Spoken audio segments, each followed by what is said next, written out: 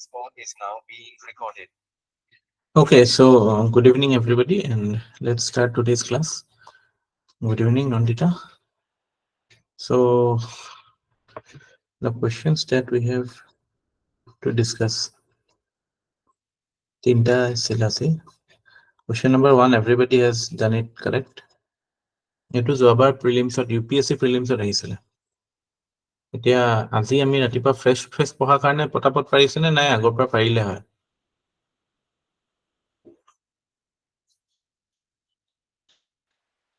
So 40 second to অলপমান doubt আছিলে ইয়াতে 40 সেকেন্ডত হাই কোৰ্টৰ কাৰ্টেল কৰিব ট্ৰাই কৰিছিলে পাৱাৰ জুডিশিয়েল ৰিভিউ পাৱাৰ 40 সেকেন্ডত হাই কোৰ্টৰ পাৱাৰ কাৰ্টেল কৰিব চেষ্টা কৰিছিল কেতিয়া 40 জুডিশিয়েল সেকেন্ডত review power of high courts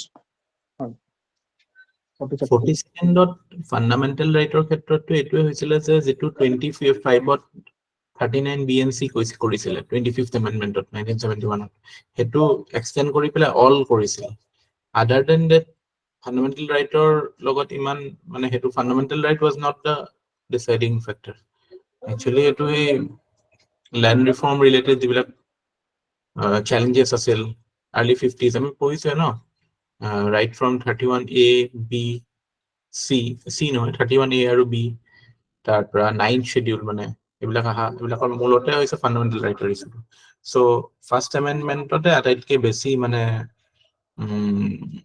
fundamental ৰাইটৰ কাৰণে যিখিনি আহিছিল কৈছে ফান্ডামেন্টাল ৰাইট এফালে দিছিল আনফালে ফান্ডামেন্টাল ৰাইটে কাৰ্টেল কৰা এটা ষ্টাডি চলিছিল সো হেতু মানে that idea is only asked in a MCQ form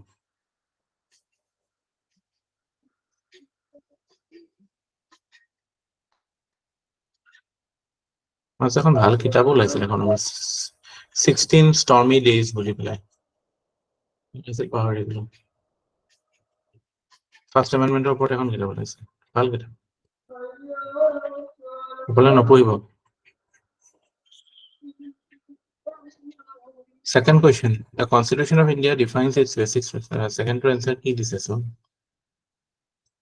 Constitution both দিছে নয়নে both দিছে তাৰপিছত নন্দিতাই both দিছে আসতে নান দিছে ইন্টাৰেস্টিং আকলেনে নান দিছে নম্ৰতায় নান দিছে আৰু পল্লৱীয়ে both দিছে মই two only দিছে okay two only আৰু bothৰ মাজত আৰু নানৰ মাজত আছে না both আছে two only না আছে কি হ'ব বাৰু স্টেটমেন্ট নম্বৰ 1 টো শুদ্ধ নে ভুল স্যার ভুল কিয় ভুল সেটা কারণ কনস্টিটিউশনাল বেসিক স্ট্রাকচারের কথা ইন্টারপ্রিটেশন নাই সুপ্রিম কোর্টে হে ইন্টারপ্রেট করে রিগার্ডিং বেসিক স্ট্রাকচার মেনশনও নাই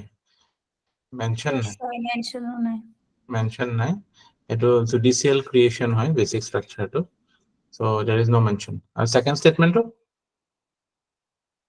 Sir, second statement to constitution not explicitly judicial review নাই judicial review to through writs বা rule of law তেনেকে ensure কৰা হয় সেইকাৰণে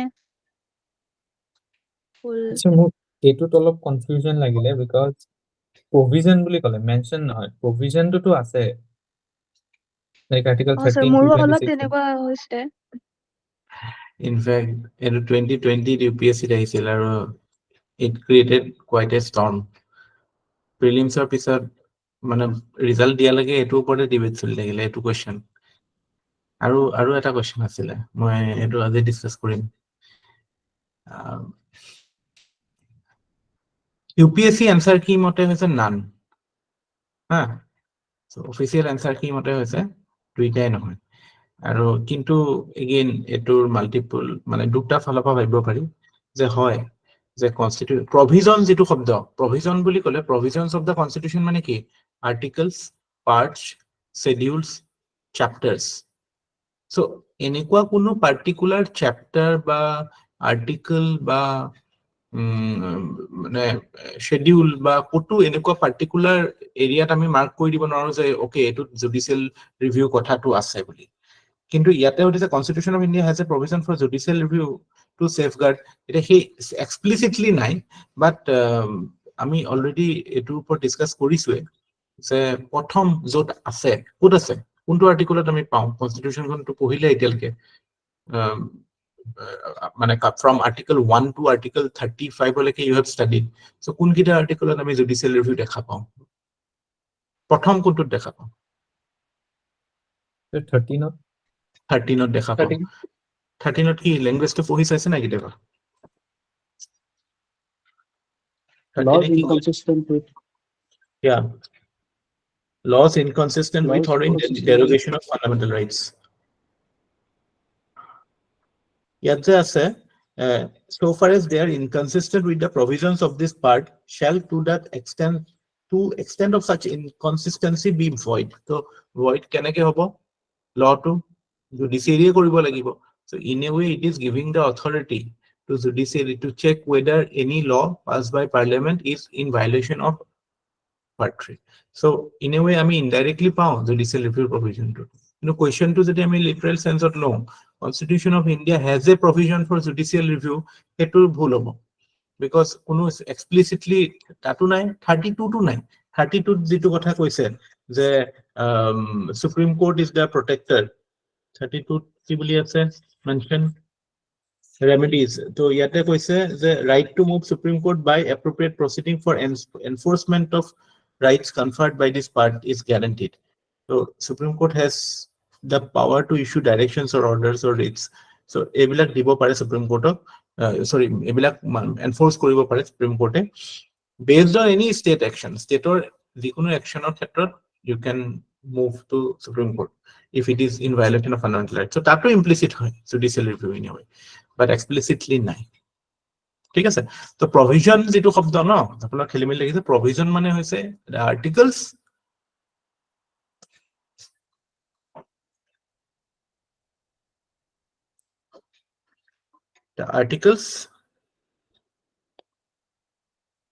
ক'বাত যদি provision শব্দটো পায় তেতিয়াহলে articles the parts schedules chapters একিটাতে আমি মানে কনস্টিটিউশনখন হেৰি হিচাপে কৰিছো we are segregating it so এইবিলাক কতোৱে মেনশন নাই বা মানে কিছুমান এনেকুৱা মিসেলেনিয়াস বুলিও এটা চেপ্টাৰ আছে জানা নাই মিসেলেনিয়াস তো নাই এটা মেনশন so এনেকুৱা একো চেপ্টাৰতে নাই ঠিক আছে হেতু provision to literal sense to হেতু so this is a আমাৰ আহিলে আমি দুইটা ভুল বুলি দিব লাগিব হা হেতু কাৰণে মই এই কোৱেশ্চনটো কিয় দিলো কোনোবাই দুইটা কাৰেক্ট বুলি দিছে তাৰ মানে তেওঁ ভালকে পঢ়ি চোৱা নাই সেন্টেন্সটো কোনে কাৰেক্ট বুলি দিছে নয়নে দিছে what happened you didn't observe Nayan Nice, sir. Didn't observe. এটো Yes. ভালকে চাব লাগে ন এইবিলাক কোৱেশ্চন Right. তো এটো ক্যাজুয়াল ৰিডিং কৰিলে নহব constitution of India defines it's basic structure so basic structure কি হয় কনস্টিটিউশনত থকা বস্তু নহয় it's a judicial creation to observe it very closely statement it may appear to be correct but it may be wrong next question the 44th amendment to the Constitution of India introduced an article placing the election of prime minister beyond the judicial review eto kone ki korise two only assote two only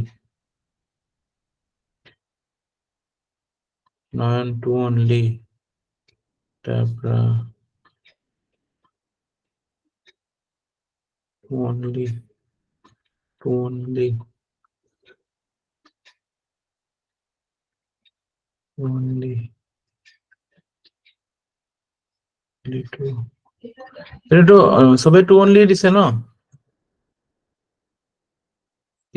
it is a easier question but পৰীক্ষাত আহিছে যে supreme court 90 মানে এটো প্ৰথমটো ভুল কাৰণ already আমি কৈছো আমাৰ ইন্ডিয়াত কোনো প্ৰাইম মিনিস্টাৰ কাৰণে ইলেকশন নহয় সো এটো এটা আৰু তাকো আপুনি টাইম পিৰিয়ডলৈ গুচি যাওক 44th এমেন্ডমেন্ট কেতিয়া কথা কৈছো আমি 1978 ৰ কথা কৈছো যে আফটাৰ ইমাৰ্জেন্সি যেতিয়া জনতা পাৰ্টি গভৰ্ণমেন্ট ফৰ্ম হৈছিল সো তেতিয়াটো মানে হেতু পিৰিয়ডত 44th মানে 42nd ইয়াৰ যিবিলাক চেঞ্জ আনিছিল সেইবিলাক ৰিভাৰ্সাল কৰোতে সময়টো গৈছিল সো ইন এ ওয়ে যিখিনি সেন্ট্ৰালাইজিং initiatives taken by Indira Gandhi, some of them were reversed, some of them were not reversed, like say fundamental duties that was brought in by 42nd Amendment, that was not reversed. But other than that, many things with respect to say emergency provisions, with respect to Article 368, those things were reversed. ঠিক আছে so সেইটো সময়তো হেনেকুৱা এটা মানে সেন্ট্ৰালাইজিং বা মানে prime মিনিষ্টাৰক supreme power দিয়া এনেকুৱা এটা প্ৰভিজনটো আহাৰ স্কোপটো নাথাকিব ন আৰু 1990 is correct because independence of judiciary was the reason cited to reject 99th amendment by the Supreme Court. So be very careful with the facts, with the statements. Pohi sabo bhalke. We are very minute about these things. Otherwise, you will miss. আৰু বস্তুবিলাক বুজি পাওঁ বুলি ভাবিলেও কেতিয়াবা আন্ডাৰষ্টেণ্ডিং incomplete হৈ থাকে so আমিতো কেতিয়াও আমাৰ নিজৰ ময়ো কেতিয়াও নকওঁ যে ক্লেম কৰিব নোৱাৰো যে এটো ভালকে বুজি পাইছো আৰু নেক্সট ইয়াৰ ওপৰৰ লেভেলো থাকিব বা ইয়াৰ ওপৰৰ লেভেলৰ আন্ডাৰষ্টেণ্ডিংও থাকিব কিন্তু কথাটো হৈছে কি যে you should be always alert understanding to 100% কেতিয়াও নাহে but you should always look for that কেতিয়াও হৈ গ'ল বুজিলো বুলি পেলাইতো কেতিয়াও হেৰি নাথাকে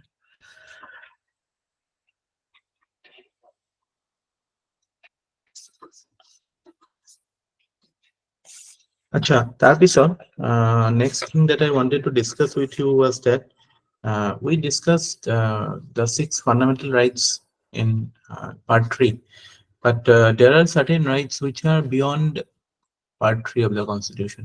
Hebilakok constitutional ase karone hebilak constitutional right boli koy.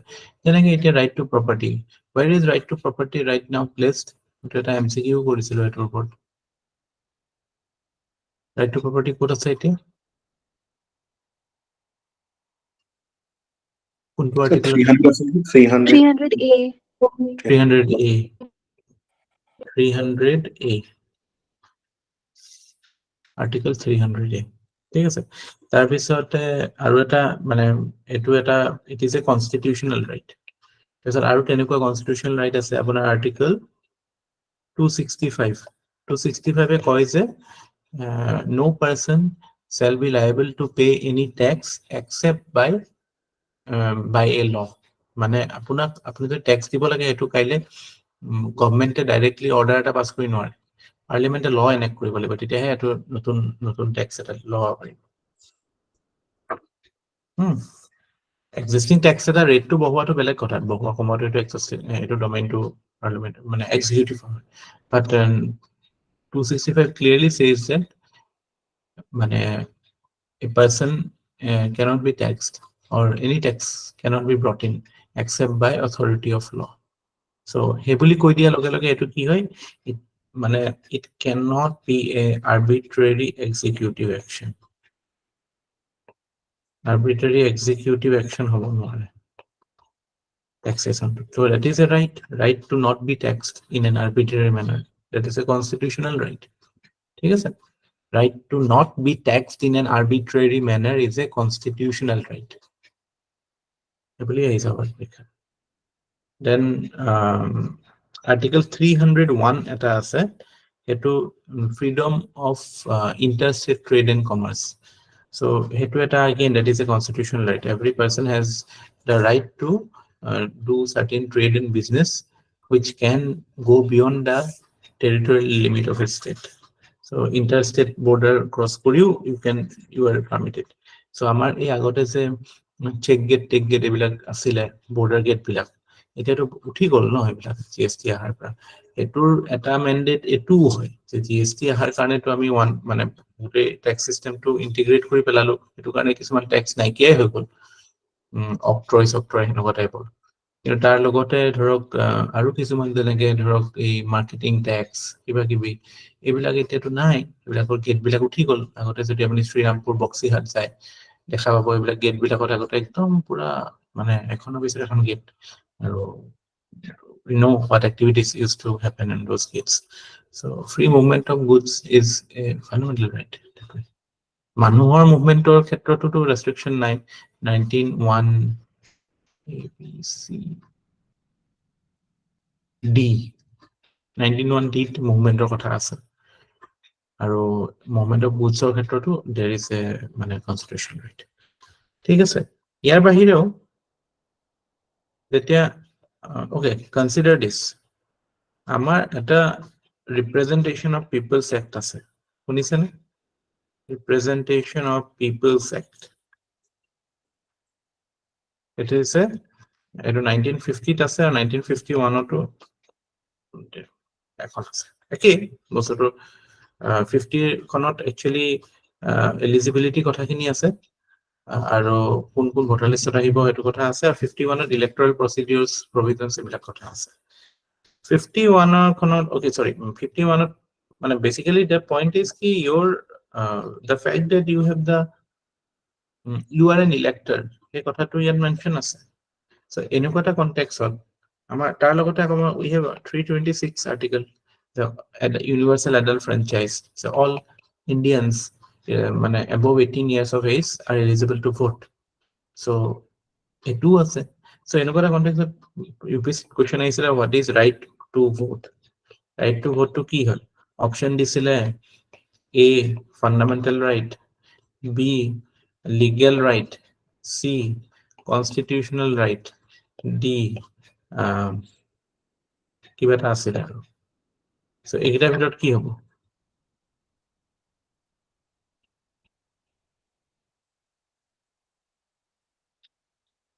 Constitutional right হ'ব নেকি স্যাৰ? নকে পল্লৱীয়ে কৈছে কনষ্টিটিউচনেল ৰাইট, আৰু বেলেগ অপিনিয়ন আছে নেকি কাৰোবাৰ?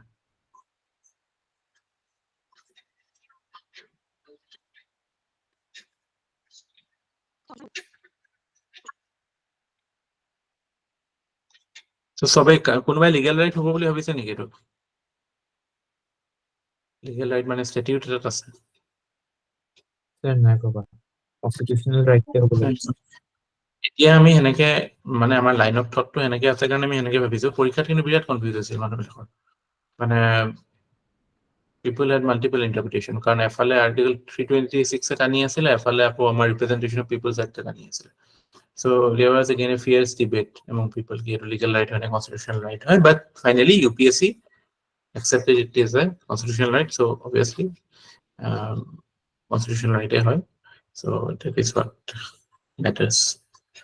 Okay, কেতিয়াবা মানে এইটো যদি আপুনি কনষ্টিটিউশনাল ৰাইট লিগেল এইবিলাক কেতিয়াবা নাজানিলেতো একো প্ৰব্লেম নাই কি হয়, কিন্তু লিগেল ৰাইট মানে something that is coming from statute.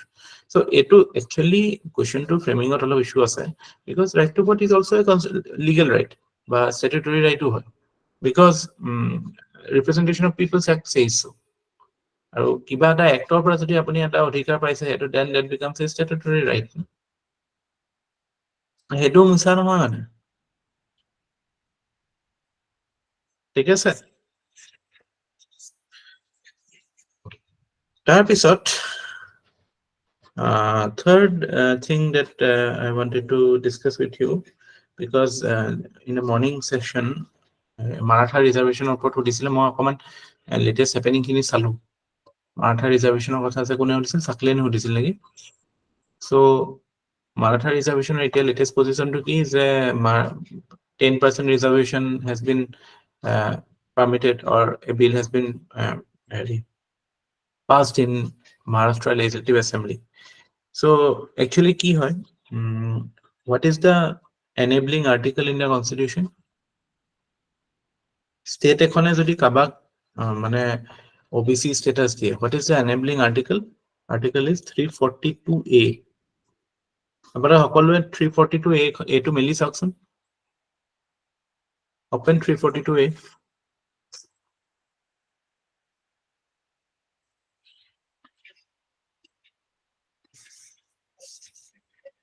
কি পাইছে টাইটেলটো কি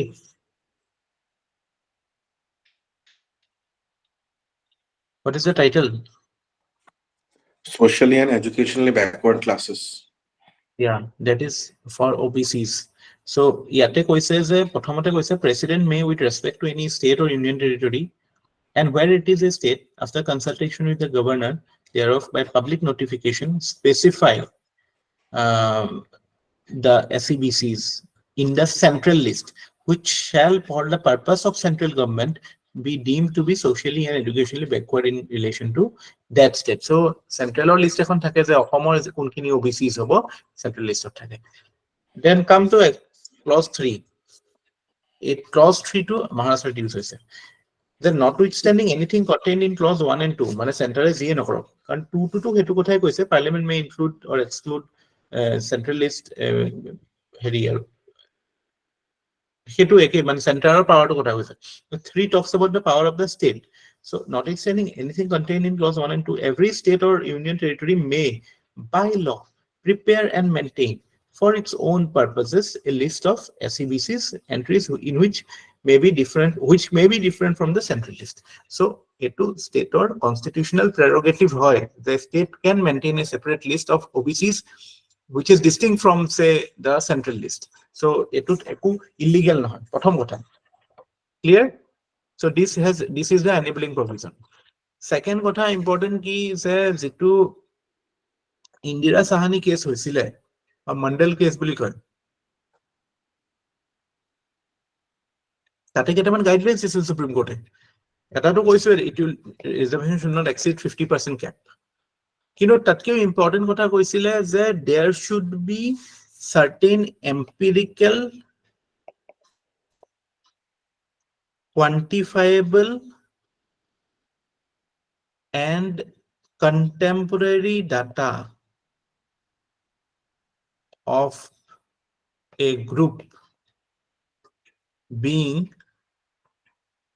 SEBC মানে socially and educationally backward যে হয় এটোৰ কাৰণে you need factual and material data so 2021 কি হৈছিল যেতিয়া provide কৰিছিল যেটো গভৰ্নমেন্টে যেটো ডাটা প্ৰভাইড কৰিছিল এটো সুপ্ৰিম কোৰ্টে একসেপ্ট কৰা নাছিল ঠিক আছে said that there is issues এবিলাক মানে properly হোৱা নাই এবাৰ the government is claiming that this process has been quite exhaustive কি হৈছে there is a backward caste commission সব স্টেটতে থাকে backward caste commission report to prepare কৰিছে based on মানে sample survey বা proper মানে analysis কৰি proper field survey কৰি পেলাই আৰু সেই ডাটাটো দি পেলাই সেই ডাটাটোৰ বেসিছত they are bringing it obviously it will be challenged now let us see whether it is something that has been brought to gain certain electoral mileage in the upcoming Lok Sabha seats or will it be something of a permanent nature that is there for everybody to wait and see but I wanted to briefly refer to certain facts of the constitution as well as the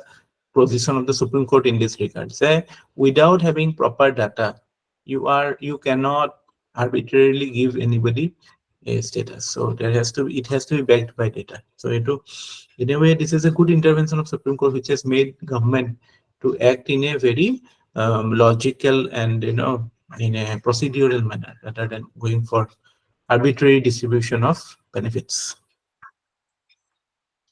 বুজি পালে না কথাটো এতিয়া এটো this will be applicable for all OBC reservation cases jats বাকি যিবিলাক demand আছে ন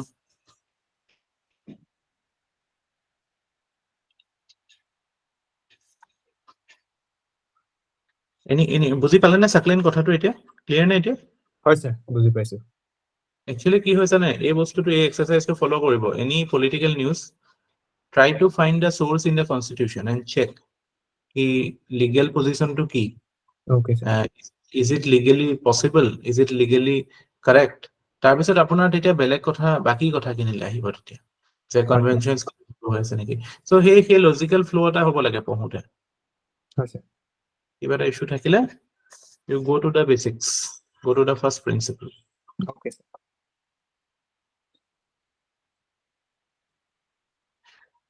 Third kotha that I wanted to discuss with you today is regarding the majorities in Indian Parliament. in Indian Parliament. এইবিলাক বস্তু এটা জেগাত থাকিব লাগে আমাৰ হাতত, কাৰণ ক'বাত হয়তো 50% লাগে, ক'বাত 2/3 লাগে. So basically when we say or discuss majorities, there are 4 types of majorities that are there in Indian parliamentary system. The first is absolute majority. Absolute majority মানে কি? মানে it is মানে greater than 50% of the total strength of the house. গোটেই হাউসটোৰ যিমান 545 or 50% plus 1 basically, মানে it is 273. So ৰাজ্যসভাত এইটো 123 হ'ব. এইটো generally in association with other majorities use হয়. The majority of the house বুলি যেটা থাকে, ক'বাত আপোনালোকে এই বুলি হ'ব যে 2/3 present and voting plus majority of the house. Here is a plus majority of the house, that is talking about absolute majority. ঠিক আছে, কিন্তু এইটো in মানে stand alone হিচাপে আমি ক'ত পাওঁ, যেতিয়া আমাৰ মানে হাং পাৰ্লিয়ামেন্টৰ কথাটো আহে, মানে কোনো পাৰ্টিয়ে যেতিয়া গভৰ্নমেন্ট ফৰ্ম কৰিব নোৱাৰে, বা এনি পাৰ্টিয়ে যদি ক্লেইম কৰে গভৰ্নমেন্ট ফৰ্ম কৰাৰ কাৰণে, সে নো কনফিডেন্স মোশন হওক বা জেনাৰেল আফটাৰ ইলেকশ্যন বা কিবা যদি কোৱেশ্চন হয়, ফ্লোৰ টেষ্ট আজিকালি নিউজত থাকে ন, ফ্লোৰ টেষ্ট শুনিছে না, ফ্লোৰ টেষ্ট। সো এইবিলাক ক্ষেত্ৰত এবসলিউট মেজৰিটি ইউজ হয়। আৰু যদি মানে হাং পাৰ্লিয়ামেন্ট হৈ পেলাইও যদি গভৰ্নমেন্ট ফৰ্ম হয়, এই কাবাৰ আউটসাইড সাপোৰ্ট কিবা কিবিকে, তো সেইটোক কয় জেনাৰেলি কি গভৰ্নমেন্ট বুলি কয়, মাইনৰিটি গভৰ্নমেন্ট। Coalition হয়, but মানে because government does not enjoy majority, it is called minority government. The last example was national level at last asile amar 2009 যেটো election asile no, Congress hardly gain kiman 150 মান seats পাইছিলে।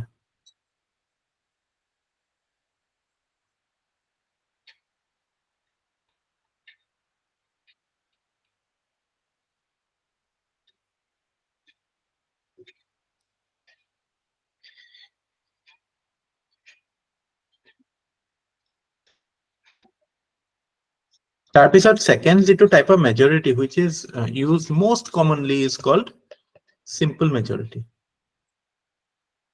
Simple majority মানে কি?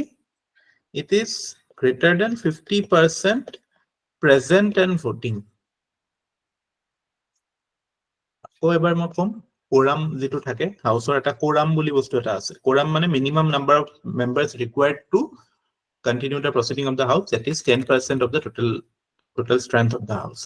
So 54 hobo এটো মানে simple majority ক্ষেত্ৰত it will just require say 50 মানে 4a যদি আহে তেতিয়াহলে it will be how much 28. So that is simple majority.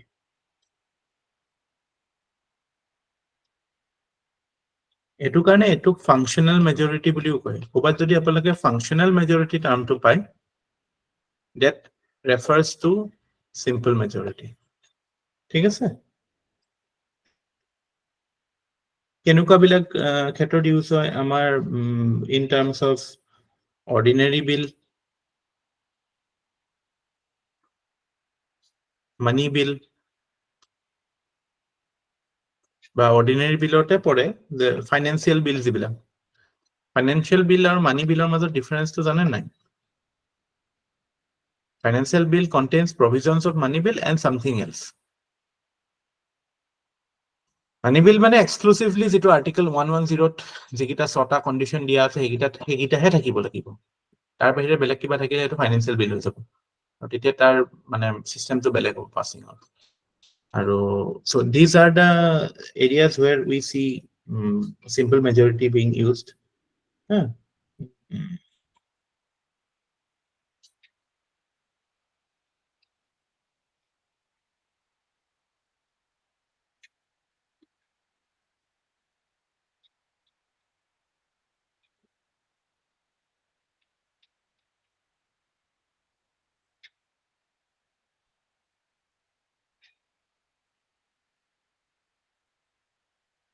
Actually আমাৰ যিবিলাক motions আছে হাউসত, even no confidence motion also, no confidence motion হওক বা adjournment motion হওক, because এইবিলাক motion হয় আৰু আমি যেটো floor test বা majority test কথা কৈছো এটো মানে government form কৰিবলৈ যেটো strength লাগে সেটো এটা মানে obviously no confidence motion আহিলে তো সবে আহি যাব সব আহি গলে it can be equal to the absolute majority but যেতিয়া আমি simple majority বুলি কওঁ হেদিনাখন যিমান আছে যাৰ 50% ক্লাছ না এটো হলে হল so 50% majority যেটো লাগে absolute majority that is mostly used in conjunction with other majorities আৰু hung parliament of it ঠিক আছে no confidence motion of it নহয় just correct your notes no confidence motion simple majority দিয়ে হয় adjournment motion থাকে তেনেকে adjournment motion মানে কি জানে না do you know what is adjournment motion any matter of national importance if it is brought in the parliament by suspending other regular affairs of the parliament because it seeks to draw the attention of the government towards an immediate thing that is like you are adjourning everything else and discussing that so that is called adjournment motion so that was a special motion we mami parliament ro khetrot ahim tar pisot the third type of majority that is again practice is amar effective majority to ki hoy effective majority mane hoise যে it is the মানে it is greater than 50% of effective strength এটা effective strength মানে কি হয় এখন simple কথা it is basically your total seats say 545 minus the vacant seats কিছুমান হয়তো সাসপেনশনত আছে কোনবা ডিসকোয়ালিফাই হৈ আছে কোনবা মৰি গল ৰি-ইলেকশন হোৱা নাই বা মানে কি কয় এটো কি ইলেকশন কয় বাই ইলেকশন হোৱা নাই বা কোনবা ৰিজাইন কৰিছে কোনবা এক্সপেল হৈছে কিবা কিবা কাৰণ যেটো হৈ থাকে এইবিলাক সো সেইবিলাক এক্সক্লুড কৰি পেলাই যিমানটো মেজৰিটি থাকে মানে obviously it cannot be more than 270 মানে হেৰি কিমান ম্যাক্সিমাম হ'ব 273 কে বেছি নহয় জেনাৰেলি মানে এবসলিউট মেজৰিটি সমানে হ'ব ম্যাক্সিমাম হলো এটা এনি ডে তাতকেটো বেছি হ'ব নোৱাৰে মানে কাট অফ টু কিন্তু তাতকে কমও হ'ব পাৰে effective majority can be less than 273 also because many seats are vacant sometimes Rahul Gandhi nasil etia ko ahil clear na ekhine leke simple majority absolute majority or effective majority yes sir এটা effective majority amar kunbilak khetrot lage eta to amar যেটো article 67b removal of vice president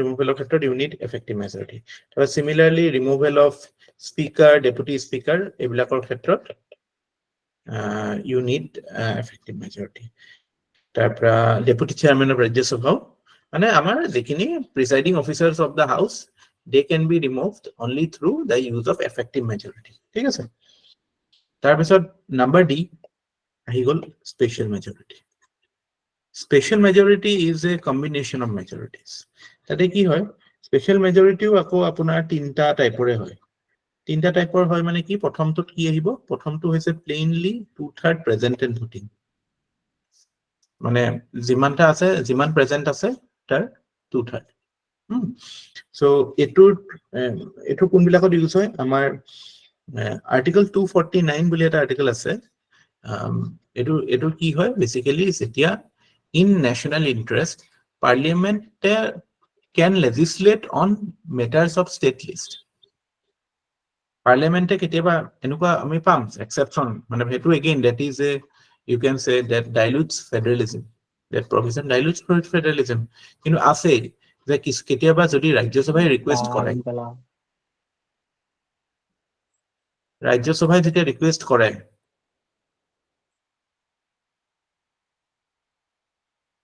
তেতিয়া 2/3 present and voting majority di pelai you can make a law on any matter of state list paise na eto pohise na apalage agote 249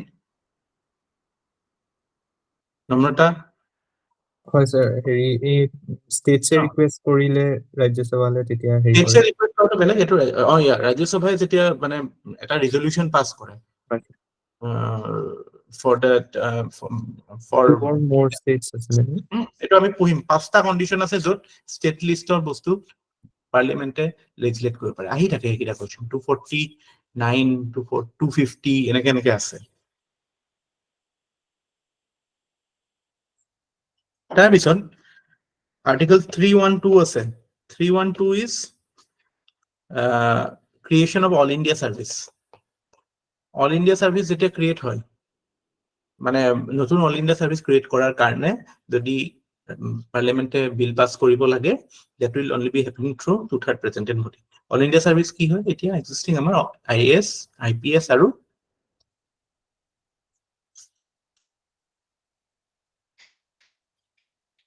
কি হয় all India service? Forest service forest service. এতিয়া বহুত আগৰ পৰাই চলি আছে all India judicial service create কৰাৰ কথা, এইটো মানে ইন্দিৰা গান্ধী টাইমৰ পৰাই চলি আছে, এতিয়ালৈকে হোৱা নাই।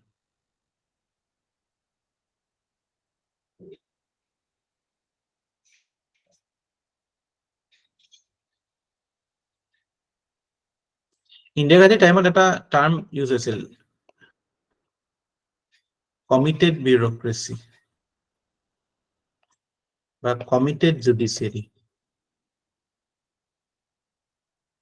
এই টাৰ্মটোৰ অৰ্থটো কি? মানে অৰ্থটো কি হ'ব পাৰে যদি কওঁ যে dedicated to public service,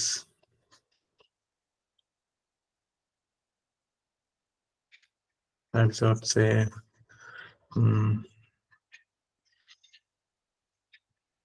aligned with government of the day,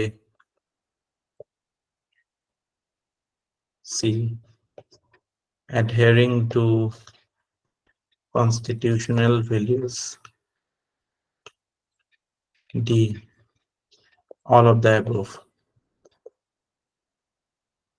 কি হ'ব পাৰে যদি পৰীক্ষাত আহে এইকেইটাৰ ভিতৰত? আৰু কোনে কৈছে বি? আৰু বেলেগ? স্যাৰ এডিয়াৰেন্স টু কনষ্টিটিউচনেল ভেলুজ হ'ব নেকি? বিকজ এটা আছিলে কিবা ৰুল অফ ল কমিটমেণ্ট এটা আছিলে। দেন ঠিকে আছে, মই মানে I feel good that I set this question. Questions বিলাকে আপোনালোকৰ যিখিনি হেৰি থাকে শ্বৰ্টকামিংছ বা যিখিনি ব্লাৰ্ড লেকুনা কিছুমান থাকে, এইবিলাক গেপবিলাক ফিল কৰিব লাগে। কমিটেড বিউৰক্ৰেচি বা কমিটেড জুডিচিয়াৰী মানে এইটো নহয় যে you are committed towards the constitution বা committed towards something greater public goal। committed শব্দটো এইটো negative connotation আছে। It is basically about being committed to the policies of the government or committed to government, basically government of the day। Your performance should be aligned to fulfill the policies of the government। So it is not a very positive idea। Ideally commitment থাকিব লাগে constitution হলে, ideally commitment থাকিব লাগে public service হলে, কিন্তু this is the correct answer। if your commitment is towards fulfilling the policies of the government, existing government, or you are committed to fulfill the goals of the government only, সেনেকুৱা type committed বিউৰক্ৰেচি বিচাৰিছিল, সেই হিচাপত committed জুডিচিয়াৰীও বিচাৰিছিল। In fact Indira গান্ধীৰ টাইমত chief justice appointment লৈ পেলাই বহুত ইছ্যুজ আছিলে। বুজি পালে নে চাকলেন? হয় স্যাৰ বুজি পালো। মই এইটো যেতিয়া পঢ়িছিলো তাৰমানে উল্টাকে বুজিলো। মই এটা টাইমত পঢ়িছিলো এইটো বস্তু। এইটো পজিটিভ লাগে কাৰণ টাৰ্মটো হয় দেখিলে কমিটমেণ্ট, এইবিলাকতো আমাৰ আজিকালি মটিভেশ্যনেল এনভাইৰনমেণ্টত এইবিলাক বহুত ভাল টাৰ্ম ন। হয় স্যাৰ, মই এইটো পঢ়োতে কিন্তু উল্টাকে বুজি পালো। এতিয়া কিছুমান ৱৰ্ডছ মানে এনেকুৱা চলি থাকে নহয়, মানে মানুহে জঁপিয়াই থাকিব, মানে বাউন্স হৈ থাকিব এইবিলাক শব্দ শুনি, ইমান বেছি মটিভেটেড হৈ থাকে।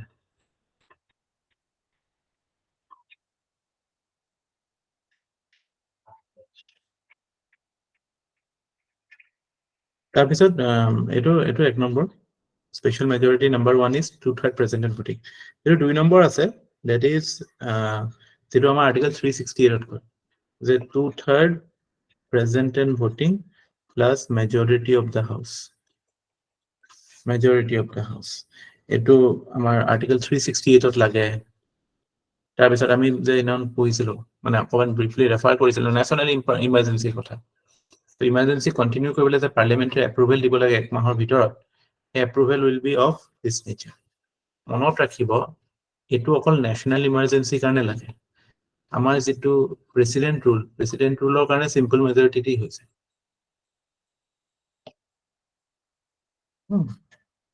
National emergency karone we need special majority.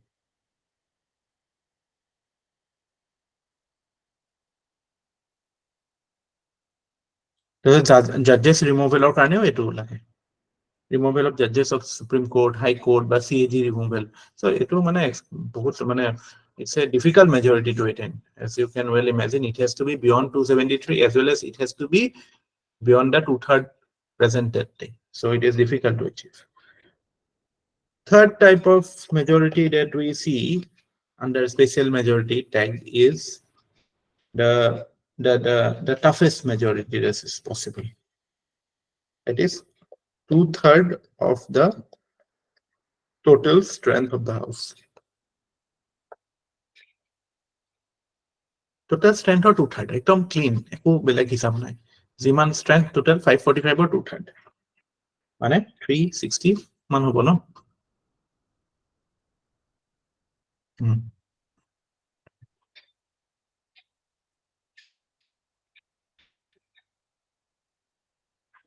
এটো ক'ত ইউজ হয় অকল এটা জায়গাত ইউজ হয় কোনে ক'ব পাৰিব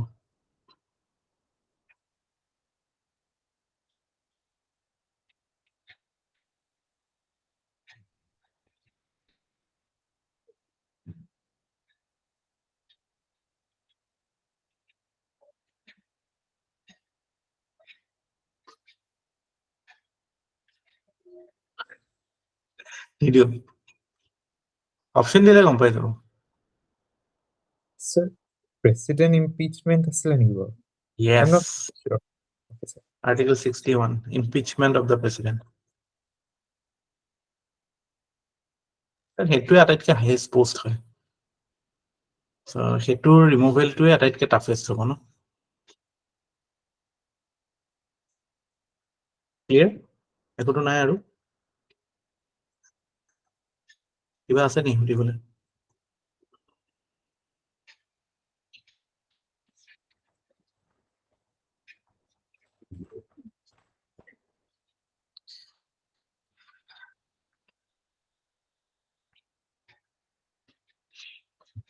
আচ্ছা কেইটামান মই ফেকচুৱেল ডিটেইলছ কেইটামান পাইছিলোঁ জাষ্ট ফৰ ইউ বেনিফিট মানে সেইদিনাখন আমি আলোচনা কৰিছিলোঁ যে মানে আমাৰ যিটো আমি ৰাইট টু ভোটৰ কথা কৈছোঁৱে যেতিয়া women when did women get right to vote in different countries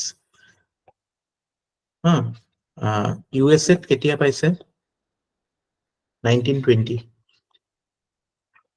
UK কেতিয়া পাইছে প্ৰথমবাৰ 1918 পাইছিলে but that was for 30 plus women but universally কেতিয়া পালে 1928 so for all practical purpose 1928 হ'ব ফ্ৰান্সত কেতিয়া পালে 1944 in fact সুইজাৰলেণ্ডত আমাতকৈ পিছত পাইছে জানে নাই সুইজাৰলেণ্ডত কেতিয়া পালে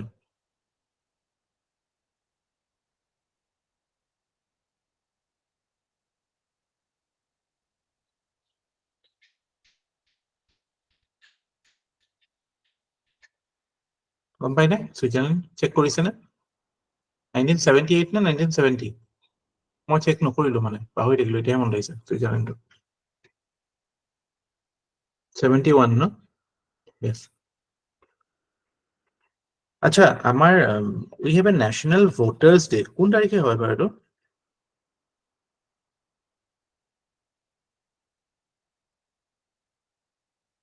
national voters day কোন তাৰিখে হয়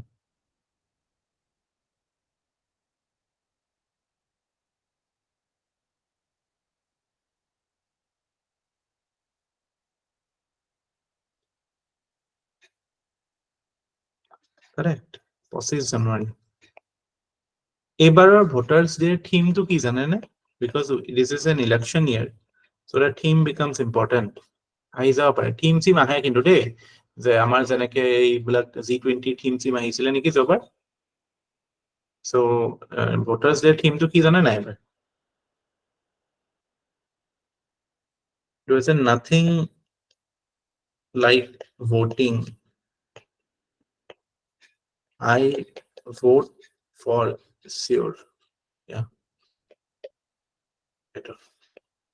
যদি আপোনালোকে জানে অলৰেডি আপডেটেড আছে তেতিয়াহ'লে ভাল কথা যোন যোন নাই তেওঁলোকৰ কাৰণে মই এইকেইটা ডিটেইলছ কেইটা দি দিছো আৰু খুব চান্স থাকে এইবিলাক বস্তু কোৱেশ্চন সেট কৰিলেও ভাল এনেকুৱা বস্তুবিলাকত কনসেপচুৱেল বস্তুত কোৱেশ্চন সেট কৰিলে দিগদাৰ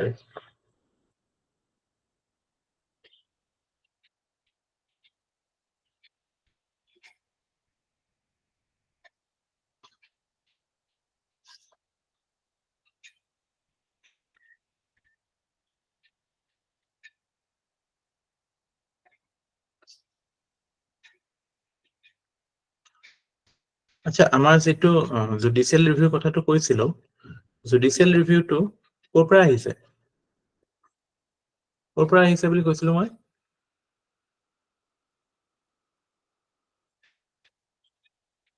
ইউকে নে ইউএসএ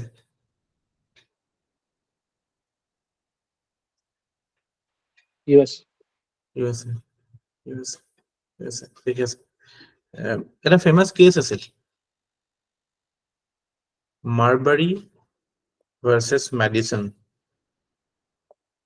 1803 এটো কেছৰ পৰা মাৰ্শাল বুলি আই থিংক জাজনৰ আছে জাজনৰ নামটো মই পাহৰিছো এক্স্যাক্টলি সাম মাৰ্শাল আছে এই ফেমাস কেছটোৰ পৰা judicial review became a doctrine in US constitution আৰু after that all the liberal or progressive constitutions started including this idea in their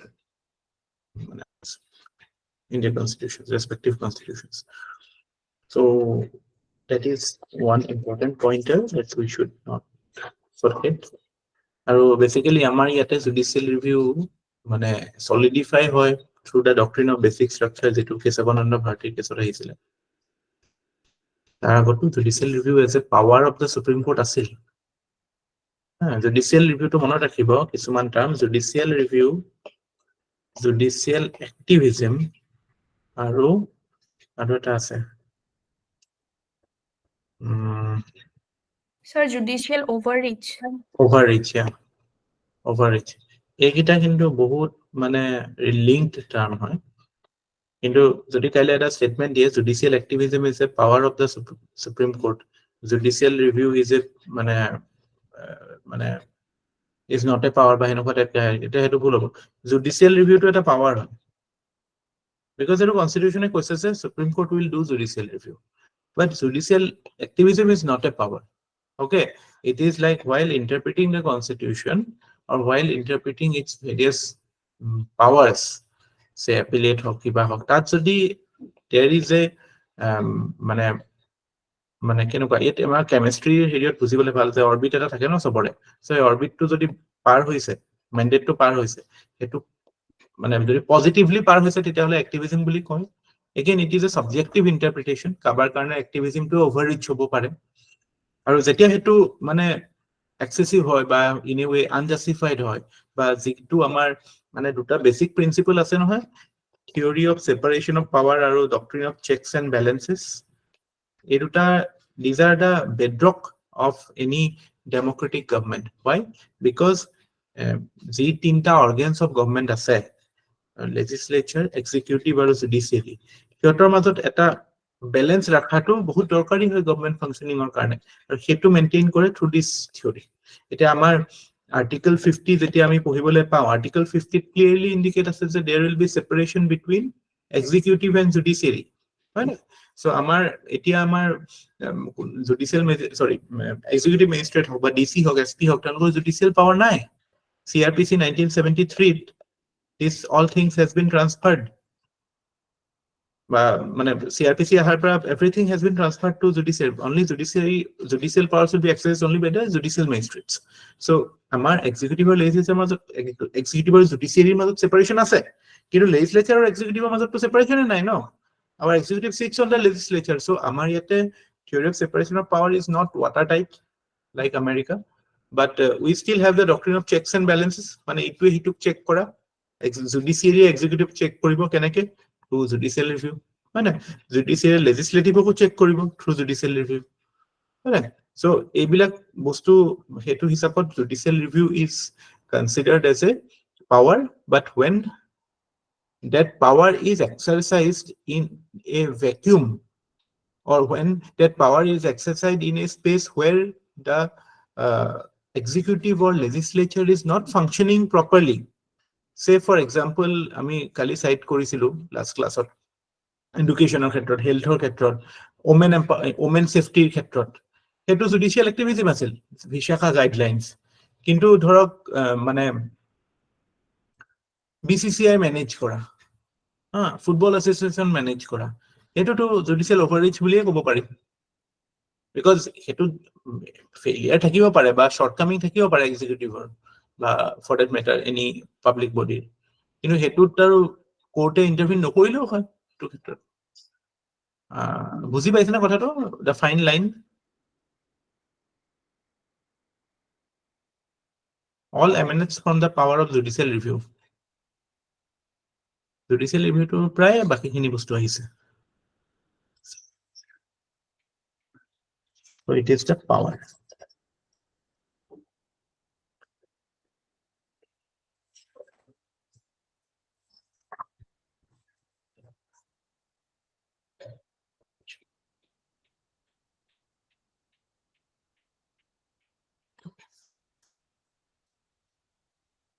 আমি যে ফান্ডামেন্টাল রাইটস পঢ়িলো, ফান্ডামেন্টাল রাইটস বিলাকক negative obligation on the state বুলিও কয়। Fundamental rights are considered as a negative obligation on the state, মানে স্টেটৰ ওপৰত মানে নেগেটিভলি অব্লাইজ কৰে যে স্টেটে এটো নকৰিব, সেই যেটো ল্যাঙ্গুৱেজটো হেতু ইট ইজ কল্ড নেগেটিভলি অব্লিগেটেড, যে স্টেটে মানুহৰ এটো ৰাইট হেৰি কৰিব নোৱাৰে। Whereas আমি এতিয়া যেটো পঢ়িবলৈ গৈ আছো, directive principles of state policy, these are positive obligations that state has to do it, or state is mandated to do it under part 4A of the constitution, sorry, part 4 of the constitution. Positive obligation, মানে স্টেটে এটো কৰিব, ল্যাঙ্গুৱেজটোতে চাব যে state shall এটো। So when we come to DPSP, that is part 4 of the constitution, what does it necessarily say? What DPSP কি হয়? Simply আমি যদি ক'ব বিচাৰো, these are the ideals of the people. যেখিনি তাত প্ৰিন্সিপলস আছে, যেখিনি বস্তু আছে, these are basically the ideals which are to be are basic to Indian way of life, হয় না? So that is not something alien to us, that is connected to our existence, and that is something that is desirable. That আমি যেতিয়া আৰ্টিকলস বিলাক চাওঁ, দেখা পাওঁ প্ৰথমতে আহে আমাৰ আৰ্টিকল নাম্বাৰ 36। 36ত আৰু 12ৰ মাজত কোনো ডিফাৰেন্স নাই। 12ত যেটো কথা কৈছিলে যে state definition of state, that same definition is applicable to article 35, because ইয়াতো সেই স্টেটকে কৈছে যে স্টেটে এটো কৰিব, গম পাইছে না? So article 35 and 12, nothing to add. Then comes article 36. 36ত স্টেটৰ ডেফিনেশন আছে, 35ত তো আমি পাৰ্লিয়ামেন্টৰ power to make law on fundamental rights আছে। 36ত we define state. So 36 is equal to article 12. তাৰপিছত article 37 আহে। 37 টোত মানে whole idea behind directive principles আছে। Directive principles is কি? প্ৰথম কথা, it is non justiciable. আমি এতিয়ালৈকে পঢ়া বস্তুৰ ভিতৰত আৰু এটা নন জাস্টিসেবল বস্তু পঢ়িছিলো, কি পঢ়িছিলো? Preamble, sir. Preamble is non justiciable. Similarly, this is non justiciable, and you cannot approach court to enforce this duties, this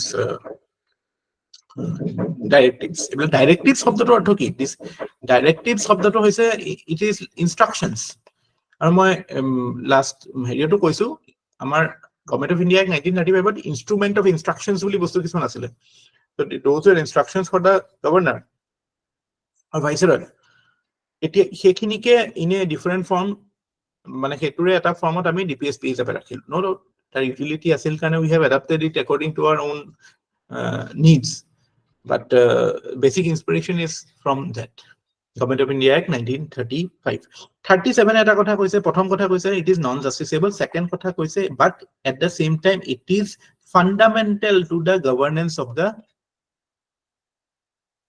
fundamental to governance এই পার্টটো যে ক'লে যে it is fundamental মানে এটো এখিনি ডাইৰেকশন এখিনি ইনস্ট্ৰাকশন মনত ৰাখিব লাগিব কাক কোনে কোনে মনত ৰাখিব লাগিব legislature while making law executive while executing law আৰু judiciary ৰাখিব লাগিব নাই মনত নালাগে স্যার কিয় নালাগে judiciary Sir, interpretation of law লাগিব নেকি? এক্স্যাক্টলি সেই বস্তুটোৱে ইম্পৰ্টেন্ট হয় বস্তুটো যে কিছুমান বস্তু ডাইৰেক্টলি নকলেও ইমপ্লাইড হেতুৱে হয় কাৰণ প্ৰথমতে আমি বস্তুটো ক্লিয়াৰলি যেতিয়া এফআৰ টিপিএছপিৰ মাজত ফাইটটো হেতু কথা বুজি পাম যে প্ৰথমতে যেটো জাস্টিসেবল নহয় মানে এটো এফআৰ উইল বি সুপাৰসিডিং টিপিএছপি হেনেকুৱা টাইপ ইন্টাৰপ্ৰিটেশন এটা কৰিলো কিন্তু লাহে লাহে আমি এটো দেখা পালো যে এই ইনস্ট্ৰাকশনছ খিনি অকল এক্সিকিউটিভ আৰু লেজিসলেচাৰ কাৰণেও নহয় this is also meant for judiciary to interpret the things that okay constitution maker সকলে ভবিষ্যতৰ মানুহৰ কাৰণে বা ভবিষ্যতৰ দেশ চালকৰ কাৰণে এটো ডাইৰেকশন দি থৈছে যে কনস্টিটিউশনখন বা আমাৰ এই বস্তুখিনি এটো টাইপত হ'ব সো কোৰ্টেও ইন্টাৰপ্ৰেট কৰোতে সেই বস্তুটো মাইন্ডত ৰাখিব লাগিব যে আমি যে এটো কেনে গম পাম আমি যেটো ডক্ট্ৰিন অফ হাৰমনাইজেশন মই কৈছো না ডক্ট্ৰিন অফ হাৰমনাইজেশন কি কিছু না নাই what is doctrine of harmonization কোৰ্টে কৈছে যে কিবা এটা প্ৰভিজনৰ যদি দুটা ইন্টাৰপ্ৰিটেশন হয়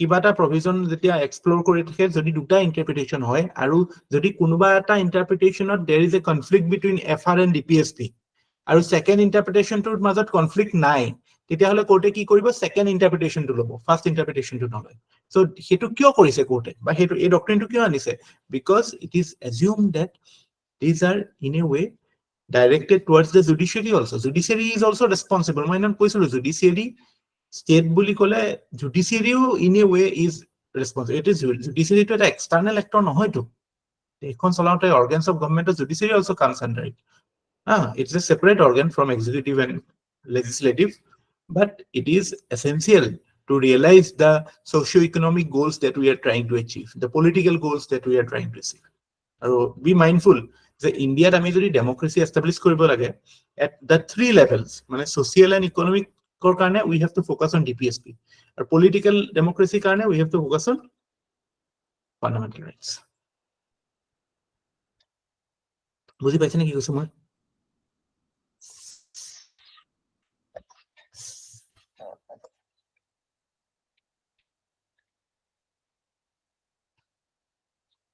মানে ইয়া কক স্ক্লেন So doctrine of harmonization to আকৌ এবাৰ কৰিব নি অকমান মানে Yeah, doctrine of harmonization to কি হয় এটো জুডিশিয়াল মানে ইনভেনশন হয় সুপ্ৰিম কোৰ্টৰ মানে কিবা এটা এনেকুৱা এটা ইস্যু আহিছে সে ফৰ এক্সাম্পল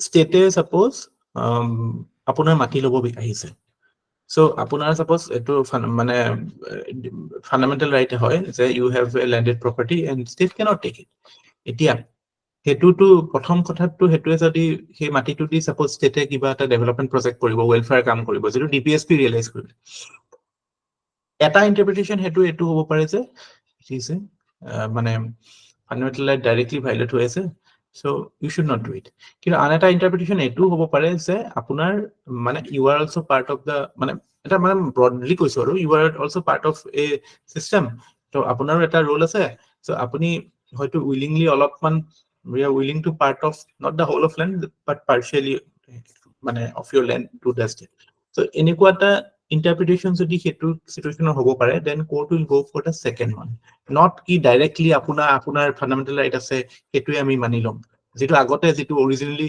প্ৰথমতে সুপ্ৰিম কোৰ্টে হেনেকুৱা ইন্টাৰপ্ৰেট কৰিছিল মানে basically they were lazy in a way and it will be wrong to say lazy but they were not creative enough at the initial stage of the republic but later on এইবিলাক বস্তু আহিল যে multiple ইন্টাৰপ্ৰিটেশন যদি হয় তেতিয়াহলে হেতু ইন্টাৰপ্ৰিটেশন লব যত ফান্ডামেন্টাল ৰাইট আৰু ডিপিএছপিৰ মাজত ক্লাছ নহয় গম পাইছে না এটা আৰু কিছুমান এক্সাম্পল আমি বহুত ল'ব পাৰো যে বেংক নেশ্যনেলাইজেশ্যনৰ ক্ষেত্ৰত বা পিএছচি পাব্লিক সেক্টৰ এন্টাৰপ্ৰাইজৰ ক্ষেত্ৰতো তো সেইবিলাক ক্ষেত্ৰত যেতিয়া মানে আপুনি কিবা এটা ভাবে যে এটা পইণ্টত ভাবিলে তো ওকে এমপ্লয়িজ পইণ্ট অফ ভিউৰ ভাবিলে বস্তুটো এটা বেলেগ ইকুৱেশ্যন হয় কিন্তু নেশ্যনেল ইণ্টাৰেষ্টত ভাবিলে বস্তুটো এনেকুৱা হয় কিন্তু তেতিয়াও এটা কথা মনত ৰাখিব যে এতিয়াও সেইটো কথা হয় যে যদি অকল এটা ইণ্টাৰপ্ৰিটেশ্যনহে যদি পচিবল হয় তেতিয়াহ'লে কিন্তু fundamental right will superseded Okay, sir. ঠিক আছে Yes, sir. তো একচুৱেলি কি হয় মানে ইয়াতে কেইটামান আমি প্ৰপাৰলি 38 39ত সোমোৱাৰ আগতে আমি দুটা কনসেপ্ট বুজিব লাগে the idea of a regulatory state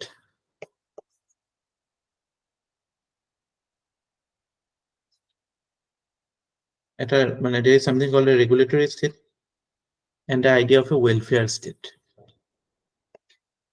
purely যিটো stateৰ concept আমি প্ৰথমতে বুজি পাইছিলো that was basically a regulatory state মানে stateৰ কাম কি হ'ব general administration maintain কৰা law and order চোৱা security maintain কৰা these are the basic functions of the state আৰু এটোই আছিল for the maximum period of its existence but say after মানে যেতিয়া মানে আমাৰ মানে kind of what was the trigger basically universal adult franchise was the trigger যেতিয়া সবে everybody got the right to vote so government also had to address their electorate na আগতে যেতিয়া voting rights was limited to a few property class so government could afford to be only regulatory কিন্তু যেতিয়া সবেই vote পাই গল so you cannot be anything but welfare so welfare state মানে কি তাৰ মানে কি you are regulatory in welfare state মানে regulatory নহব নহয় we are regulatory plus developmental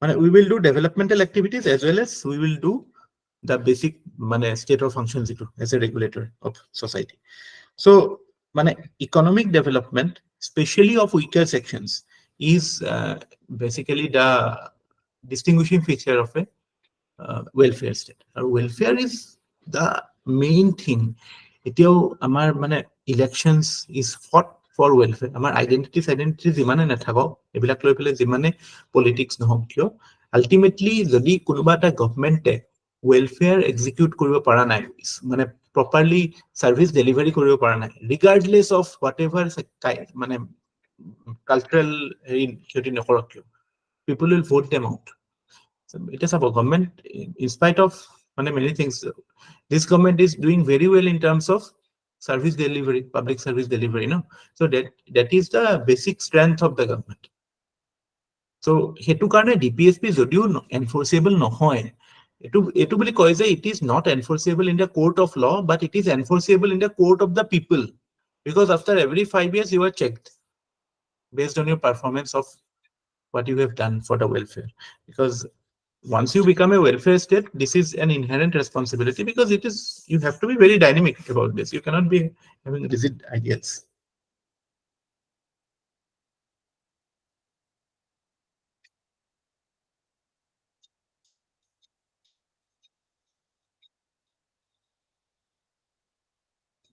moral right বুলি কয় dpsps বিলাকক what is fundamental rights or legal rights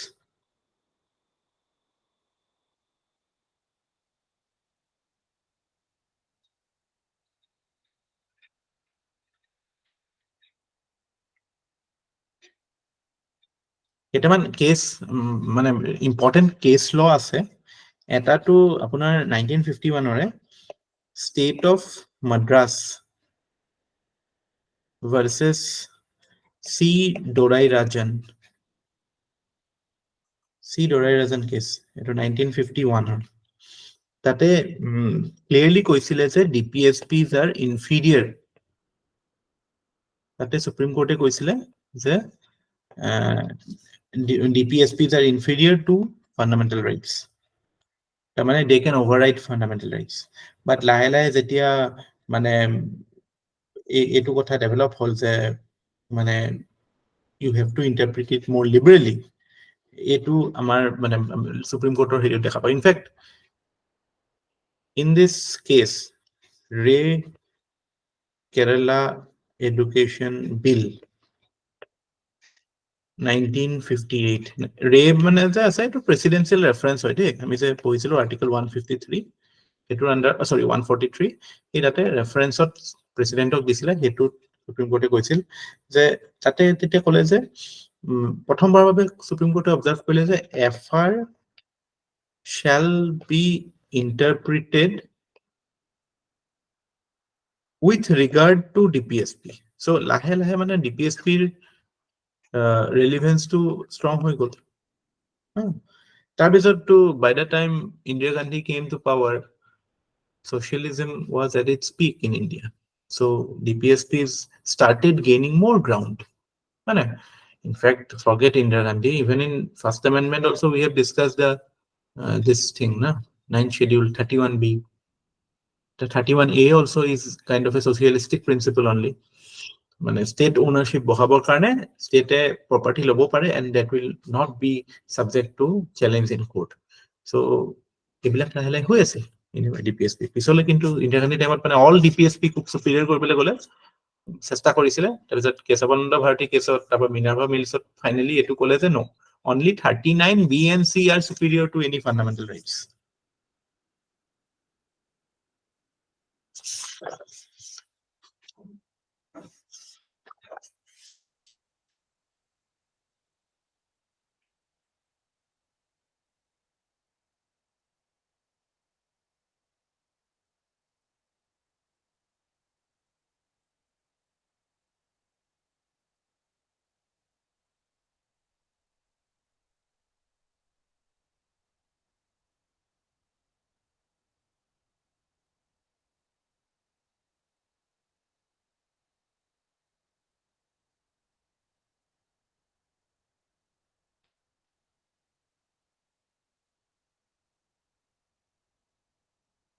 কিন্তু য'ত অকল এটা ইন্টাৰপ্ৰিটেশ্যনৰ কথাটো যে কৈছিলো সেইটোৰ এটা এক্সাম্পল ল, এটা ফেমাস কেছ আছিল RC কুপাৰ কেছ, সুধিব পাৰে what is it related to? Have you heard RC Cooper cash?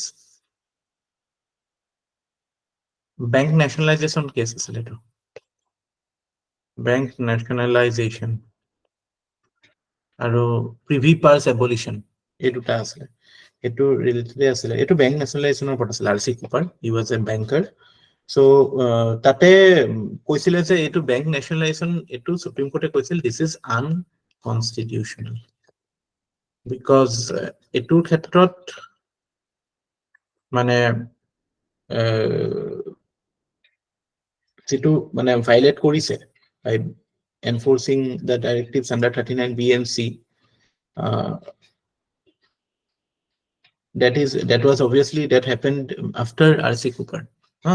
RC Cooper হোৱাৰ পিছত 39BC কথাটো আহিল, তেতিয়া সুপ্ৰিম কোৰ্টে ক'লে যে নো, এইটোতো আমি এলাউ কৰিব নোৱাৰো, fundamental rights will be superseding it. But Parliament responded it through 25th Amendment 1971, wherein it said that 39BC enforce কৰিবলৈ হ'লে ফাণ্ডামেণ্টেল ৰাইটটো ভাঙিব নোৱাৰি।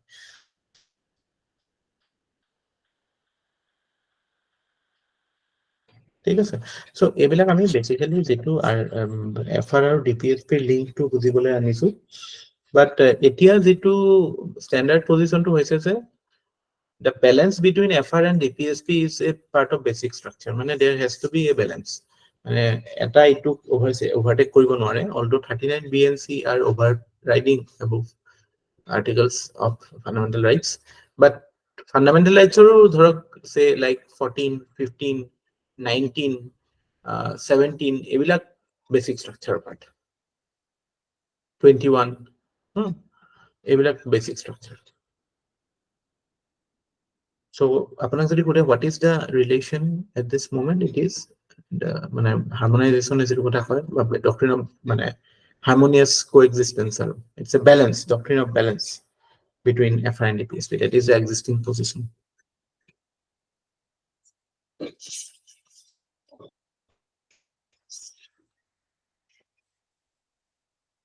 এই বস্তুটো জুডিচিয়ারি যে ডাইৰেকশ্যন দিছে বা judiciary is also in a way drawn to this এই বস্তুটো বুজি পাইছে ন clearly because ultimately judiciary to interpret কৰিব ন বস্তুবিলাক judiciary also has to appreciate this things actually কি হয় জানে সুপ্ৰিম কোৰ্টৰ হাতত এটা ডাঙৰ পাৱাৰ আছে হেভ ইউ হাৰ্ড আৰ্টিকল 142 142 পাৱাৰটো শুনিছে নে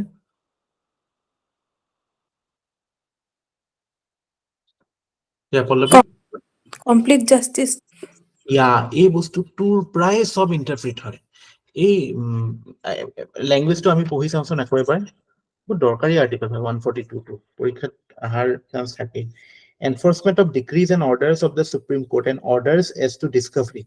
The Supreme Court, in exercise of its jurisdiction, may pass such decree or make such order as is necessary for doing complete justice. So, যেতিয়া Supreme Court complete justice কৰাৰ power আছে, তাৰমানে it has to be aware of all the nitty-gritties, all the factual things. So, actually, 142 কেতিয়া আহে? যেতিয়া কোনো clear legal principle established হোৱা নাই বা clear solution ওলোৱা নাই তেতিয়া Supreme Court in its own wisdom can exercise its wisdom and give a judgment. So very recently we saw this exercise of 142 ক'ত দেখা পালো কওকচোন একদম লেটেষ্ট কওকচোন Ayodhya judgment 142 exercise হৈছিল জানো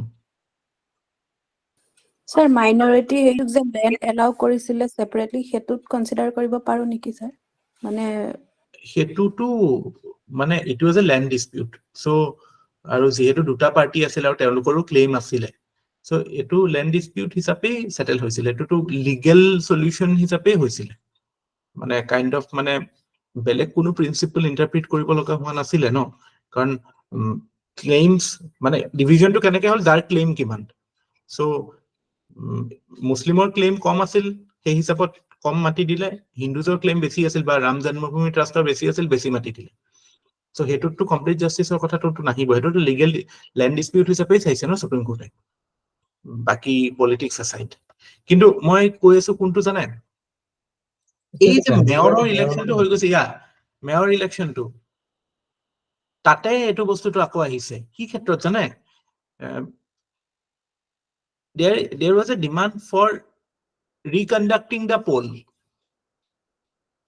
to reconduct কৰাৰ কাৰণে কৈছিল যে ওকে এটাটো কি হ'ব তিনটা মান আম আদমি পাৰ্টিৰ মানুহ এফালে বিজেপি গুচি আহিলে are you aware of the case what has happened in Chandigarh Chandigarh, yes, sir. কি হৈছিল গম পায় না সবে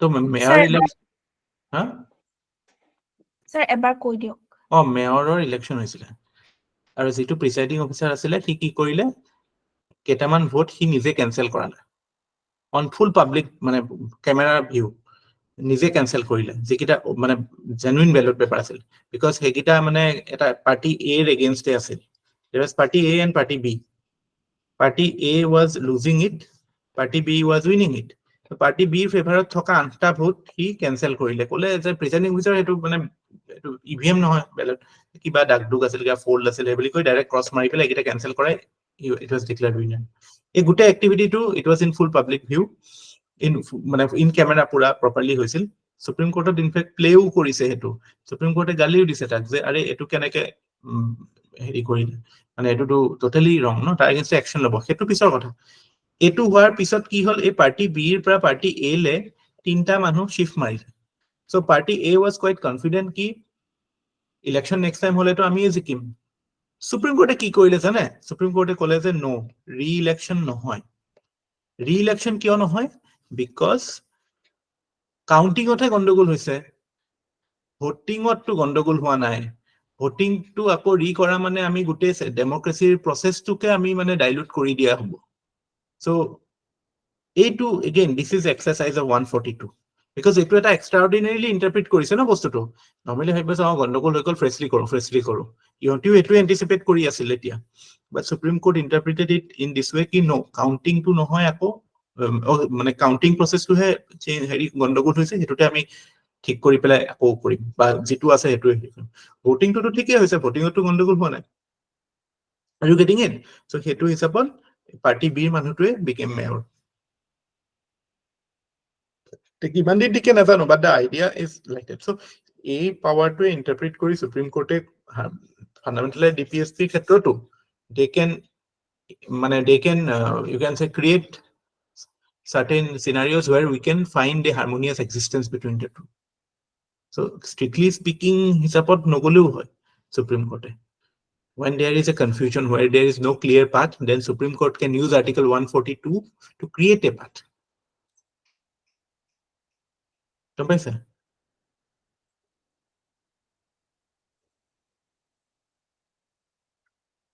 বুজি পাইছে নে কিবা কামত অহা যেন লাগিছে নে I don't know. লাগিছে Yes, sir. পাইছো এইবিলাক মানে লিংক কৰি নপঢ়িলে লাভ নাই মানে চিৰিয়েলি পঢ়ি থকা বস্তু নহয় A লগত B লিংক B লগত C লিংক হৈ আছে আৰু গোটেই বস্তুটো এটা জেনেৰিক আইডিয়া এটা কৈছে জেনেৰেল প্ৰিন্সিপল এটা কৈছে আমি লিংক বিলাক হেৰুৱাই পেলাই পঢ়িলে নহয় মানে মই যে কৈছিলো যে আমি যেনেকে আমাৰ যেতিয়া 21A পঢ়ো 45ও আহে 51A K ৰো আহে তেনেকে বাকি বহুত আৰ্টিকলছ আছে যিবিলাক বস্তু আমি একেলগে চাব লাগিব এতিয়া এইটো ক্ষেত্ৰতে FRDPSP ক্ষেত্ৰত 142 টো আহি যায়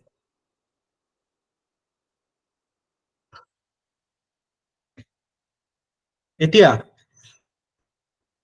আৰ্টিকল 35 36 37 হৈ গ'ল তাৰপিছত এতিয়া আমি এইখিনি ফটাফট যাব পাৰিম যে বেসিক্যালি আমাৰ যিখিনি ডাইৰেক্টিভ প্ৰিন্সিপল আছে যিখিনি ইনষ্ট্ৰাকশনছ আছে আমাৰ সেইখিনি they are in the form of say obviously socialism imply কৰে কাৰণ ডেভেলপমেন্টাল নিডস ওয়েলফেয়াৰ নিডসৰ কথা কৈছো একবাৰ এইটো কোৱেশ্চন আহিছে ইমান সিম্পল কোৱেশ্চন আহিছে যে ওয়েলফেয়াৰ প্ৰিন্সিপলটো আমাৰ কোনটো পাৰ্টত আছে A preamble B DPSP C fundamental rights D fundamental duties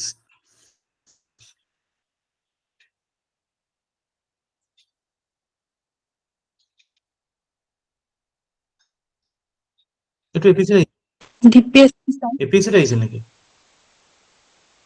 আহিছে স্যাৰ আগতে এনেকুৱা এইটো দেখা পাইছো স্যাৰ ডিপিএসপি হয় বাট ইয়াতো ডিবেট হৈছিলে প্ৰিএম্বুলৰ লগত প্ৰিএম্বুলতো আছে ন kind of welfare principles with the people of India having solemnly resolved to consider India into a sovereign socialist secular democratic republic and to secure to its people justice so justice or ক্ষেত্ৰত আহি গলে তো social economic justice আহি যায় ন so welfare idea to preamble আছে এটা লৈ পেলাই আলোচনা হৈছিল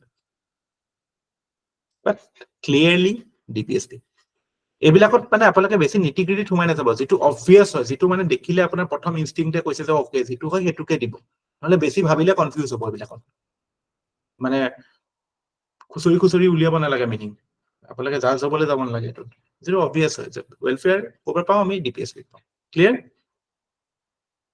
তো এই ওয়েলফেয়াৰ বা সোশ্যালিস্টিক প্ৰিন্সিপলস কিছুমান আমি দেখা পাওঁ 38ত যেনেকে 38 talks about Article 38, it talks about the duty of state to secure welfare of people by minimize inequalities. Inequalities minimize kora kotha koy. Ki type of inequalities? Income or status or opportunity. Basically, amar jitu mane ki asile Article 15, 16 jikhini ase heture kind of extension. Tate se ami kong je kako discrimination nokoru. Etur logot linked ase etu kotha tu. And equality concept তাৰপিছত article 39ত আছে কথাটো কি যে ষ্টেটৰ policy এটো আকৌ বেছি clear হয় 39 টো যে state shall direct its policy towards এক নম্বৰত কৈছে adequate means and livelihood to all দুই নম্বৰত কৈছে আমি অলৰেডি ডিসকাস কৰিছো ৰাতিপুৱা equitable distribution of resources that is subservient to the common good third কথা হৈছে যে avoid concentration of wealth fourth কথা কৈছে equal pay and equal work এখিনি পঢ়ি লব বা এনে চকু ফুৰাই লব মই জাস্ট কৈ দিছো the preservation of health and strength of welfare workers এইবিলাক বস্তু আছে 39A 39A কেতিয়াবা আহি যায় free legal aid আচ্ছা এইটো চাওক হা 39 যেটো small a b c G to দেখিছে না opportunity for healthy development of children opportunity for healthy development children to possible তেতিয়া হয় যেতিয়া আমি article 24 to মনত ৰাখো disconnected 21A is also connected and article 39 K is connected okay A B C D E B C D F is connected তো আপোনালোকে কি কৰিব এটা মেইনছৰ কাৰণে মই এতিয়া কৈ থোৱা এক্সাৰসাইজ এটা কৰিব যে আমাৰ যিখিনি weaker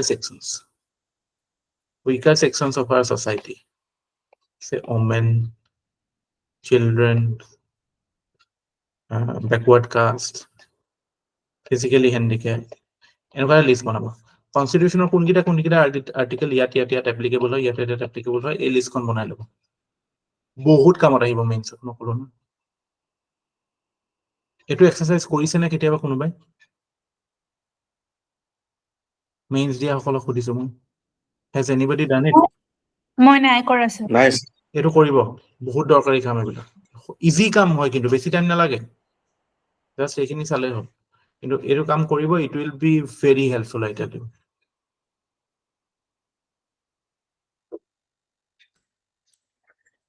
তাৰ পিছত আমাৰ 39A talks about free legal aid free legal aid মানে again it is an enabling provision আমাৰ যেটো legal service act আছে বৰ্তমান my wife is in that position only district legal service authority যিজন মানে হেৰি হয় head হয় she is working there so হেনেকে তিনটা লেভেলত থাকে legal service districtত থাকে state থাকে আৰু national থাকে state is controlled by high court district to district DLSA authority থাকে আৰু তেনেকে high court supreme court থাকে কাম কি basically it is providing free legal aid conducting এইবিলাক লোক আদালত alternative dispute এইবিলাক হেৰি কৰে to promote equal justice and to provide free legal aid for the poor ঠিক আছে এটো 42nd amendmentতে আহিছে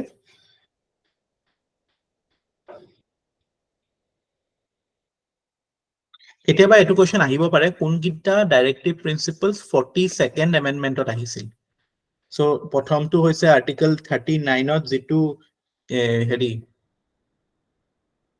39 or এটো F2 healthy development of child 42nd amendment আহিছে তাৰ পিছত article 39A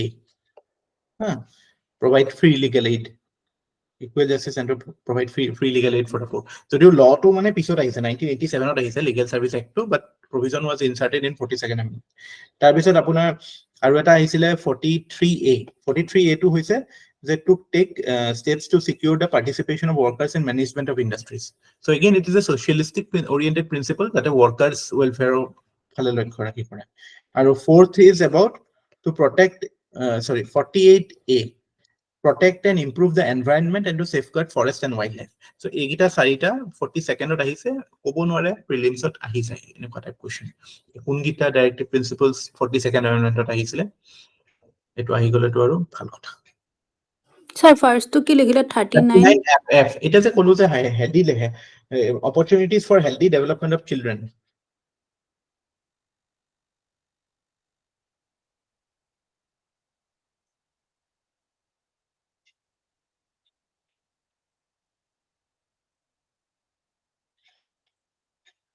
So 39A talks about that. Article 40, Gandhian.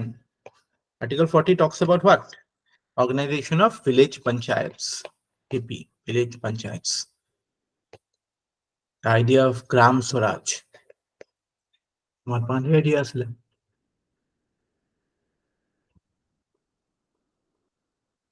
Article 41. Article 41 talks about to secure right to work. Actually, our যেটো ধৰক এইবিলাক Atal Pension Yojana বা MGNREG that flows from this. There is a right to work, but it is under DPSP. আচ্ছা, মই এটা কথা কোৱা নাই এতিয়ালৈকে. Let me complete Article 41 and discuss that point. যে তাৰ লগত আমাৰ right to education আছে, to secure right to work, to education, and to public assistance in cases of unemployment, old age, sickness, and disablement. So public assistance মানে আমাৰ যিমান social আমাৰ যে national social assistance program বিলাক আছে, so that is in a way realization of these directives only. So public assistance মানে government, public assistance মানে আমি public নহয়, government এ দিয়া. Public term is related to synonymous with government. So unemployment ৰ ক্ষেত্ৰত দিব. মই এইটো কথা উঠি আছো যে আমি কৈ আছো যে DPSP is a positive obligation on the state, whereas fundamental rights are negative obligation on the states. But still positive obligations যদি justiciable কিয় কৰা নাই? কিয় নকৰিছিলে 47ত?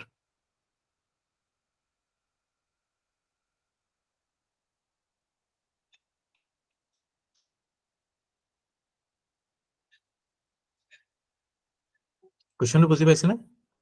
So because during 1947, Mm.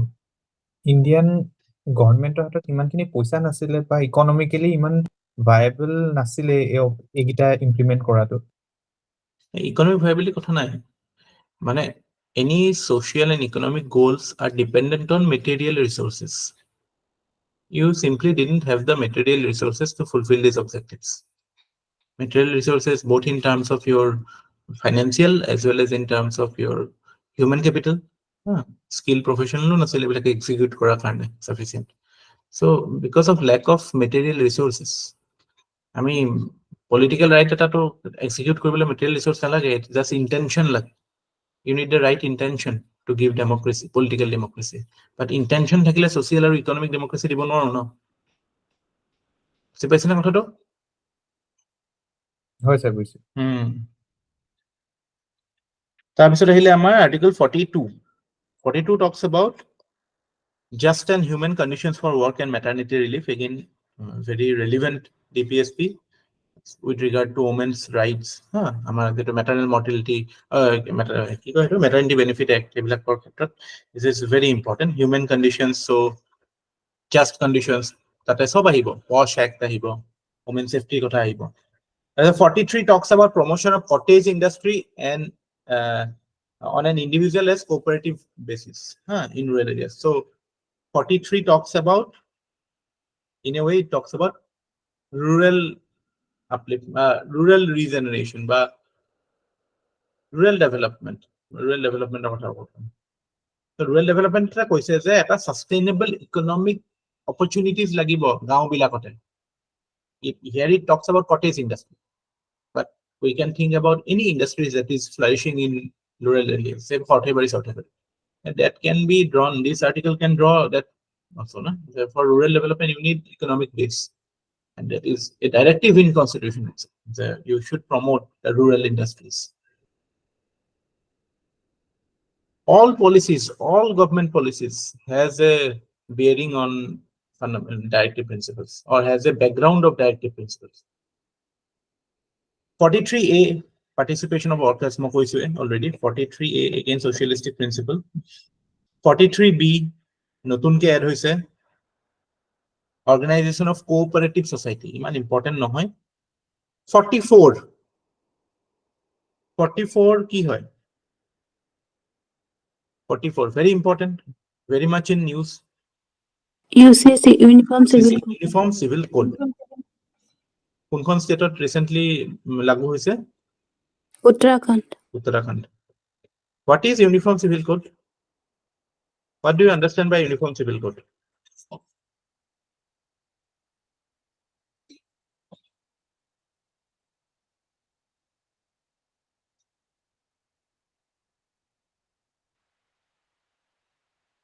So uniformity in matters of inheritance, marriage, laws, then divorce, এনেকুৱা বিলাকত মানে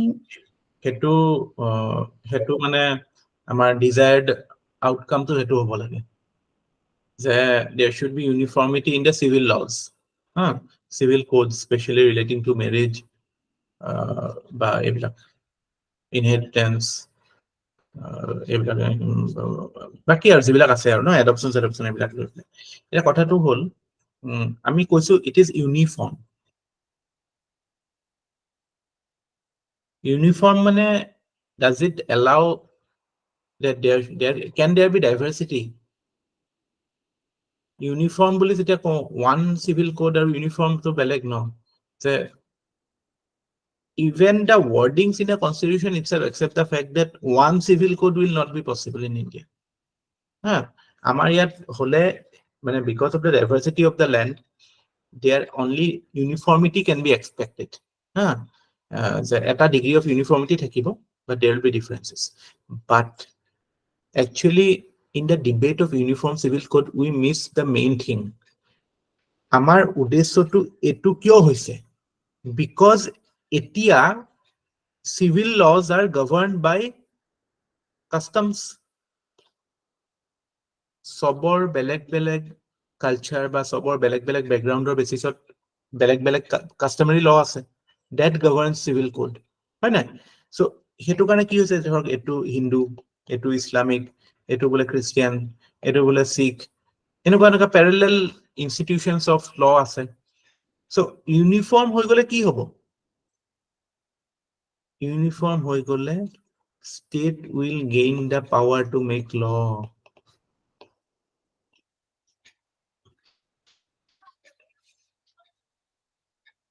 So essentially uniform civil code mane etu hoy je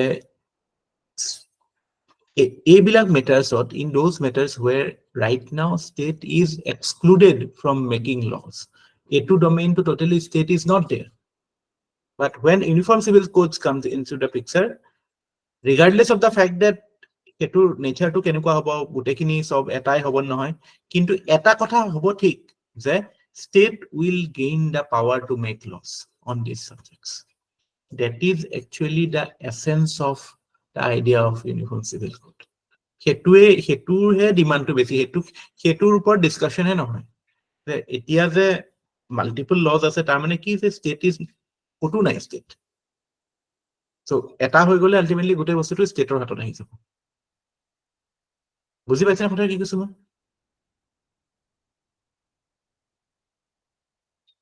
এটা হৈ গলে কি হ'ব state will gain the power to make laws. That is the intention behind uniform civil code, the state having the power to make civil laws with respect to inheritance adoption এইবিলাক এটা হলে তো state বনাব লাগিব এটো কোনবা particular customs বা particular community ল হিচাপে তো নাথাকিব এটো এই বস্তুটো এই ইন্টারপ্রিটেশনটো বহুত দৰকাৰী ইউনিফর্ম সিভিল কোড লৈ নহলে সদায় বস্তুবিলাক কেনেকে বুলি বুজে মানুহে ইউনিফর্ম সিভিল কোড মানে হিন্দুৰ যিখিনি নিয়ম সেইখিনি সবে মানিব লাগিব বা কোনবা ডমিনেন্ট গ্ৰুপৰ যিখিনি নিয়ম সেইখিনি সবে মানিব লাগিব নহয় হেতু আৰ্গুমেন্ট একদম নহয় হেতু আৰ্গুমেন্ট মানে ইউনিফৰ্ম হক নহক বা এটা লেভেলত কোনটো ডিগ্ৰী ইউনিফৰ্ম হক হেতু মাজত ভেৰিয়েশন হ'বই কিন্তু এক্সিস্টিং যেহেতু স্টেটে কোটোৱে ল বনাই থকা নাই এইবিলাক related all are following there মানে customary laws, so that thing will go away.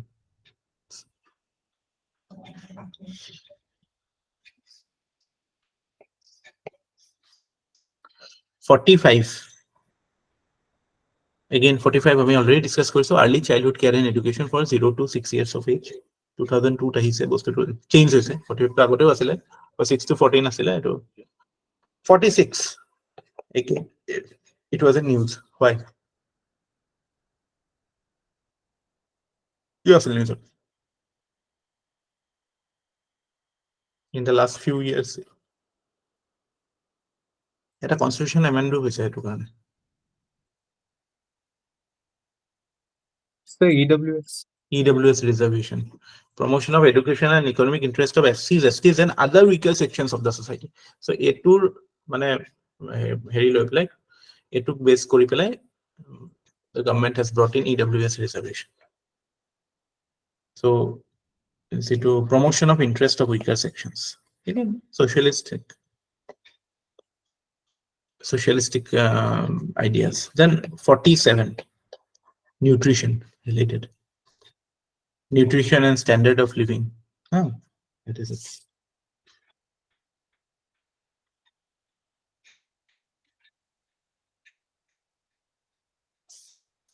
আচ্ছা এটা বস্তু মোৰ থাকি গ'ল 43 two promotion of cottage industry আছিল নেকি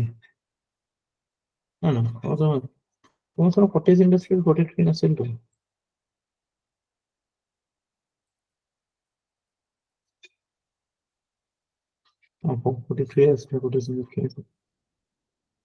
এটা যে আছিলে সিকিউৰ living ways and decent standard of living এইটো কোনটো আছিলে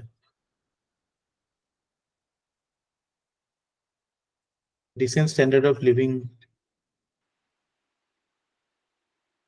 So 43 নেকি 43 no 41 to right to work, public assistance.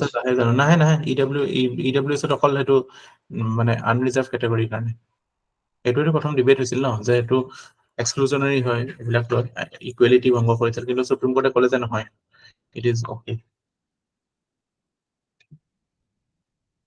So 43 আছিলে to secure a living wage at decent standard. কি হৈছে তাতে So no 43 তে আছিলে living wage, secure a living wage or decent living ways standard. মই কিয় ক'লো এই লিভিং ৱেজ শব্দটোৰ অৰ্থটো বুজি পাই নাই there is something called minimum wage there is something called living wage আৰু then there is something called fair wage minimum wage মানে কি এতিয়াতো লেবাৰ কোড আছে আমাৰ labour code on wages minimum wage মানে আমাৰ যেটো অৰিজিনাল অমিতাভ বচ্চনে যেটো কনসেপ্ট দিছিলে रोटी कपड़ा मकान অমিতাভ বচ্চন দিছিলে শশী কাপুৰে দিছিলে কোনে দিছিলে এইটো কনসেপ্টটো টিৱাৰত আছিল ন So কুলি খনত আছিলে নেকি কুলিত আছিলে ন অমিতাভ বচ্চনে হ'ব তাতে সো ইয়াতে আমাৰ shelter clothes and food living ৱেজত তেতিয়া ইয়াৰ লগতে ধৰক আপোনাৰ এডুকেশ্যন হেল্থ এইবিলাক আহিছে little bit of living standard আৰু ফেয়াৰ ৱেজ মানে it is the mean of এটু আৰু এটু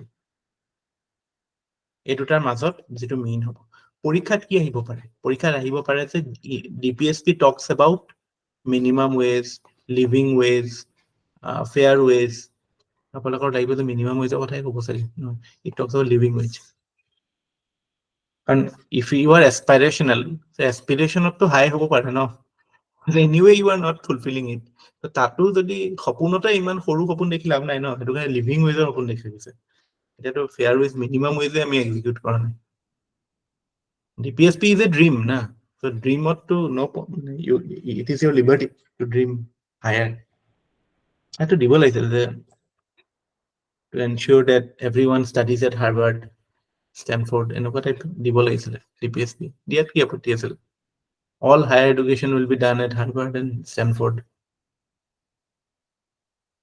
যেতিয়া আহে তেতিয়া পঠাম আৰু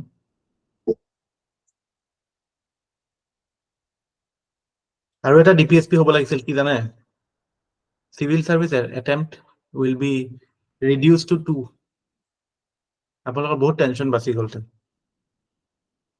মই মানে মোৰ নেক্সট মিশন হ'ব যে এটো এনশিওৰ কৰা যে ল'ৰা ছোৱালীৰ প্ৰিপাৰেচন কলেজ লেভেলত ষ্টাৰ্ট কৰে আৰু প্ৰথম এটেম্প দিয়াৰ আগত 2 বছৰ এটলিষ্ট প্ৰিপেয়াৰ কৰে এই যে ট্ৰাই কৰিবলৈ পৰীক্ষা দিয়াটো হেতু কাৰণে জেল দিব লাগে মানুহক কোনোৱে যে ট্ৰাই কৰি চাওঁ বুলি পৰীক্ষা দিয়ে কাৰণ হি গোজ ইনটু এ সাইকেল এণ্ড পিছত জেলত থকা নিচিনাই হয় তাৰ লাইফটো মানে properly 1.5 years you prepare then you fill up the form then you give the exam এনেকুৱা নহয় যে পৰীক্ষাটো এটেম্প কৰিছে এতিয়া মই প্ৰিপাৰেচন আৰম্ভ কৰিম মানে ফৰ্ম ফিল আপ কৰিম হেতুৱে মানে একদম ভিচিয়াস সাইকেল এটাত সময় দি at least 1.5 year you take your time then you fill up the form and then you appear তাৰপিছত এটা বা দুটা এটেম্পটত হৈ যায় নোহোৱাৰ কথাই নাই যদি সেই মানে ফাউণ্ডেশ্যন খিনি ভালকে কৰি লয় তাৰপিছত আৰু ইনক্ৰিমেন্টেল ইমপ্ৰুভমেন্ট আমি মানে নেজানা নোহোৱাকে সোমাই যাওঁ সোমাই পেলাই মানে সাঁতুৰিবতো নাজানোৱে উপঙি থাকো আৰু যেনতেন মাজে মাজে স্যাৰ অভিমান্যুৰ নিচিনা হয় চক্ৰভিউটোৰ ভিতৰত সোমাই যায় তাৰপিছত ওলাব নাজানে যে চক্ৰভিউ চ্যালেঞ্জ অফ ইণ্ডিয়ান ইকনমিতো চক্ৰভিউ চ্যালেঞ্জ আছেতো সেইটো কথা কয় আগতে এইটো এটা চিভিল সাৰ্ভিসৰ চক্ৰভিউ চ্যালেঞ্জ Okay, 43 হৈ গ'ল, 43A হৈ গ'ল, 44 হৈ গ'ল, 45 হৈ গ'ল, 46, 47, 48 again আমাৰ মানে Organization of Agriculture and Animal Husbandry, Prohibition of Slaughter. So এইবিলাকে গো হত্যা এইবিলাক লৈ পেলাই যিবিলাক আছে ইয়াতে আছে, তো গান্ধীয়ান আইডিয়া আছিলে। 48A, Protection and Improvement of Environment, Safeguarding of Forest and Wildlife. Obviously, we have the Wildlife Protection Act. So, protection of wildlife is a mandate on state. Our piece of duties to pame to kotha, it is a duty entrusted upon the people. But all these are just some aspirational statements because they are not enforceable. Protection of monuments, places of worship, 49 talks about. Then 50 talks about separation, theory of separation of power. 50, Article 50, yes, it talks about separation of judiciary from executive. আমি কেনেকে কৰিলো এটো actually কেনেকে কৰিলো through CRPC criminal procedure code তাতে আমি clearly ডিফাৰেন্সিয়েট কৰিলো যে যিখিনি মানে ক্ৰিমিনেল ল ৰিলেটেড পাৱাৰ্স আছে এইবিলাক এতিয়াৰ পৰা ডিস্ট্ৰিক্ট মেজিষ্ট্ৰেটৰ হাতত নাথাকে ঠিক আছে তাৰপিছত 51 talks about promotion of international peace and security মানে good relation among your peers peers মানে your neighboring countries or other countries ঠিক আছে তো just for your মানে আহাৰ সম্ভাৱনা কম but still আমাৰ মানে প্ৰিন্সিপলস কিটা আমি সোশিয়ালিষ্ট গান্ধীয়ান আৰু Western liberal, মানে যিবিলাক based on liberal values of liberalism, মানে values on the belief in rationality of human. Western liberalism ওপৰত base কৰা Gandhian base কৰা socialist base কৰা principles আছে. Socialist principles কিটা কোন কিটা? 38, 39, 39A, 41, 42, 43A, 45 এনেকুৱা লিষ্ট বিলাক কেতিয়াবা কামত আহি যায় পৰীক্ষা একদিনে চকু ফুৰাই যাব পাৰে 40 Gandhian principle 40 43 45 46 47 48 আৰু এটো 44 uniform civil code মনত ৰাখিব এটো it's a very liberal idea modern idea because it believes that there should be one law for all মানে অকনমান এটো কথা মই আৰু কম কিয় মানে liberalism যেতিয়া ওয়েষ্টত আহিছিলে liberalism was also a fight between individual and his community the individual right উপৰত থাকিব নে community right উপৰত থাকিব যে community এ নিজৰ will to individual উপৰত enforce কৰিব পাৰিব নেকি এটা যেতিয়ালৈকে community rights বিলাক বেলেগ বেলেগ হৈ থাকিব যেতিয়ালৈকে আমি non uniform civil code থাকিব তাৰ মানে কি community will be dominant on the lives of human মানে be it in aspects of marriage adoption inheritance এইবিলাকত community will play the major role society will play the major role but যেতিয়া uniform civil code হৈ যাব তাৰ মানে state will play the major role the community influence to কমি যাব state will be obviously since it is based on reasoning or rationality so that it is hoped that but the idea is that it will create civil laws which are conducive to rationality or individuality of man so etu karone etu eta is based on the idea of liberalism or individualism কিন্তু আমাৰ ইয়াত তথাটো ইন্টাৰপ্ৰিটেশনটো একদম উল্টা হয় আমি ইয়াত uniform civil code দেখিলে ভাবো যে no it is a primitive concept বা মানে আইডেন্টিটি বেসড কনসেপ্ট বা মানে কাইন্ড অফ মানে কমিউনাল অকমান হেৰি আছে বুলি ভাবো আইডেন্টিটি পলিটিক্সৰ এটা ইস্যু বুলি ভাবো ন এটো এটো actually it is a very liberal oriented policy এটো কাৰণে কনসিডারেশন আছে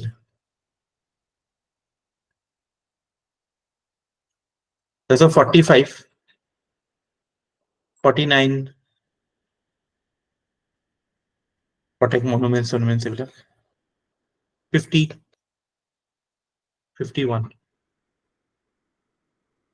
ঠিক আছে চাই লব মিলাই এইটাই হয় এইকেইটা মনত ৰাখিলে হ'ল, বাকীকেইটা গমেই পাই যাব। গান্ধিয়ান কেইটাটো গম পাইছে, পঞ্চায়ত, তাৰপৰা এইটো 43 টো কি যে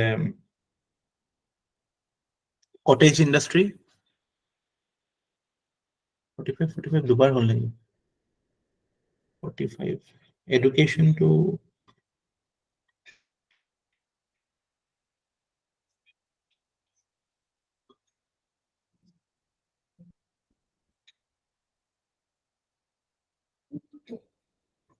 এইটো ইয়াত নহ'ব, এইটো ইয়াতে হ'ব। 46 obviously weaker section, 47 nutrition, 48 যেটো animal slaughter কৰিব নালাগে, 44 civil code, 45 education for মানে 0 to 6 years, 49 talks about monument protection, 50 talks about separation of power, and 51 talks about international peace. So বাকি এটাটো welfare oriented হ'বনে, পাৰিবনে ডিপিএছপি হেন্ডেল কৰিব? বাকিখিনি এছপেক্টটো ক'লো মই, ফিলচফিকেল যিবিলাক ideas related to DPSP, like it is non মানে কি positive obligation on the state and all. Okay, then.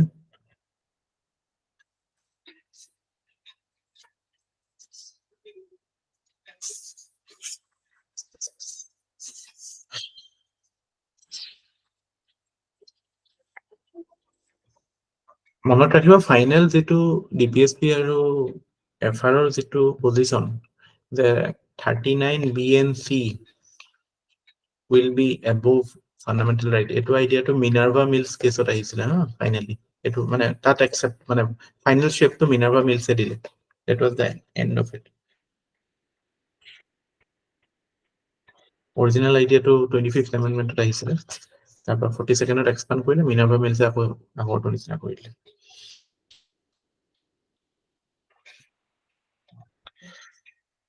ইয়াৰ বাহিৰেও কিছুমান ডাইৰেক্টিভছ আছে ষ্টেটৰ কাৰণে, আউটসাইড পাৰ্ট 4 এটা আছে 335, it talks about claims of SCs and STs to government service, to services. But again certain conditions আছে, like efficiency of administration you have to maintain.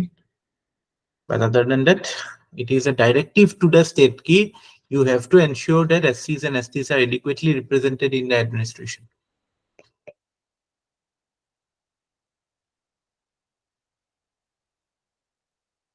দুই নম্বৰতে instruction in mother tongue, that is a directive to the state which is being followed in NEP right now. Mother tongue যেটো আছে যে article 350A talks about instruction in mother tongue. Yeah, Kok. Sir, last or 335 or claims of SC and ST to Government services, but services. Okay, sir. Services. So, এইবিলাক সব কি কনটেক্সটত দি আছে 1 2 একেটা 335 আৰু 350A মানে মই কৈ আছো ডিজাৰ এইবিলাক কিছুমান ডাইৰেকশন, লাইক ডিপিএছপি বিলাক কি হয় ডাইৰেকশন টু দ্য ষ্টেট, এইবিলাকো direction to the state, but ডিফাৰেন্সটো এইটোৱে যে এইবিলাক বাহিৰত হয় ডিপিএছপি। চ' ফৰ মানে অবভিয়াছলি টু মানে their claim for a government service, মানে ৰিজাৰ্ভেশ্যনৰ যিটো আইডিয়াটো আৰু SC ST সেইটোৰ এটা মানে ডাইৰেকশন ষ্টেটকো দিছে যে okay you ensure that the claims of them are taken into consideration.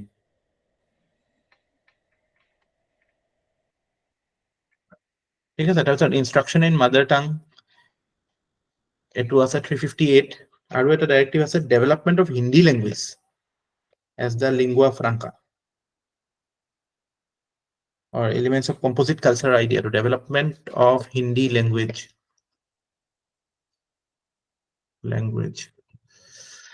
Hindi language article 351. Hindi language lo eta important committee asile,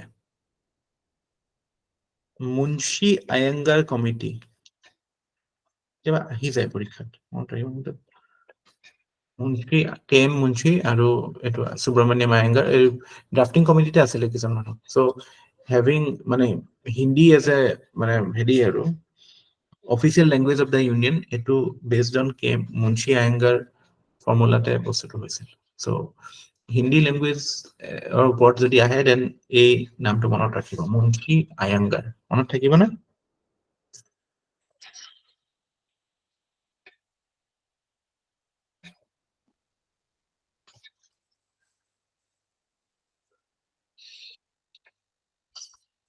Judiciary এটা কথা সদায় কৈ থাকে যে all parts of the constitution has to be read together মানে to get the proper meaning you have to read it together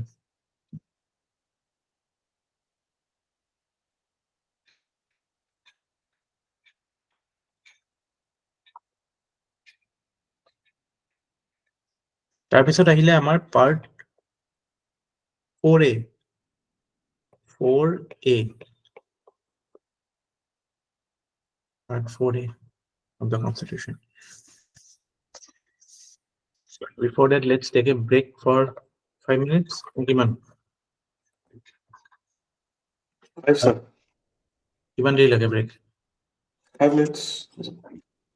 নাই 10 মানে lunch dinner চিনাৰ কৰিব নেকি কোনো স্যাৰ 10 মিনিটস দিলে ডিনাৰটো কৰি ল'ব পৰা যাব ডিনাৰ কৰিলো 9:45 to 50 ভিতৰত আমি লগ হ'ম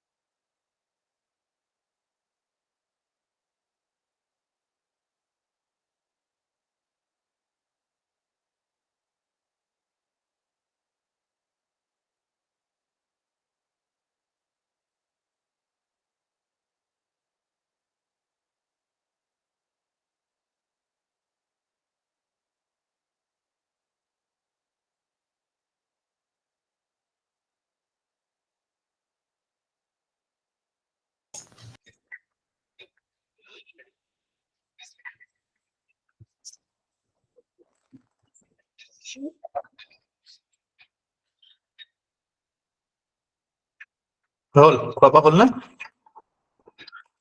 বেছিয়ে দেৰি হৈ গ'ল হ'ল ছাৰ জোৰতে দিয়ে খালে আজি জ্বলিল নেকি দালি নয়নৰ ভাত দালি জ্বলিল নেকি আজি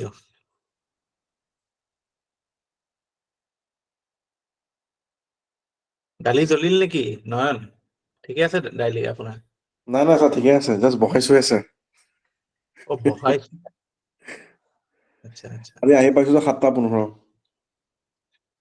আচ্ছা আচ্ছা আচ্ছা কিবা কিবি ৰিকভাৰী কেম্প চাম এইবিলাক বেংকৰ কৰি মেলি এইটো মাহটো পুৰা হেক্টিক হ'ব তাকেতো ছাৰ এইফালে ছাৰ ব্ৰাঞ্চ শিফটিংটো আছে লোক আদালতো আছে ন লোকেল নাযাওঁ ছাৰ আকৌ সেইদিনাখন ব্ৰাঞ্চ শিফটিঙো আছে জুনিয়ৰটোক যাব দিম আৰু কি কৰিব এতিয়া ব্ৰাঞ্চটো ভাঙিব তাৰমানে সন্মুখত শিফট হ'ব বিল্ডিঙত কামোৰে ছাৰ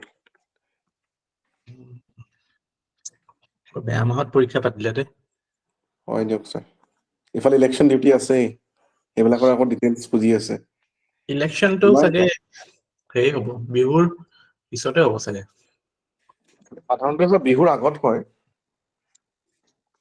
হয় মানে বিহু মানে বিহুৰ আগতে হ'ব চাগে কাৰণ নহয় বিহুৰ আগত কেনেকে হ'ব বহুতটা ফেজত হ'বতো কেইটা ফেজত হয় বা অসমত চাগে বিহুৰ আগতে হৈ যাব কেইটা ফেজত ইলেকশ্যন হয় আমাৰ জেনেৰেল ইলেকশ্যনটো এদিনতে হয়নে নে তিনদিন 4 দিনত হয় ফেজ ৱাইজ হয় ছাৰ ফেজ ৱাইজ হয় তো দীঘল হ'ব এইটো আপোনাৰ হেৰিলৈকে হ'ব দীঘলীয়া হ'ব কিন্তু অসম কনচিডাৰ কৰিলে ছাৰ বিহুৰ আগতে পাতে মানে ইমানখিনি মই চাইছো নাই মানে আজি কিয় গম পালো এই কিবা IPL ৰ শ্বেডিউলটো দিছে ন এইটো 7 তাৰিখলৈকে দিছে চ' 7 তাৰিখলৈকেতো ইলেকশ্যন নহয় তাৰমানে তাৰ পিছৰখিনি দিয়া নাই মানে এনি ডে আফটাৰ 7th মানে হ'ব পাৰে এইটো গম পাব ন হোম মিনিষ্টাৰ পুতেকে আছে যেতিয়া IPL-ত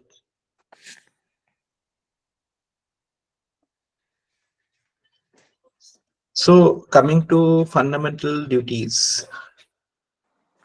what is the nature of duties? ক'ৰ পৰা আহিছে প্ৰথম কথা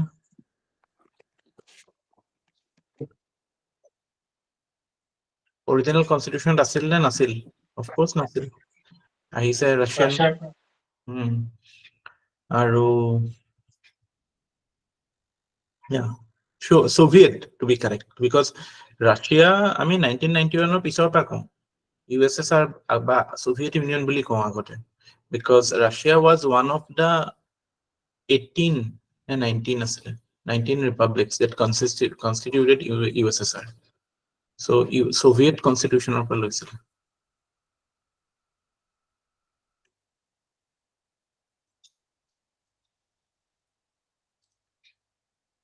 আৰু what was the committee?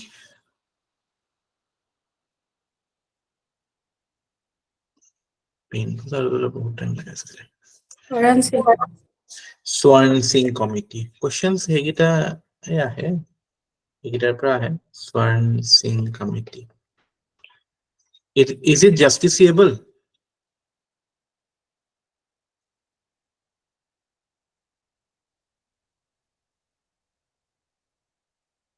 No, sir. It is not justiciable. It is like a reminder. It's like a reminder. So, as a citizen, these are your duties. But like Mahatma Gandhi said, rights flow from duties, flow from observance of duties. So, আমি যদি আমাৰ rights enjoy কৰিব লাগে properly, তেতিয়াহ'লে duties কৰিব লাগিব। আৰু যিহেতু government has created this kartabya path and so FD ৰ ওপৰত question আহাৰ সম্ভাৱনা very high. So প্ৰথমতে এইখিনি কথা জানাৰ পিছত কি হয়তো চাম these are like your যেনেকে আমি fundamental sorry, directive principles are like your moral rights. Ebilako, these are in the form of moral duties. Tabra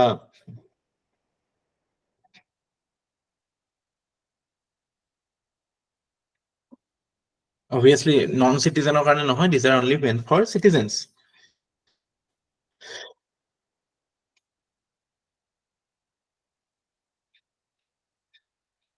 মানে কনস্টিটিউশনত আপোনাৰ ডাইৰেক্ট এনফোৰ্সমেন্ট কোৰ্টে কৰিব হেনেকুৱা কোনো প্ৰভিজন নাই, মানে নন জাস্টিসেবল হয় আৰু ভাইলেট কৰিলেও কোনো লিগেল স্যাংশন নাই। কিন্তু separate from this, if Parliament wants to enforce any of it, it can enforce it through certain legislation. Like for example, the fact that this is our duty to respect our national flag. So kaile jodi ami flag national flag disrespect koru, tetiahole we have this flag code of India. It under we can be sent to jail. We can be punished. National Honors Act বুলি এখন আছে। So এইবিলাক act মানে fundamental duty enforce কৰিবলৈ আনা নাই, but মানে basically the fact that সেই আইডিয়াটো বেলেগ কোনোবা actor through দি যদি enforce হয়, that is not something that is prevented. Parliament is free to enforce them by suitable legislation. Nothing prevents in Part 4A from Parliament to bring in law that will practically enforce these provisions. But fundamental duties cannot be directly you cannot approach the court directly to enforce them. That is important.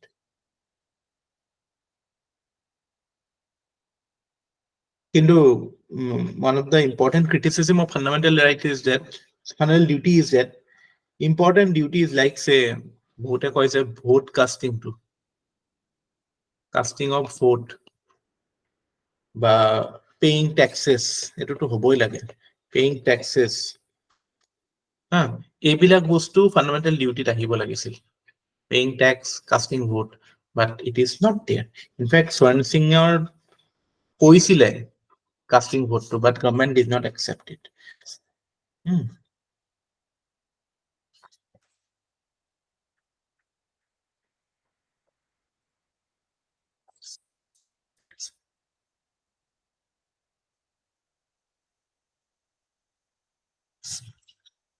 Legal enforcement কথাও কৈছিল Swan Singh.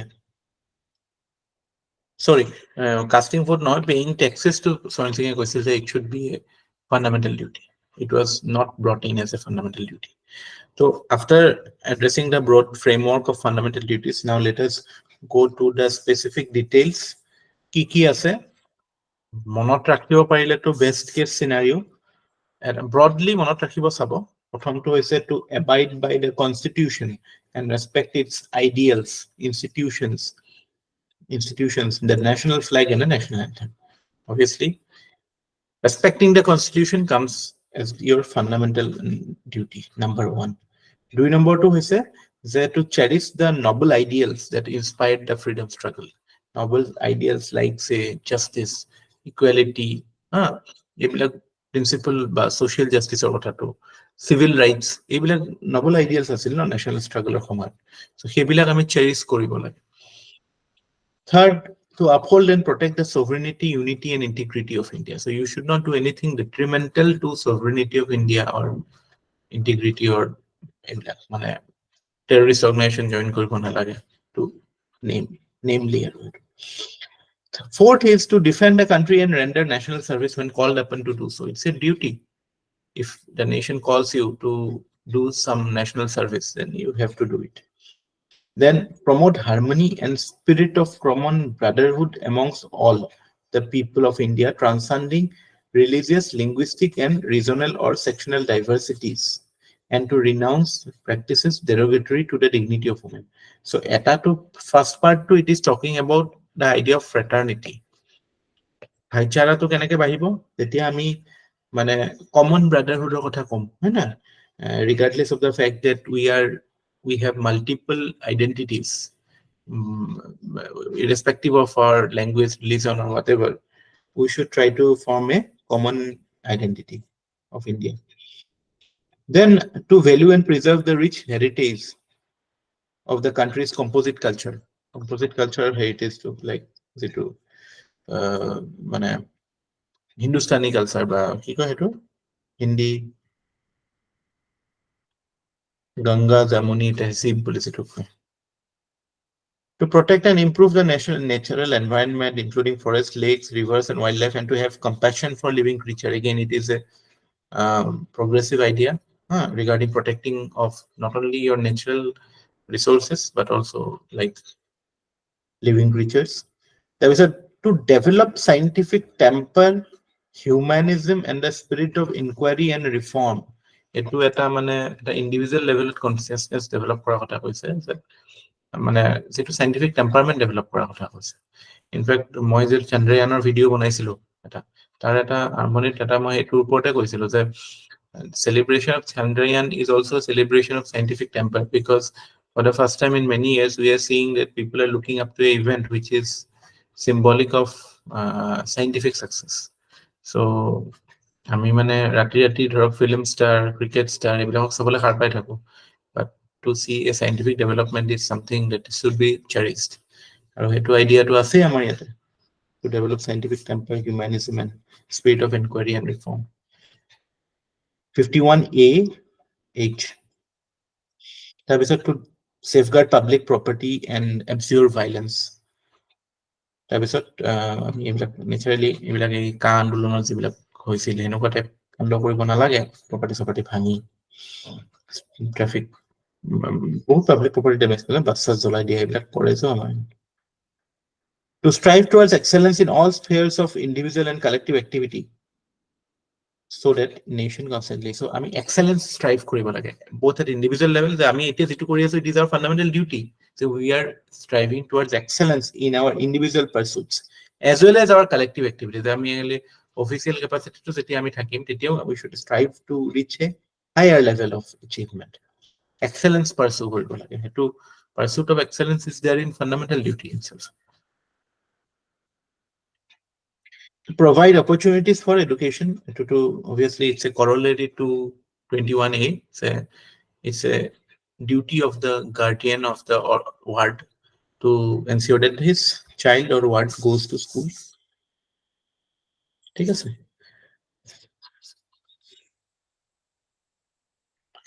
it's a reminder gentle reminder to the citizens for their individual to develop themselves develop their inner quality as well as it's a reminder to warn them that they should not do certain antisocial activities anti-national or anti-social activities which someone like say public property damage or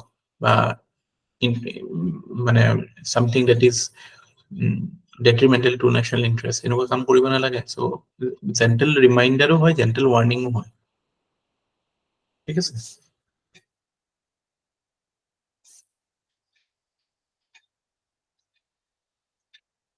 মনত ৰাখিব কেইটামান মানে question এনেকে আহে যে which of the following is not a fundamental duty so কি হয় হেগিটা যদি চকু ফুৰাই থয় নোহোৱাটো ডাইৰেক্ট দেখিলে গম পাব ন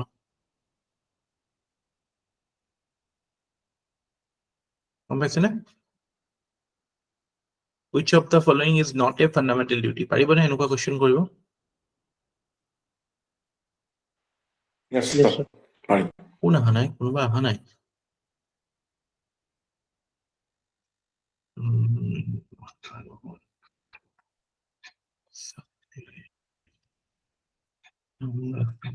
পল্লৱী আহা নাই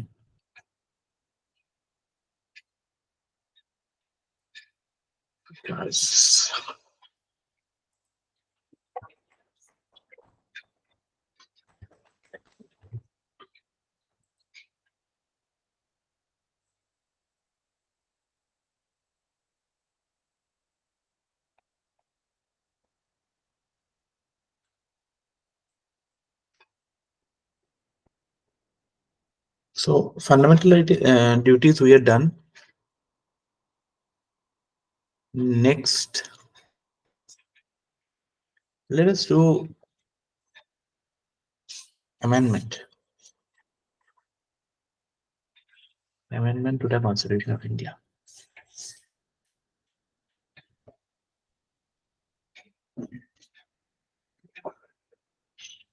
That is part 20, Article 368. Yes. So, situ ami ko amendment boli. What does it signify? It signifies that your constitution is a living document. It is not a dead or rigid document. No, it is a living document. It is a flexible, it has both flexibility as well as rigidity.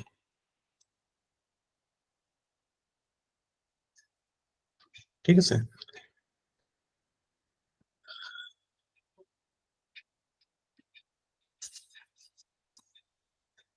এটা কথা মনত ৰাখিব, Constitution amendment is a legislative prerogative. তাৰ মানে ইয়াৰ অৰ্থটো এটো যে president has no role. Executive has no role basically. It will be brought in by the executive, but totally it is a legislative dominated thing. So Constitution amend kora is as good as reforming the Constituent Assembly. So there the parliament has, or legislature becomes more competent. Kintu criticism hoy amar amendment procedure, major criticism hoise je we do not involve the states except for amending certain federal principles, and there too it is in a very you can say limited capacity, because আমি GST implementation ক্ষেত্রে দেখা পাইছিলো মানে স্টেটৰ গুটেখিনি স্টেটৰ নালাগে, half of the stateৰ হলে হৈ যায়, আৰু half of the states to আমাৰ নৰ্থ ইষ্টতে দেখোন 1/4 আহি যায়। নৰ্থ ইষ্টৰ ষ্টেট যদি এটা এইবিলাক নেডা সেটা খুলি পেলাই যায় নৰ্থ ইষ্টে ডেমক্ৰেটিক এলায়েন্স এইবিলাকতো এতিয়া after what happened in Manipur, this is now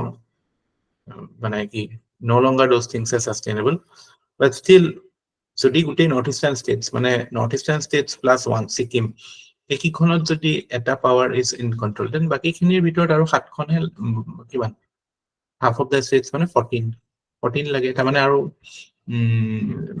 6খনহে লাগে বাকী কেইখনৰ ভিতৰত মেজৰ UPCP টো আছে। So that is how the role of state is not that significant in amending the Constitution. Both stater jodi opinion nathake kiba eta loi, but still they are unable to change the process in any way. ঠিক আছে? So organic document, it's a living document. That is why we have this amendment procedure. Aru eta kotha essential kotha ase, because we have a written constitution. Karon say Britain amendment procedure ase niki? Britain amendment procedure nai. Kyo nai? Because they do not have a written constitution. So anything that comes new is an amendment to the earlier thing. So tate kono separate amendment or kotha dorkar nai, karon text eta thakilehe ahibo. And I question ahibo pare, why doesn't Britain has the amendment procedure? Why doesn't Britain have the amendment procedure? The answer is because their constitution is unwritten.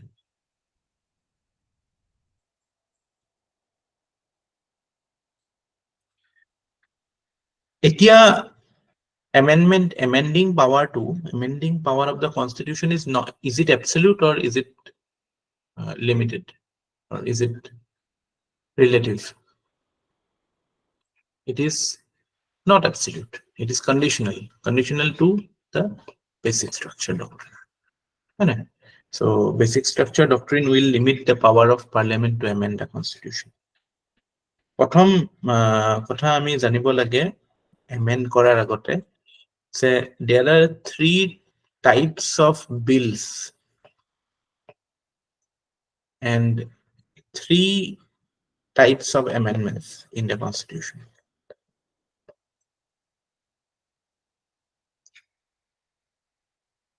3 types of bills ki hai?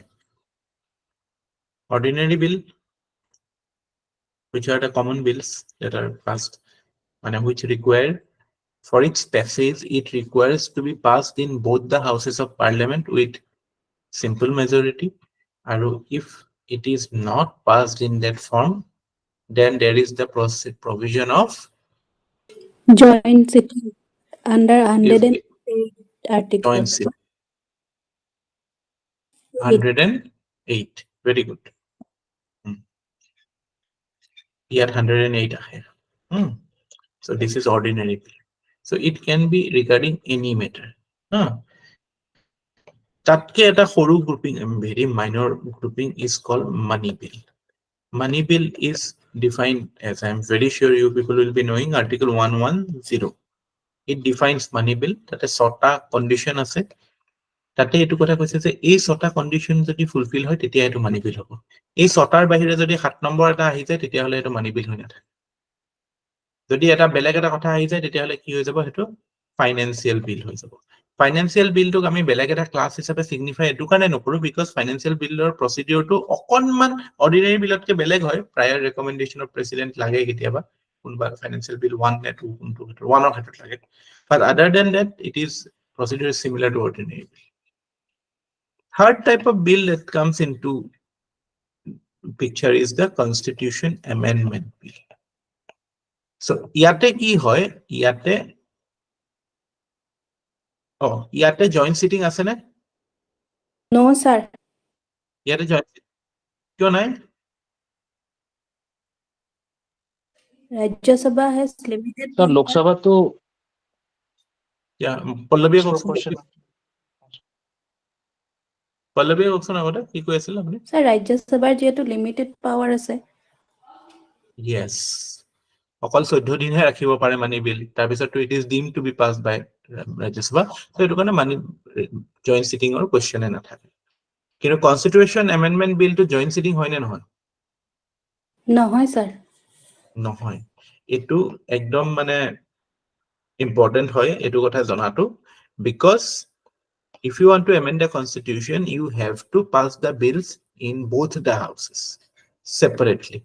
Etu karone it is very difficult to bring constitution amendment, because generally dekha jay ki Lok Sabha to government or majority thake, Rajya Sabha majority rakhibole tan, because duration bahut mane beleg time or beleg member re-elect hoye he 2 বছৰ মৰে মৰে to Rajya Sabha election hoy thake no, so majority na thake generally. So hetu karone these are the 3 types of bills. Aru tare eta type hoise Constitution Amendment Bill. Aru Constitution amend kora bill oru sob amendment ekei nohoy. Recall Article 4 that we studied. Article 4 ot ki koisile je any bill brought in to make changes under Article 2 and 3 will not be considered amendment under 368. So hetu amendment hoy, but hetu 368 or amendment no. So hetu eta mane amendment through simple majority. Yeah, Mrinmoy, kok. Akoba repeat koribo niki etu point to Article 4 to. Article 4 etu kotha koisilu je mane etu mane first type of amendment la ahilo. Ami 3টা type of bill likhilu to, eta 3টা type of amendment ot ahilo. Prothom type of amendment to hoise jot neki ami simple majority diye pass koribo paru. Mane that amendment bill is like any other ordinary bill. In fact, Article 4 ot etu kotha koise je Article 3 aru 2D jodi ami kiba change anu amar mane state or scheme ba notun state add korilu hetu change to amar that is not synonymous with 368 amendment. Article 4 hetu kotha koise mo koisu hetu kotha apunok hindu Hoy sir. So etu mane 368 nohoy, this is not equal to 368. tar mane ei procedure tu ekei nohoy, mane himan rigorous nohoy. Normally 368 jetu procedure lage, simple majority diye etu pass. So this is one method of your amending the constitution. Then there is another method which is called jetu yate ase, ya duta 368 or under duta way ase. Eta ase ki the 2/3 present and voting plus majority of the house dibilak hobo. Etu di jibilak amend hobo. Kun bilak hobo jibilak non federal principles ase. Say for example fundamental right or kiba ta amend koribo lagil, DPSP kiba ta amend koribo lagil, hebilak to directly federal principles নহয়, these are in general মানে human rights principles. So human rights টাৰ্মটো বুজি পাই ন, all rights আমি একেলগে human rights বুলি ক'ব পাৰো। human rights একো বেলেগ meaning নাই, social, economic, political, all rights are together clubbed as human rights. So যেহেতু political rights part 3 আছে, socio economic rights part 4 আছে, so আমি as a whole কৈছো যে human rights implement কৰাৰ কাৰণে যদি হেতুটো ফেডাৰেলৰ কথা নাহে হিমান একো ডাইৰেক্টলি তো নাহে, তো সেইবিলাক চেঞ্জ যদি কৰিব লাগে দেন এটো প্ৰিন্সিপল হ'ব। কিন্তু যদি আমি 2/3 present and voting plus majority of the house plus ratification by half of the states, এটো অকনমান strict provision। এটো কোনবিলাক ক্ষেত্ৰত লাগে, যিবিলাক আমাৰ ফেডাৰেল প্ৰিন্সিপলস যদি এমেন্ড কৰিব লাগে। সে ফৰ এক্সাম্পল আমাৰ প্ৰেসিডেন্টৰ ইলেকশন, তাতে আমি পঢ়িবলৈ পাম বা জনে পঢ়িছে তেওঁ জানে যে the electoral college of the president consists of both members of parliament as well as members of state legislative assemblies. So সেইটোত যদি আমি চেঞ্জ কৰো তেতিয়াহলে it require this type of amendment। বুজি পালে না? এটা তিনটা টাইপ অফ এমেন্ডমেন্ট আমাৰ কনস্টিটিউশনত যেটো আছে, by special majority and consent of half of states, or by simple majority।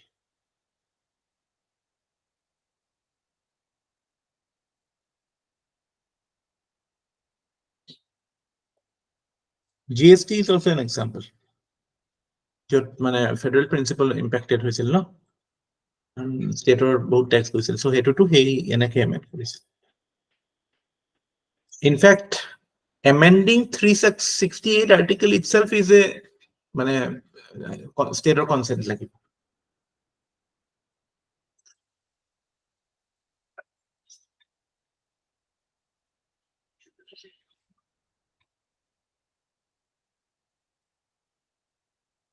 কিন্তু ধৰক 5th schedule, 6th schedule, delimitation of constituencies, elections, citizenship, এবিলাকত this can be changed through simple majority, মানে আমাৰ normal amendment।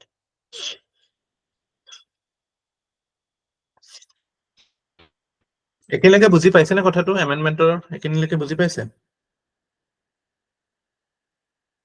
Yes, sir, please.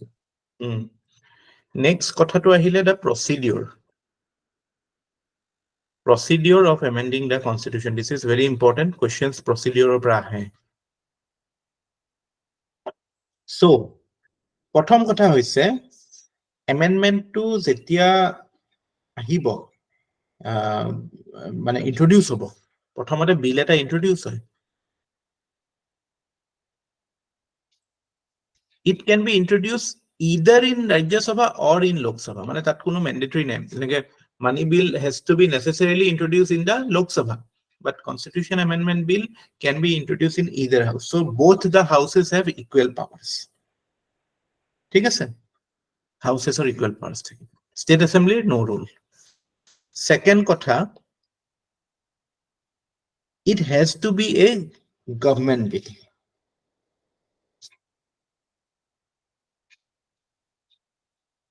sorry government bill হ'ব পাৰে আৰু বা private bill হ'ব পাৰে, মানে it can be brought in by মানে government bill আৰু private member bill difference to গম পায় ন? government bill আৰু private member bill মাজত difference to কি হয়?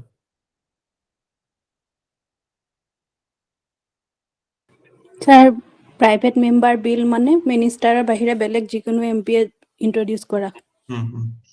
It can be even a member from the ruling party। এটো এনেকুৱা নহয় যে opposition আনা হ'ব। নন মিনিষ্টাৰে আনাটোকে প্ৰাইভেট মেম্বাৰ বুলি কয়। মিনিষ্টাৰ মানে MPs are divided into মানে you are a minister or a private member। So private member আনা বিল এটা হ'ব amendment আৰু বা গভৰ্ণমেন্ট বিল এটা হ'ব। This is the second condition। Third condition is that no prior permission of president is required। মইতো কলোৱে এমেন্ডমেন্টে এনেকুৱা এটা বস্তু য'ত প্ৰেসিডেন্টৰ একো ৰোল নাথাকে, মানে জাস্ট প্ৰেসিডেন্টৰ ওচৰলৈ লাষ্টত সাইন কৰিবলৈ যায়, প্ৰেসিডেন্টে সাইন কৰিবই লাগিব। So no prior permission of president required। আমি টু আৰ্টিকল 3 আমি পঢ়িছিলো মনত আছে নে আৰ্টিকল 3 ইন্ট্ৰোডিউস মানে চেঞ্জ এটা আনিবলৈ হেনুকা এটা বিল যদি আনিব লাগে that has to come via prior permission of the president মনত আছে না আৰ্টিকল 3 কথা আছে না পাহৰি নাযাব এফালে পঢ়ি এফালে পাহৰি যাব তাৰপিছত 4 নম্বৰ কথাটো হৈছে যে মানে any bill brought in this manner should be passed by the special majority যিটো special majority আমি already কৈছে it is the 2/3 present and voting plus majority of the house fifth কথা it's মানে there is no joint sitting মানে দুইটা হাউসতে separately pass হ'ব লাগিব ঠিক আছে you have to pass the bill separately 6 number কথা যদি ফেডারেল প্রিন্সিপল চেঞ্জ করো তেতিয়া the state যে যাব that has to be done by your functional majority or simple majority so ratification by state assemblies state legislative assemblies half of the state assemblies will be done in simple majority hetu special majority na lage ঠিক আছে তাৰপিছত when the bill after following the due process when the bill is produced before the president or generally option ki thake you give your assent to it you withhold your assent to it or you ratify it it entire option thake but yate president must I will emphasize the word must give assent withhold কৰিব নোৱাৰে return কৰিব নোৱাৰে cannot withhold বা return so পৰীক্ষাত question amendment or এটা important question আহে role of president কোবাত দি দিব prior permission লাগে বুলি কোবাত দি দিব presidente withhold কৰিব পাৰে বুলি বা কোবাত দি দিব president may মানে এটো must give his assent হেতু আমাৰ এনেকুৱা লাগিব যাও ফুল লাগিব আৰু president to government হয় ন president to he is the representative of the government approval কিজানি লাগিব পাৰে কিন্তু no এটো এটা totally it is a legislative prerogative procedurally so president has basically no role in it he just last of total jai formality karone eto sign kori dibo lage so it is totally a legislature driven activity joint sitting on athake it has to be passed by both the houses aru enekwa difficult hobo laibo nohole you cannot just put it in the মানে ball of the executive so there they will play their games na jodi hoy so hey amendment or ইমান খিনিয়ে enough হয় ideas খিনি questions এখিনি পৰা আহিব yeah sir এটা যে প্ৰেসিডেন্টৰ পকেট ভিটো বুলি এটা যে আছে কনসেপ্ট একো যে নকৰাকে থৈ দিয়ে যে আনডিফিনিটলি এটোৰ লিমিটেশনস এটো এটা হয় নেকি যে এনেকুৱা বিলবোট হ'ব নোৱাৰে এটো পকেট ভিটো এক্সাৰসাইজ নকৰে জেনাৰেলি কাৰণ হাউস দুটাই পাস কৰি দিয়াৰ পিছত হাউসে এতিয়া লোকসভাত কেতিয়া পাস হ'ব লোকসভাত যেতিয়া পাস হ'ব গভৰ্ণমেণ্টে এপ্ৰুভ কৰিব লাগিব ন গভৰ্ণমেণ্টে এপ্ৰুভ কৰা বস্তু এটাটো পকেট ভিতৰত নভৰাই জেনাৰেলি পকেট ভিতৰটো ইমান ৰিলেভেন্ট বস্তু নহয় কেতিয়া হয় সাপোজ পুৰণা গভৰ্ণমেণ্টে কিবা এটা বিল পাস কৰিছিলে আৰু সেই তেতিয়ালে নতুন গভৰ্ণমেণ্ট আহি গ'ল নতুন গভৰ্ণমেণ্টে কৈছে যে একো নকৰিব তেতিয়াহে নকৰিব কিন্তু জাস্ট প্ৰেক্টিক্যাল সিনাৰিওটো ইমাজিন কৰক যে লোকসভাত পাস হৈছে মানে কি গভৰ্ণমেণ্টে পাস কৰাইছে ন because executive is dominating the Lok Sabha na so there cannot be a scenario where executive will pass a bill and president will keep it in his pocket those things are not very important actually problem এটোৱে হয় যে আমাৰ nitty-gritties বিলাকে আমাক মানে আসল বস্তু বিলাকৰ পৰা আঁতৰাই ৰাখে এবিলাকত ইমান খুচৰি থাকি লাভ নাই so amendmentত এই প্ৰেসিডেন্টৰ ৰোলটো আৰু জয়েন্ট সিটিংৰ কথাটো আৰু পাৰ্লিয়ামেন্টৰ ৰোলটো কেনেকুৱা ডিফাৰেন্ট মনত থাকিবনে একদম কমন থিম হয় এমেন্ডমেন্ট ৰিপিটেড কোৱেশ্চনছ আহে টান নহয় একদম ইজি হয় প্ৰসিডিউৰটো চাই ল'লে এতিয়া ইলেকশন অফ প্ৰেসিডেন্ট এটোটো ফেডারেল প্রিন্সিপল হয় supreme court high court again federal issues আছে because they are federal court na same very discuss kore high court or to obviously federal domain ote kam hon jurisdiction to tar bisot 7 schedule jodi change koribo lage tato unit representation of states in parliament say lok sabha rajya sabha 4th schedule changes anibo lagile representation of states in parliament distribution of legislative power between union and states again other area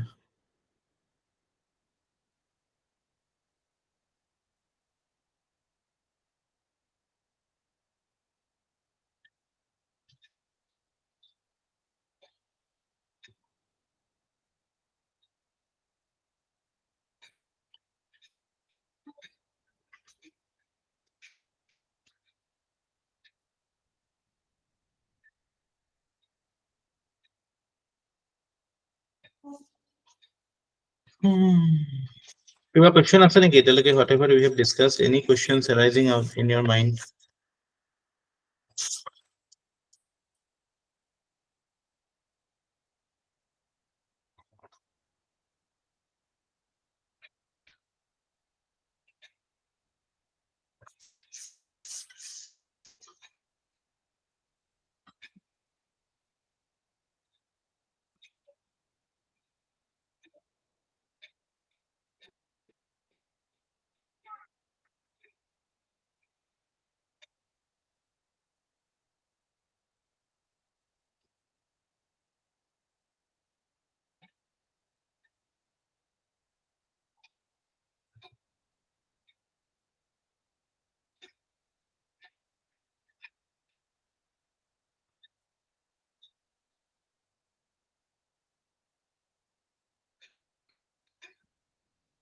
মনত ৰাখিব যেটো article 13 ত আমি ল definition টো কৈছিলো explore কৰিছিলো এটোত এতিয়া existing position is that law also includes constituent মানে constitution amendment bill so মানে হেতু ইনক্লুড হয় sorry include নহয় that law doesn't include constitution amendment bill মানে constitution amend কৰি পেলাই আমি basic structure fundamental right clear কৰিব পাৰো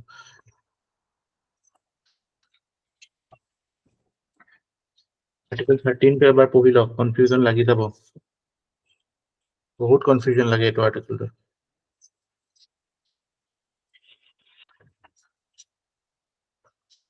laws inconsistent with or in derogation of fundamental rights all laws in force in the territory of India immediately before the commencement of this constitution insofar as they are inconsistent will be void the state shall not make any law which takes away or abridges the rights conferred under this part. Okay. In this article, unless the context otherwise requires, law or include ordinances, order, bylaws, rules, regulations. Laws in force includes laws passed by or made by legislature.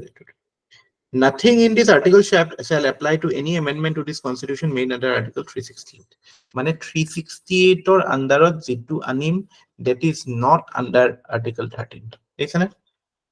Clause 4 ত কৈছে এটো কথা মানে constitution amendment কৰি পেলাই আমি আনি পেলাই কৰিব পাৰো but again that is subject to basic structure so কাইলে যদি সুধে the law in article 13 includes what that আপোনাৰ যদি constitution amendment bill আহে then that is not গম পাইছে constitution amendment bill is not included as law under article 13 বুজি পাইছে না কথাটো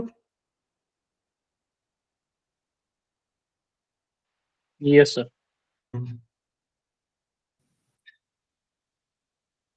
But subject to basic structure. Okay.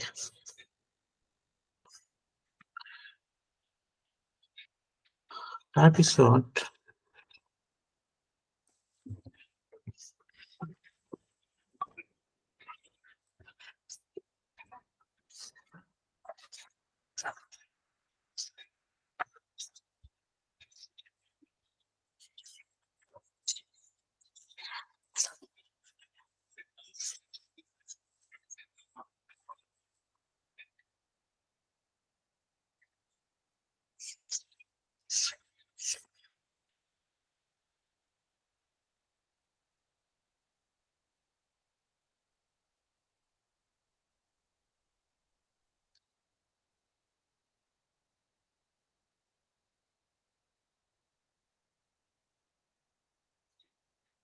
তাৰপিছত এই গ'ল আমাৰ পাৰ্ট 18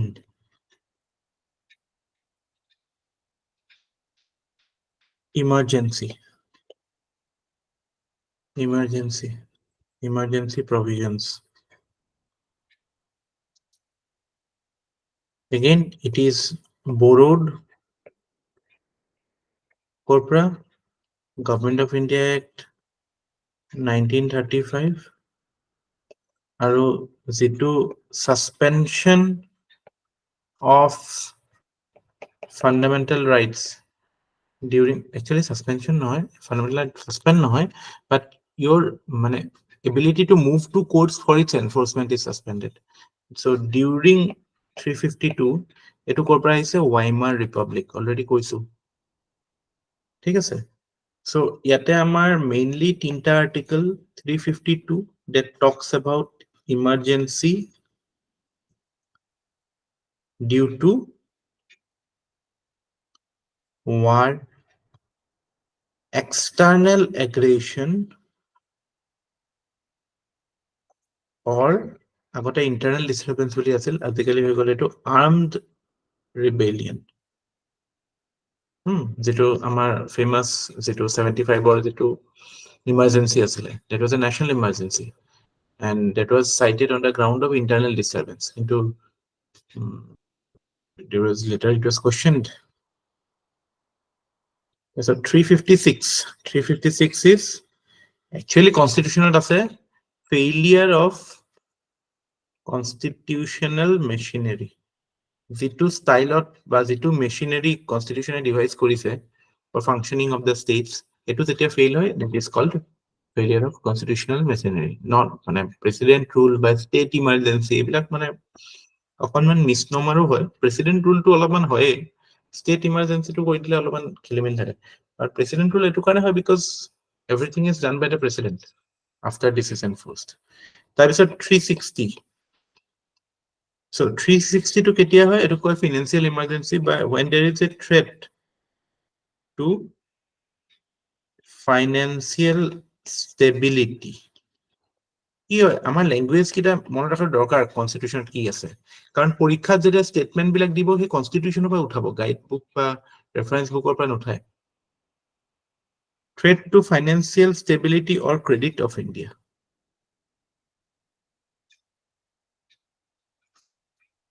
আমি যে এটা ফাইনান্সিয়েল ইমার্জেন্সি কোয়েশ্চন কৰিছিলো মনত আছে নে? তাতে ফাইনান্সিয়েল ষ্টেবিলিটি শব্দটো দেখি কাবাৰ গণ্ডগোল লাগিছিল নেকি?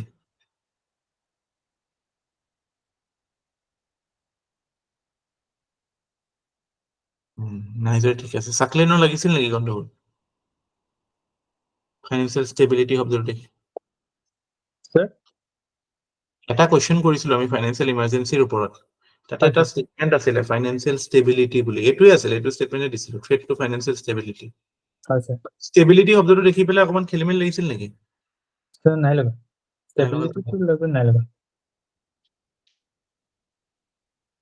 ওকে, এতিয়া আমাৰ প্ৰথম যেটো আহে আন্ডাৰ পাৰ্ট 18 352 যে ন্যাশনাল ইমাৰ্জেন্সি বুলি যেটো কওঁ আমি, emergency due to war, external aggression or armed rebellion. কনস্টিটিউশনত এটোৰ যেটো টার্ম ইউজ হৈছে হেতু হৈছে proclamation of emergency বুলি কৈছে।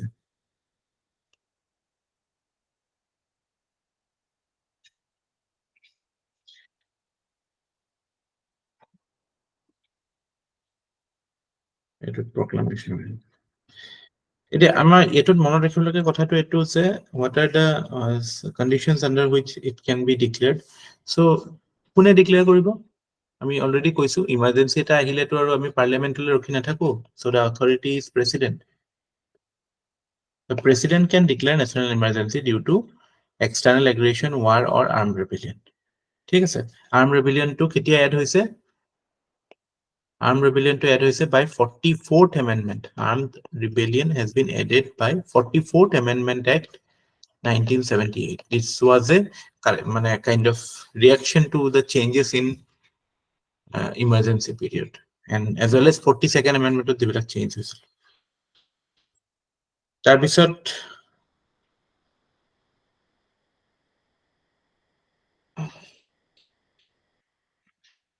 Second important কথা, এটো প্ৰথম কথা প্ৰেসিডেন্টে কৰিব. Second important কথা is that thing is that it can be applicable to the entire country. গোটেই দেশৰ কাৰণে হ'ব পাৰে বা a part of it. এতিয়া Manipur, it is a perfect case for declaring national emergency there, but still it was not declared. তাত যদি আৰু মানে national emergency declare নকৰে ক'ত কৰিব আৰু কিমান বেয়া হ'ব লাগিব সিচুৱেশন. National emergency মানে এটো নহয় যে গোটেই কান্ট্ৰিখনত একেলগে হ'ব.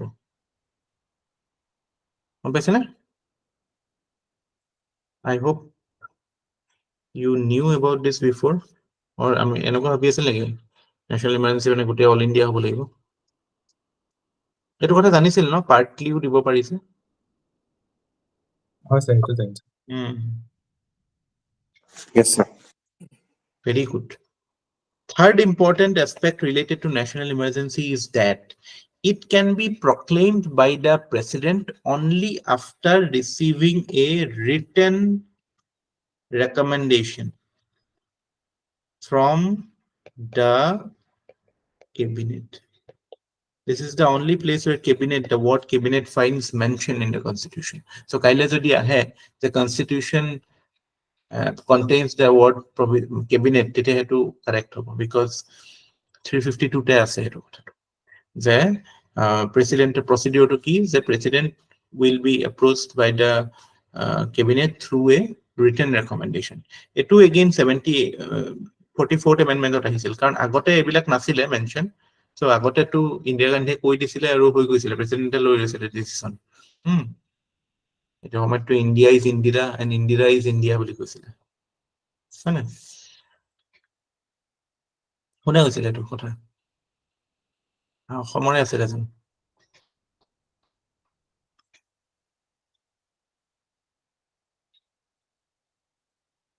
India is Indira, Indira is India বুলি কোনে কৈছিলে?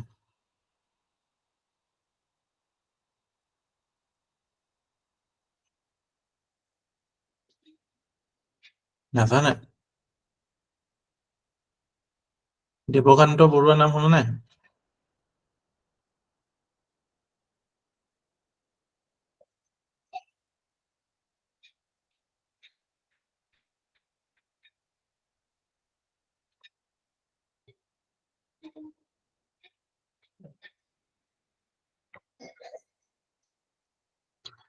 Just give me a second, huh? Yes, excellent. Just give me 1 minute.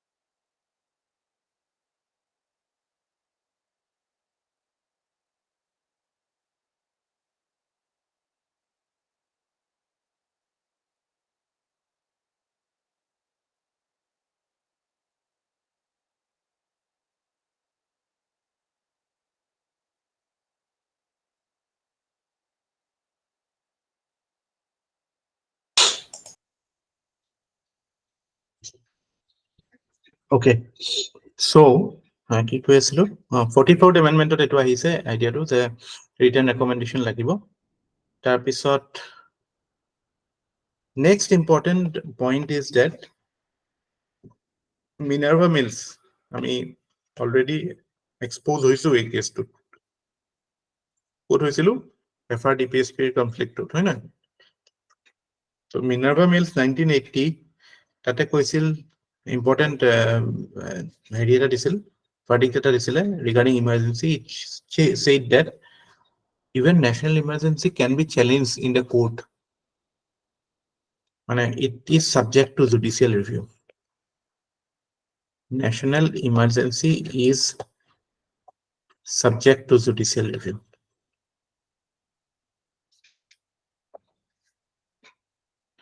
মানে after whatever happened in 75-76, we became very careful about its imposition. Executive আমি free hand দি দিলে এনেকুৱা হৈ যাব পাৰে মানে আমি এটা কৈ থাকো জুডিশিয়াল ওভাৰৰিচ এক্সিকিউটিভ ওভাৰৰিচ হলে কি হ'ব পাৰে আমি এইটো দেখা পাই গৈছিলো এক্সিকিউটিভ ওভাৰৰিচটো হয় ন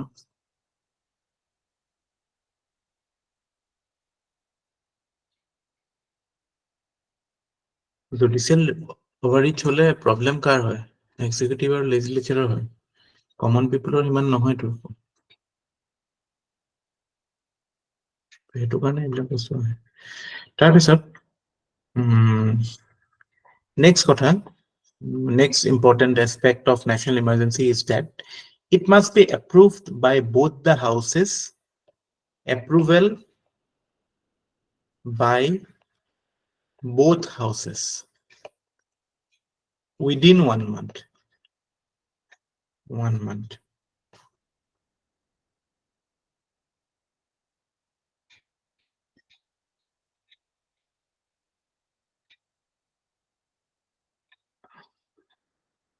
Aro, what is the majority that is required? 2/3 present and voting. 2/3 present and voting plus majority, special majority. Majority of the house. ঠিক আছে আৰু যেতিয়া এবাৰ এপ্ৰুভ হ'ব how long will it continue? Will it continue forever?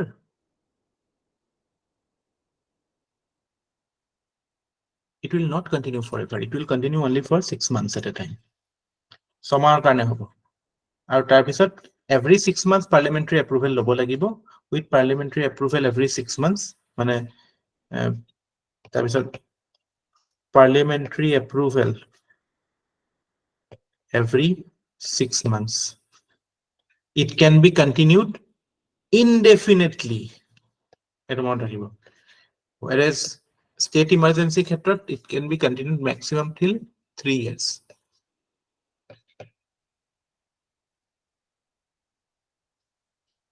ঠিক আছে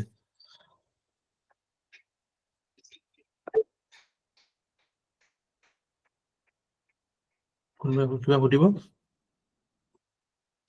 Sir, last point to repeat কৰি দিব মোৰ last point কৈছে যে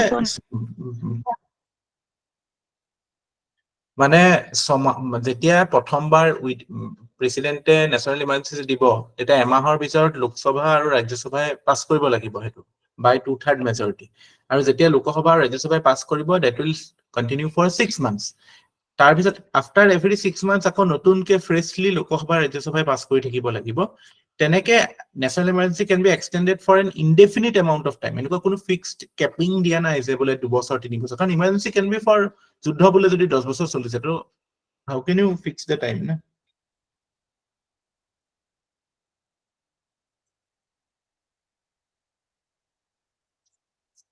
এই যে আমি ফার্দার অ্যাপ্রুভেল করিলো সেকেন্ড টাইম প্রথমবার অ্যাপ্রুভেল হৈ গল তাৰপিছত সেকেন্ড টাইম অ্যাপ্ৰুভেল কৰিলো সেকেন্ড টাইম অ্যাপ্রুভেলত স্পেশাল মেজরিটি লাগে না সিম্পল মেজরিটি দিয়ে হৈ যায়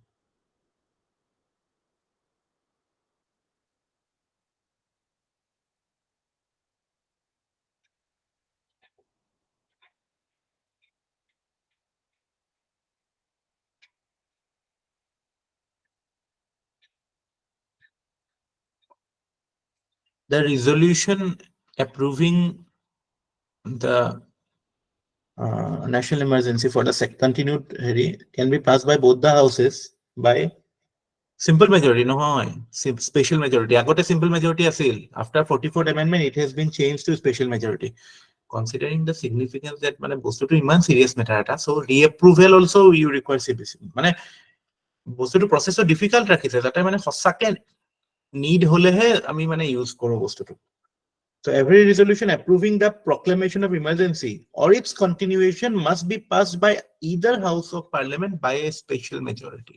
Be very careful about these facts. ঠিক আছে? So এটো 7 নম্বৰ কথা। 8 নম্বৰ কথাটো হৈছে যে suppose suddenly কিবা কাৰণে emergency situation নাইকিয়া হৈ গ'ল 6 মাহৰ ভিতৰতে 6 মাহ হলে তেতিয়া চলি থাকিব নেকি emergency নচলে so ইয়াৰ কাৰণে president has power to revoke emergency at any time at any subsequent time ঠিক আছে আৰু ৰিভোকেশনৰ কাৰণে তাৰপিছত কি হ'ব আৰু এটা প্ৰেসিডেন্টেটো ডাইৰেক্টলি কৰিয়ে দিব পাৰিব আৰু হেতু কাৰণে পাৰ্লিয়ামেন্টাৰী এপ্ৰুভেল নালাগে পাৰ্লিয়ামেন্টাৰী এপ্ৰুভেল নালাগে why because emergency to এটা extraordinary device normal course তো আমি normally function কৰো normal functionৰ কাৰণে আকৌ বেলেগকে parliamentary approval লাগে so parliamentary approval is not required আৰু তাৰ লগতে আৰু এটা provision আছে মানে how to end emergency যে যদি লোকসভাৰ মানে 1/10 of the members of Lok Sabha তাৰ মানে 54 so 54 members of Lok Sabha যদি এটা written notice দিয়ে স্পিকাৰক বা যদি সেশনত নাই হাউস যদি সেই সময়ত সেশনত নাই তেতিয়া কাক দিব প্ৰেসিডেন্টক দিব তেতিয়া এটা স্পেশাল সিটিং মানে হোল্ড কৰিব লাগে এই হাউসৰ for the purpose of considering the revocation of proclamation আৰু revocation যদি হাউসৰ থ্ৰু দি কৰে তেতিয়া হলে সিম্পল মেজৰিটি দিয়ে হৈছে so revocation of ক্ষেত্ৰত we can say that প্ৰথম to directly president can do it on his own volition he has the power to revoke it at any time after the মানে proclamation of emergency আৰু secondly হাউসৰো power আছে legislativeৰো power আছে যে at any time if 1/10 of the member writes to the speaker if the house is in session or if they write to the president when the house is not in session তেতিয়া the president or the speaker is bound to constitute or for the house for a meeting and সেই মিটিংত যদি অকল simple majority দিয়ে pass হৈ গল তেতিয়া হলে it can be revoked মনত ৰাখিব এইবিলাক বস্তু এনেকে মুখস্থ কৰি নলব যে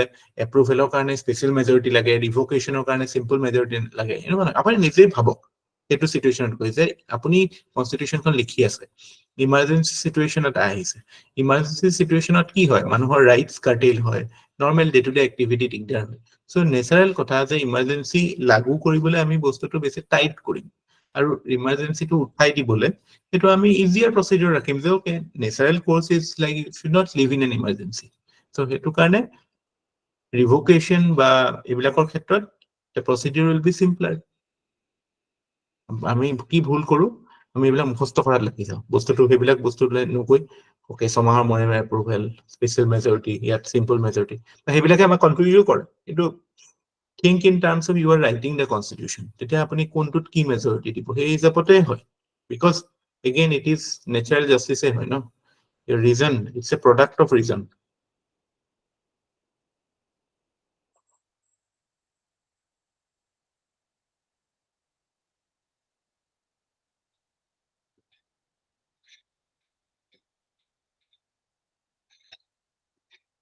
আৰু ইন্টাৰেস্টিং কথা এটা নোট কৰিছে নাই 1/10 বা সিম্পল মেজৰিটি অকল লোকসভাত পাস হলে হয় whereas approval কাৰণে you need the passage of both so they are trying to make it as simple as possible the house of the people only can make it null and void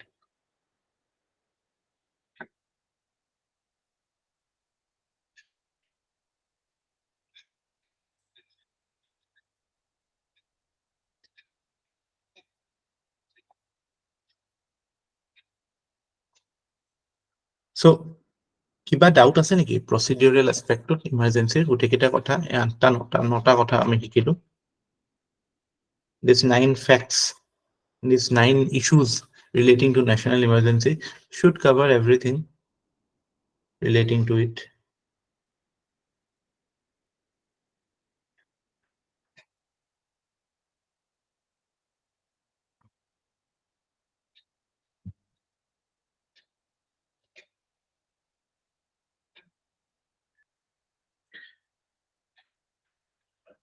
Next aspect is what is the effect of national emergency on various aspects of administration.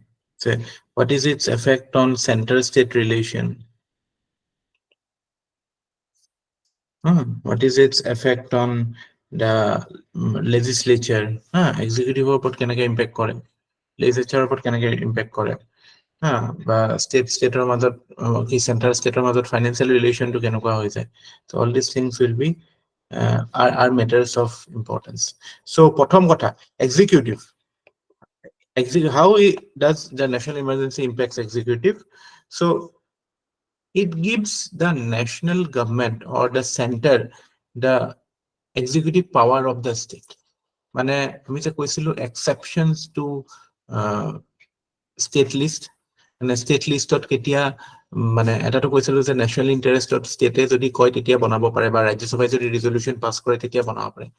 তাতকেও basic লেভেলত যেতিয়া 352 is in operation, then the national center becomes entitled to give executive directions on any matter. প্ৰথম executive কথাটো কৈলো তাৰপিছত legislative line law বনোৱাৰ কথাটো। So policing, law and order, health, এইবিলাক to generally state subject হয়, কিন্তু in times of emergency the central government will be directing the affairs. So in a way year impact আমি ক'ব পাৰো যে the state executive becomes subservient to the central government. মানে stateৰ executive officers বিলাক যে আপোনালোক ACS officer হৈ আছে, APS হৈ আছে, তেতিয়া আপোনালোকে you will be like the central government officers. ঠিক আছে?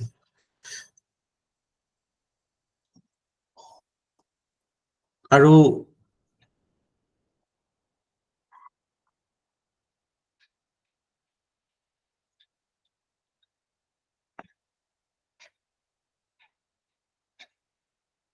legislative তাৰপিছত হেৰি কৰিলো।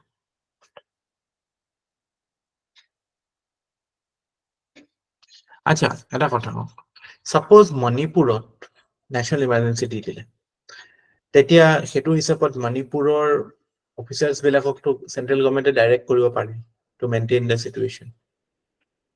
এতিয়া অসমৰ অফিচাৰ্ছ বিলাককো ডাইৰেকশ্যন দিব পাৰিব নেকি to maintain the situation in Manipur?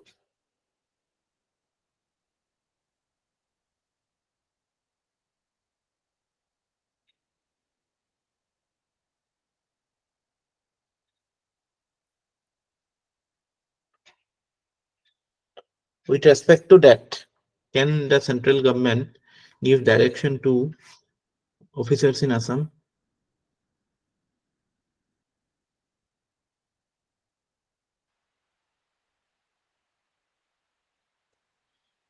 Yes, sir.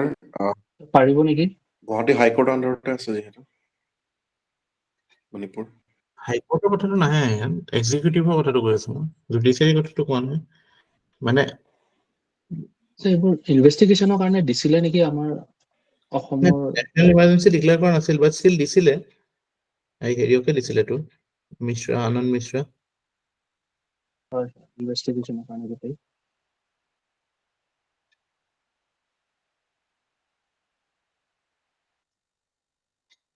So basically eto pare, because if national emergency is in operation in any state, then to ensure that center's directions are properly carried on, center can give direction to executive of any state.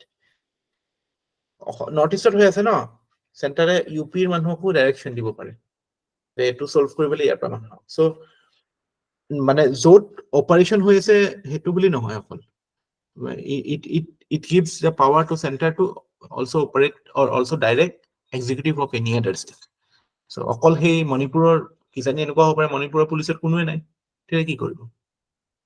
চব বোলে police কিবা কাৰণে বোলে ক'ৰবাত আণ্ডাৰগ্ৰাউণ্ডত সোমাই থলে বোলে। এখন চিনেমা আছিল ন, কি আছিল, ডাৰ্ক নাইট ৰিটাৰ্ণছত যেনেকে হৈছিল ন, বেইন আহোঁতে, চাইছে নাই ডাৰ্ক নাইট ৰিটাৰ্ণছ নেকি? ডাৰ্ক নাইট ৰিটাৰ্ণছে আছিল নেকি এখন? So Dark Knight asle. Dark Return of Knight the Dark নহয়, Knight asle niki? Return of the Dark Batman or Ben ওলাইছে বেন acha. ডাৰ্ক নাইট ৰিটাৰ্ণছত হয় সেইটো গোটেই পুলিচ সোপা ক'ৰবাত সোমাই থৈ দিয়ে তেতিয়া কি কৰিব বেলেগ ষ্টেটৰ পুলিচ আহিব লাগিব ন লেজিসলেটিভ তো Dark Knight Rises asle sir. Rises good sir Bane মানে মুখত যে সেই মাস্ক এটা পিন্ধি থাকে সেইটো ভিলেন নহয় জানো বেন অ এইটো বঢ়িয়া এক্টৰ হয় ইনসেপশনখনতো আছে ন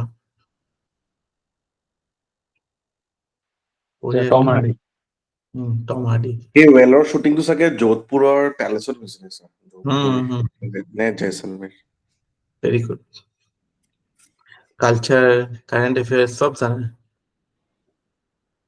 ভাল চিনেমা চোৱা নহয় ন এইবিলাক পৰীক্ষা প্ৰিপেয়াৰ কৰিলে এটা মানে একেবাৰে আউট অফ টাচ মন নাযায় মই জানে অপেন হাইমাৰ তাৰপৰা এইখন নেপোলিয়ন খনেই চোৱা হোৱা নাই sir. মিছন ইম্পচিবল এখন চাম বুলি ভাবি আছো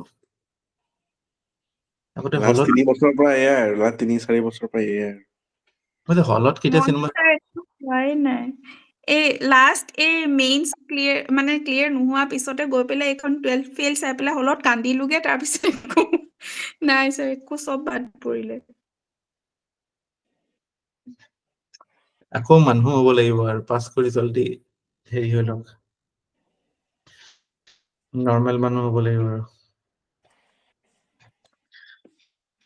ওকে লেজিসলেটিভৰ ওপৰত কেনেকুৱা ইম্পেক্ট পৰে so during emergency parliament becomes empowered to make laws on any subject in the state list that is the first thing but এটা কথা মনত ৰাখিব national emergency stateৰ executive suspend নহয় legislature suspend নহয় they exist but stateও ল বনাব পাৰে কিবা এটা সাবজেক্টৰ ওপৰত সেন্টাৰেও ল বনাব পাৰে যদি সেন্টাৰে বনাইছে এটোৰ ওপৰত তেতিয়া হলে ষ্টেটৰ লটো সাবসাইড হৈ যাব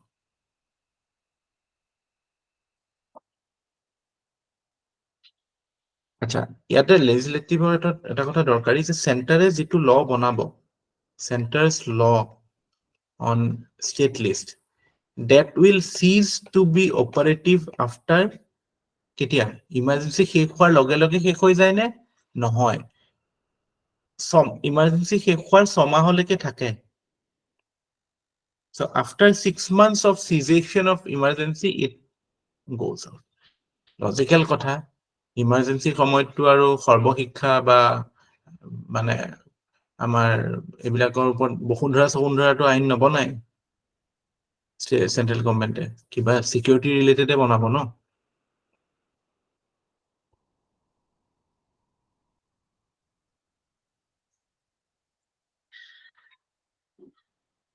তাৰপিছত ফাইনান্সিয়েল ৰিলেশনটো কেনেকুৱা হয় ফাইনান্সিয়েলটো এনেও গোটেইটো সেন্টাৰৰ হাততে থাকে but still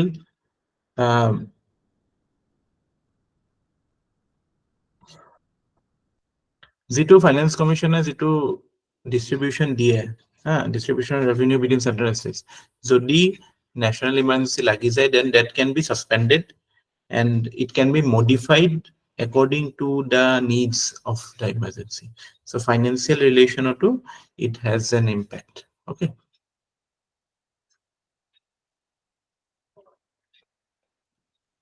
আৰু এটা কথা হয় যেটো কন্ট্ৰোভাৰ্সিয়াল হৈছিলে the life of the Lok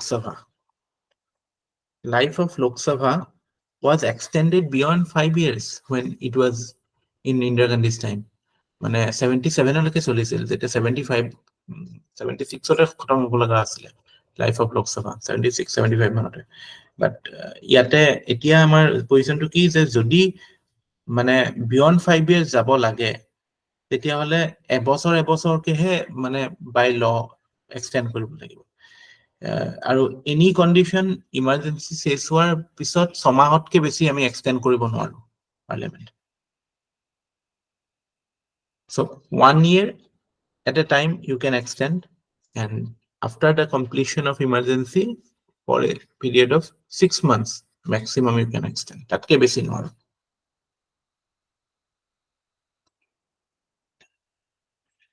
ঠিক আছে।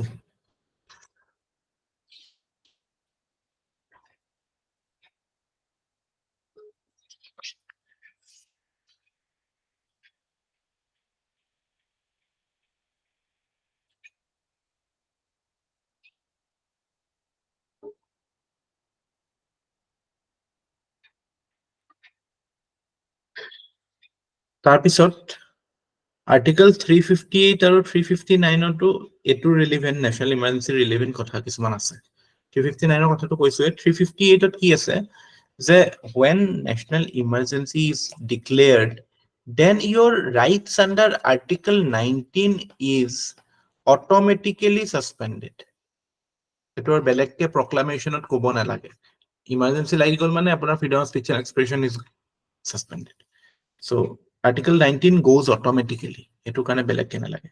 কিন্তু 359 কি কৈছে যে suspension of other rights মানে 19 বাহিৰে তাতো 20 আৰু 21 নোৱাৰে। 20 আৰু 21 টো কৈছে protection in respect of conviction আৰু life। এই দুটাৰ বাহিৰে বাকি বিলাক কৰিবলৈ হলে হেকিটা proclamation orderটোত মেনশন থাকিব লাগিব।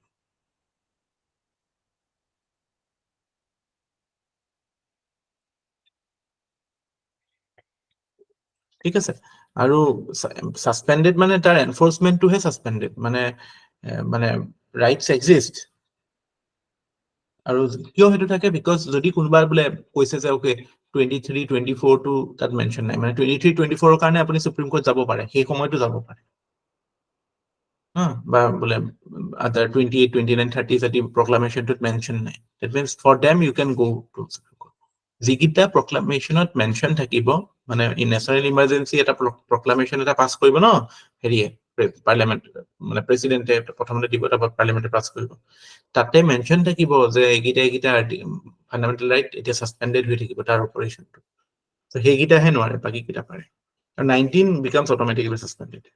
In fact after 44th amendment 19 ক্ষেত্ৰটো মানে হেৰি এটা হেৰি আনিছে যে 19 টো সাসপেন্ড হ'বলৈ হলে war বা external aggression হ'ব লাগিব। এই ইন্টাৰনেল ডিস্টারবেন্সত নহয়। ঠিক আছে। So these are basically everything related to article 352. Nothing more to add. গোটেইখিনি কথাই গম পালো। আমি প্ৰথমতে কি হয় কেনেকুৱা প্ৰসিডিউৰ হয় ফলো তাৰপিছত কেনেকৈ আমি ৰিভোক কৰিব পাৰো আৰু তাৰপিছত what are its impact on the center state relation in terms of legislative executive and financial আৰু judiciary impact নাই। Judiciary stays as it is. High Court to function bole Supreme Court koribo hetu hobo pare niki noare because we do not have a federal judiciary na. I hope you know our judicial system is integrated. Center state of federation ase kintu Supreme Court High Court majot federation nai to. High Court is integrated hierarchical hoy no. High Court to directly subordinate to the Supreme Court. But central government or state government is not subordinate to the central government na. So hetu kane high court or upor eko impact nai। বুজি পাইছে না আপুনি কিবা এটা নয়নে কিবা এটা হাই court related কিবা এটা কথা কৈছিলে এটো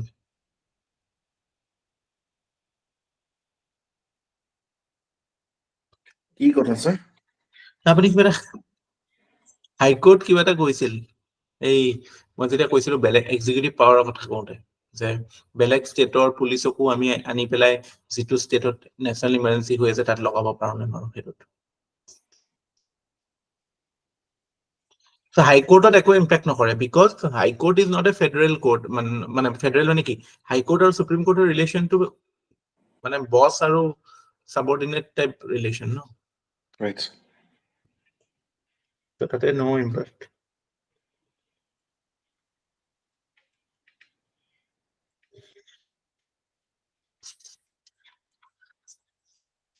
তাৰপিছত আমাৰ আহি গ'ল প্ৰেসিডেন্টস rule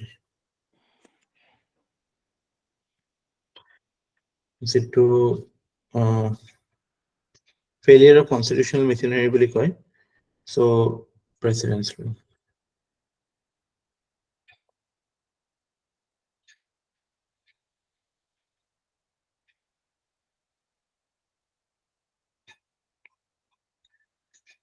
Precedence rule. That is Article 356. 356 ত আছে 356 ত আছে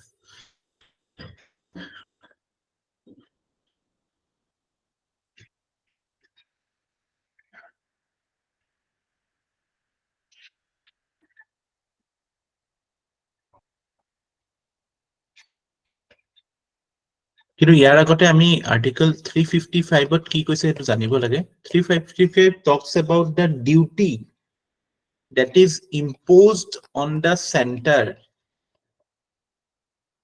Key duty to ensure that government of any state is carried on in accordance with the provisions of the constitution.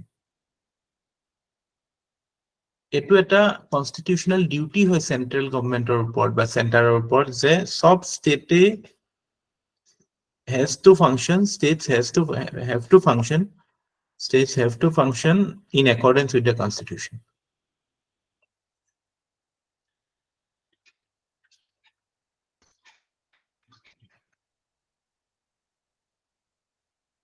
ঠিক আছে তাৰ উপৰিও it is a duty to protect against external aggression হেতু কাৰণে national emergency আমি লোকালিও দিব পাৰো হেতু হয় বাট এটুৰ ক্ষেত্ৰত যেহেতু এটো আমি কনস্টিটিউশনাল মেশিনাৰী ফেইলিয়াৰ কথা কৈছো so we talk about the fact that it is the duty upon the state center to ensure that state is functioning in accordance with constitution. That is the basic idea.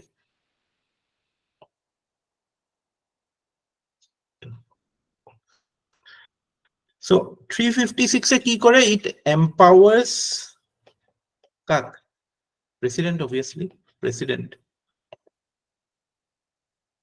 কি কৰিব president president will issue a proclamation কেতিয়া যেতিয়া when he is satisfied satisfaction to কেনেকে ensure কৰিব by communication from the governor the state government cannot be carried on based on the existing provisions of the constitution. ঠিক আছে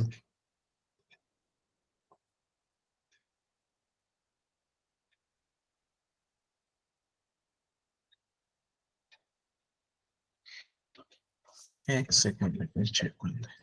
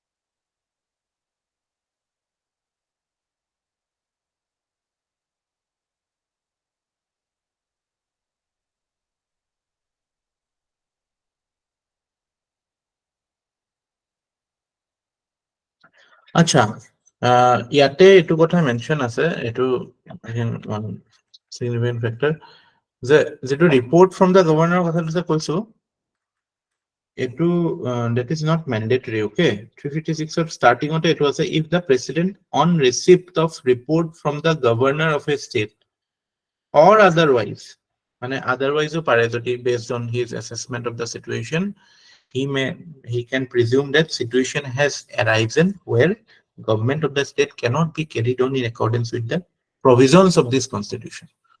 So the president will issue a proclamation. So that is how the president rule gets activated. Okay.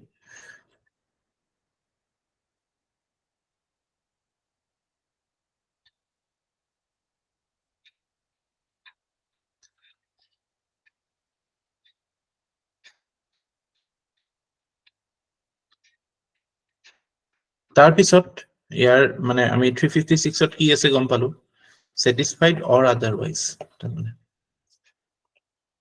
otherwise satisfied মানে by a report obviously by a report of governor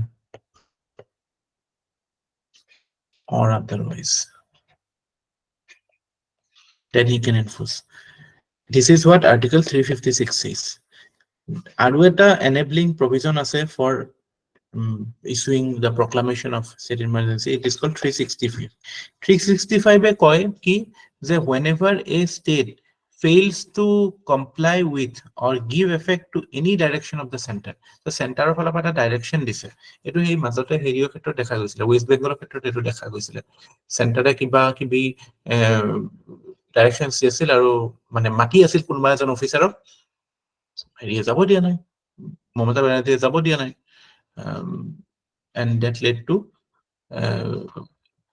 মানে এটো question উঠিছিল যে 365 impose কৰিব পাৰি নেকি না 365 প্ৰেসিডেন্ট ৰুল দিব পাৰি নেকি yes exactly so হেতু এটা হেতু কৰিব লাগে even if the government is of different party it is a constitutional mandate that whenever a মানে logical or legal মানে direction is given by the center you have to follow it so যদি direction follow নকৰে 365 হেতু simple কথা কৈছে যে state failing to give effect to any directions of the center directions of center যদি follow কৰা নাই then it will be lawful for the president to hold that president rule দিব লাগে ঠিক আছে তাৰ পিছত what are the aspects related to president rule president যেতিয়া দিব within a period of 2 months আগতে 1 month আছিল এটো যেহেতু হিমান মানে সিভিয়াৰ নহয় compared national emergency to life and ডেথৰ ইস্যু হৈ যায় ইয়াত to life and death issue নহয় generally speaking so president rule মানে কনস্টিটিউশনাল মেচিনারি ফেইলিয়ার কথাতে হয় সো উইদিন 2 months এটা টাইম দি ঠিক আছে সো আমাৰ এই মণিপুৰৰ ক্ষেত্ৰতে এটো লাইভ এক্সাম্পল যেতিয়া বহুতে আকৌ কৈ আছিল প্ৰেসিডেন্ট রুল দিব লাগে কিন্তু actually president rule will not be that effective compared to national emergency. President rule like কি হবো government suspend হবো এৰি হবো তো মেইন কথা কি centrally পুৰা কন্ট্ৰোল হবো লাগিছিল কোনো হলে প্ৰেসিডেন্ট ৰুল দিব পাৰিলে হয় এটো এটা মানে নেক্সট বেস্ট অপশন আছে so within 2 months from the date of its issue it has to be approved আৰু again second কথা হৈছে যে it continues for a period of 6 months 6 months হলে চলে আৰু extended and cannot be extended মানে limit is 3 years limit is 3 years তাতে indefinitely আছিলে হেডিটো national emergency but here it is 3 years আৰু third কথা approval by both the houses similar to আমাৰ এইটো হইতে national emergency it is similar and it has to be approved like constitutional amendment bill is etat pass hoise etut pass নহলে নহব it has to be by both the houses yeah sir 2 months or কথাটো কি কলে আকবাৰ repeat কৰি দিব নেকি মানে national emergency ক্ষেত্ৰত প্ৰেসিডেন্টে যেতিয়া ডিক্লেয়াৰ দিয়ে তাৰ এমাহৰ ভিতৰতে পাৰ্লিমেন্টে এপ্ৰুভেল দিব লাগে দুইটা হাউসত স্পেশাল মেজৰিটি দি পাস কৰি কিন্তু প্ৰেসিডেন্ট ৰুলৰ ক্ষেত্ৰত এক মাহ নহয় 2 মাহৰ ভিতৰত এপ্ৰুভেল দিব লাগে ঠিক আছে আৰু that too by simple majority মানে ইমাৰ্জেন্সি হক এবিলাক বস্তু আলটিমেটলি legislative approval নোহোৱাকে কৰিব নোৱাৰে it is not a executive action purely legislature approve কৰিব লাগিব because we are a parliamentary democracy আৰু beyond 1 year extend কৰিবৰ কাৰণে you need time to time মানে হেৰি কৰি থাকিব লাগিব no beyond sorry প্ৰথমটো 6 মাহলে থাকিলে 6 মাহৰ পিছত আমি যেতিয়া ম্যাক্সিমাম কলো যে 3 বছৰলে কিন্তু তাতো এটা কন্ডিশন আছে এবছৰৰ ওপৰত যদি আমি এক্সটেন্ড কৰিব লাগে তেতিয়া হলে দুটা কন্ডিশন ফুলফিল হ'ব লাগিব if you want to extend beyond 1 year. এতিয়া পাৰিব দুটা কন্ডিশন প্ৰথম কন্ডিশনটো হৈছে যে national emergency must be in operation. Says it situation is dire, so state emergency will continue. Second কথাটো হৈছে কি যে election commission of India must certify that general election cannot be held. Can't be held.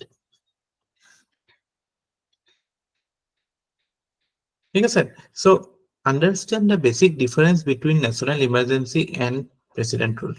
National emergency to amar law and order threat, security threat, life threat thake. Kintu president rule hebilak threat nathake. That threat to hoise amar detu constitutional scheme of governance that is under threat, because constitutionত যেনেকে state খন চলিব লাগিছিল, ৰাজ্য এখন যেনেকে চলিব লাগিছিল তেনেকে যেতিয়া নচলে তেতিয়া president rule. So natural কথা তাতে আমি মানে আৰু এক্সট্ৰা মানে এইবিলাক provision আনিম যাতে এই বস্তুটো কন্টিনিউ হৈ নাথাকক, কাৰণ there is every chance that this provision will be misused by center to ensure that a pliable government is operating in the states. আৰু এটো আমি rampantly দেখা পাওঁ till SR Bomai case in 1990. তেতিয়ালৈকে আমি যদি দেখা পাওঁ যে every state in India has faced national emergency, president rule. Because এটা সময়টো এনেকুৱা আছিল সেন্ট্রাল গভর্নমেন্ট চেঞ্জ হলে গুটেখিনি যিখিনি অপজিশন রুল স্টেটত সবতে প্রেসিডেন্ট রুল দিতি শুনিছা নাই এইবিলাক কথা হেতু কাৰণে হেবিলাক নকৰিবৰ কাৰণে সেফগাৰ্ডস আনিছো যে এবছৰত ম্যাক্সিমাম তাতে কৈ দিছো যে এটা জম্মু এন্ড কাশ্মীৰত we cannot extend the president rule beyond 3 years. এটা ইউটি কৰি দিলে হেতু এটা বেলেগ ইকুয়েশন হৈ গল, কিন্তু স্টেট এখন হৈ থাকিবলে কৰিলে you cannot extend it beyond 3 years. Second কথা এক বছৰৰ ওপৰতো যদি এক্সটেন্ড কৰিব লাগে তেতিয়া হলে দুটা কন্ডিশন মিট হ'ব লাগিব। প্ৰথম কন্ডিশনটো হৈছে national emergency must be in operation in all of India or any part, আৰু তাতো second condition হৈছে election commission of India should give a certificate যে election পাতিব নোৱাৰি for some difficulties. So ultimately কথাটো কি আছে, you are making it difficult to continue president rule, but still যদি continue হয় তাৰমানে cause to genuine হ'ব লাগিব। Just for your political gains you cannot bring in this thing. So এইবিলাক safeguards আছে।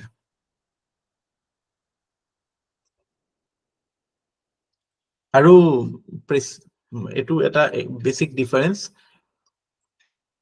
ন্যাশনাল ইমাৰ্জেন্সি যদি ৰিভোক কৰিব লাগে এটাটো কলো যে ডাইরেক্টলি প্রেসিডেন্টে পারে উইদাউট পার্লামেন্টারি অ্যাপ্রুভেল, অর লোকসভায় পারে মানে on its own under certain conditions. কিন্তু প্রেসিডেন্ট ৰুলটোৰ কাৰণে কোনো পাৰ্লামেন্টাৰি অ্যাপ্ৰুভেল নালাগে ৰিভোকেশনৰ কাৰণে। It can be done by the president at any time.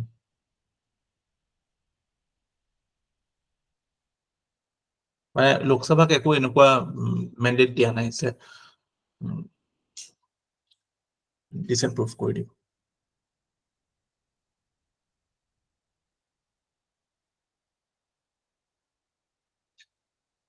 So এতিয়া আমাৰ national president ruler ক্ষেত্ৰত আমাৰ question basically আহে consequences ওপৰত। What are the consequences or what scenarios are created by president rule? Consequences of president rule.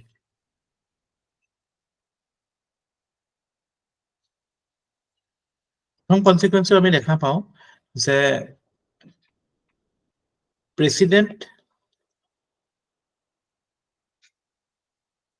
takes up the functions of the state government. Functions of state government. And the governor. Governor upor jikhini power vested ase aru state government upor jikhini ase tate ahise. Tar pisot next ki kore, the president will declare that the powers of the state legislative assemblies will be transferred to the Parliament of India. So all the legislative powers will be executed by or exercised by the Parliament.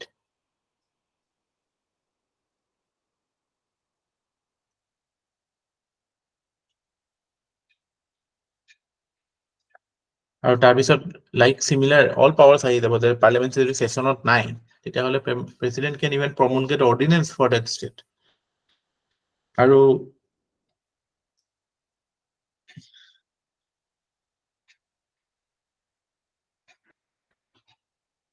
এই যে state লেজিসলেচৰটো suspend কৰে এটো নকৰিবও পাৰে কিছুমান ক্ষেত্ৰত generally দেখা যায় যে স্টেট এক্সিকিউটিভ ইজ মানে removed and the legislature is suspended আৰু এই যে পাৰ্লিয়ামেন্টক যে পাৰ্লিয়ামেন্টলে পাৱাৰটো আহি যায় ইন প্ৰেক্টিস কি কৰে জানে in practice what happens is parliament delegates the power to make laws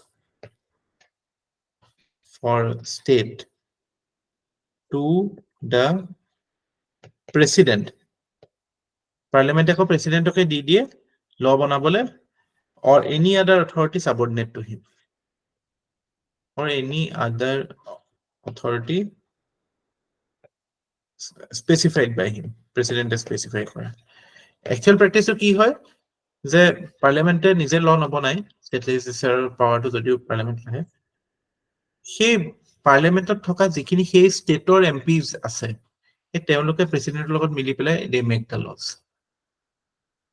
পাইছে না সো হেতু কাৰণে এটো প্ৰেসিডেন্টস ৰুল বুলি হেতু কাৰণে কয় because president becomes the but in you should be always mindful of Article 74 while talking about president because president will only act as per aid and advice of the Council of Ministers.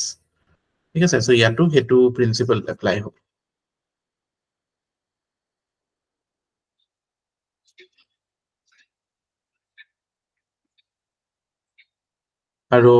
Again, it is subject to judicial review after SR Bomai case. There has been because of improper use of 356, it is now subject to judicial review. Tibilak law bone, unlike national emergency laws, which cease to operate 6 months after the discontinuation of emergency, yate enuka kono kotha nai. It can continue forever. Jodi bisare state hoyto hetu amend kori pisot change koribo pare. ঠিক আছে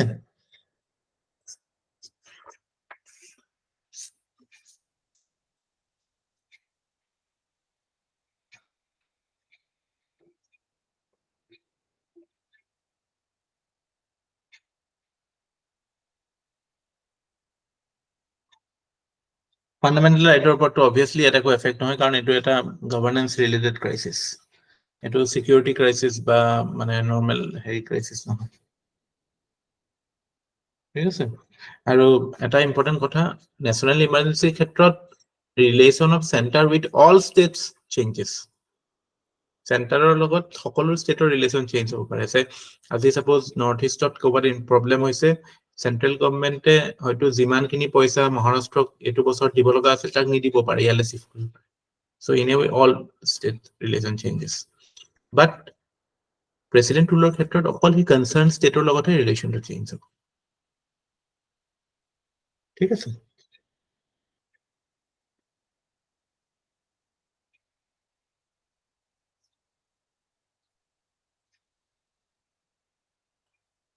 এই যে judicial ৰিভিউৰ subject to judicial review এটো 44th এমেন্ডমেন্টত আহিছিল তাৰ পিছত 1994ত এটা ফেমাস এসআৰ বোমাই কেছ আহিছিল এসআৰ বোমাই কেছ 1994 সো তাতে কিছুমান সেফগাৰ্ডস দিয়া হৈছিল যাতে ইম্প্ৰপাৰ ইউজ নহয় যেনেকে এগেইন তাতে এটো কথা কৈছিল যে imposition is subject to judicial review on the ground of mala fide কি জানে ন যে আমি কওঁ যে দেৰ ইজ টাৰ্ম কল মেলাফাইডে আৰু বনাফাইডে এটো গুড ইন্টেনশন এটো ব্যাড ইন্টেনশন ৰিজাল্টটো হয়তো নেগেটিভ হ'ব পাৰে এটোটো পজিটিভ হৈ যাব পাৰে বা নেগেটিভ হ'ব পাৰে এটোত পজিটিভ হৈ যাব পাৰে কিন্তু মেলাফাইডে in টাৰ্মস of Euro intentions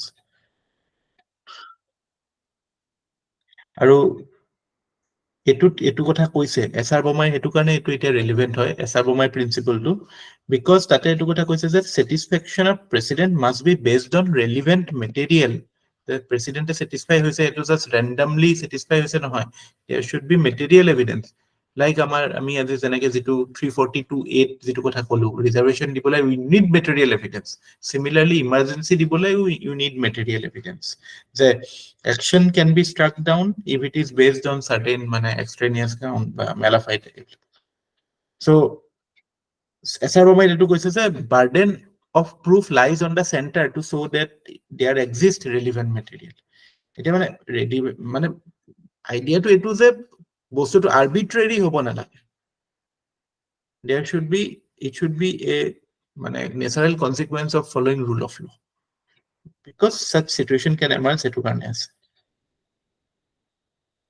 in fact এনেকুৱাও হৈছে যে যত মানে কোৰ্টে ডিম কৰিছে পিছত যে the proclamation is unconstitutional then court has the power to restore the dissolved government dissolved assembly বা dismissed state government to revive কৰিব পাৰে আমি এটা এক্সাম্পল দেখিছিলো এনেকুৱা উত্তৰাখণ্ডত হৈছিল 2016 ত তাকে dismiss হৈছিলে state executive but later Supreme Court found that the proclamation was unconstitutional similarly আমি আমাৰ অসমৰে জেপি ৰাজখোৱা কোট কৰিছিলে অৰুণাচলত কৰিছিলে ন you remember JP Rajkhowa Arunachal proclamation that was again revoked. So tato etu kotha koy bomai case to state legislative assembly should be dissolved only after parliament has approved the presidential proclamation. Tar tetialeke suspended hoti bole ei dumah period to bitorte lokalok bole aji president declare korile emergency kaile suspend kori dibo na lage only after parliament has approved the presidential order or the declaration of emergency, only then your state government should be dismissed.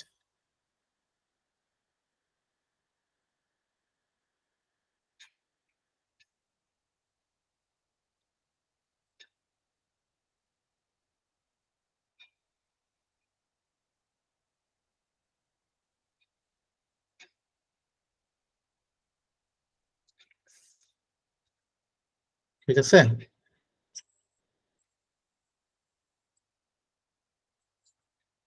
so এইবিলাক কিছুমান proper improper user কথা আছে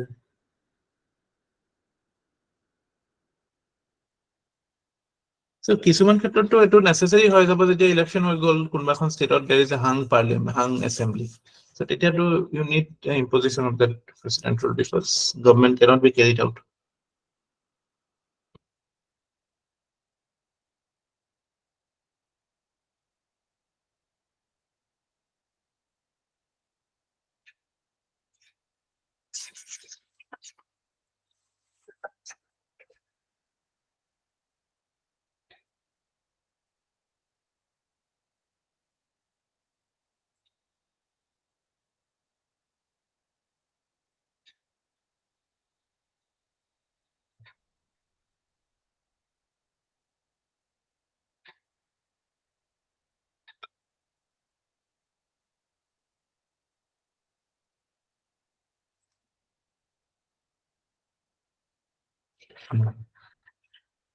So that is it about president's rule. Question generally ahe apunar ebilak area pra the president যেটো delegated power পায় এটো লৈ পেলাই what is the impact on the state assemblies is it immediately dismissed or তাৰপিছত Acer বমাই কেছটোৰ ওপৰত আহে question কেতিয়াবা তাৰপিছত 365 ৰ ওপৰত আহে আৰু 356 ৰ ওপৰত আহে 355 ৰ ওপৰত আহে ঠিক আছে the fact that it has no impact on fundamental rights eto kothao ahe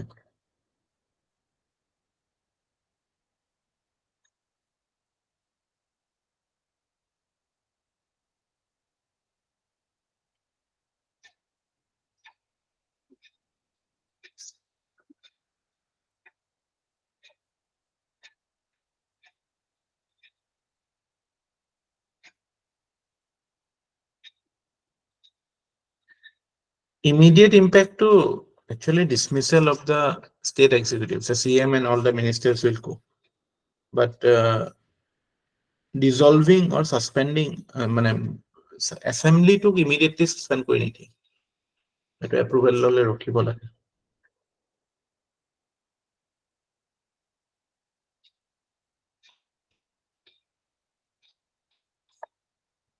State Legislative Assembly should be dissolved only after Parliament has approved the presidential proclamation. Until such approval is given, the President can only suspend the Assembly. তাৰপিছত আহি গ'ল আমাৰ financial emergency. Financial emergency ইণ্ডিয়াত কেইবাৰ লাগু হৈছে?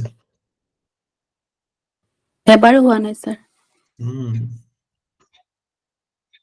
তো হোৱা নাই, ইমান ভাল লাগে আমি। ইমান মানে ইছ্যু কেতিয়াও হোৱা নাই ন? ফাইনেন্সিয়েল ইমাৰ্জেঞ্চিৰ ওপৰত কুৱেশ্যন আহে, মেইনছতো আহে, কাৰণ চবেই ইগন'ৰ কৰে ন ফাইনেন্সিয়েল ইমাৰ্জেঞ্চি, চবেই নেশ্যনেল ইমাৰ্জেঞ্চি আৰু প্ৰেচিডেণ্ট ৰুল পঢ়ি পেলাই চেপ্টাৰটো ক্লোজ কৰি দিয়ে। চ' আৰ্টিকল 360, এগেইন আৰ্টিকল 360 কি হয়? It empowers the president, obviously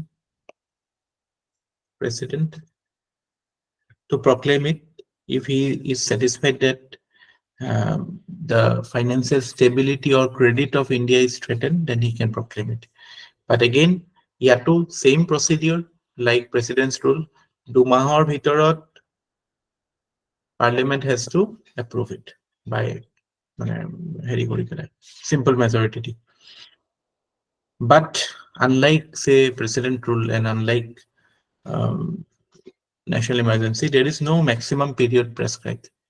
That to samahar more approval lage. Yat kimaনৰ more approval lage. President rule এবছৰ নেকি না ছমাহ?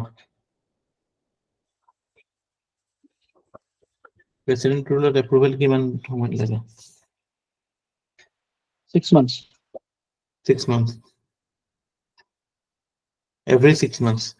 President rule আৰু national emergency 6 months লাগে, কিন্তু ইয়াতে হেনেকুৱা নাই। Proclamation if approved by both the houses, then it stays for long.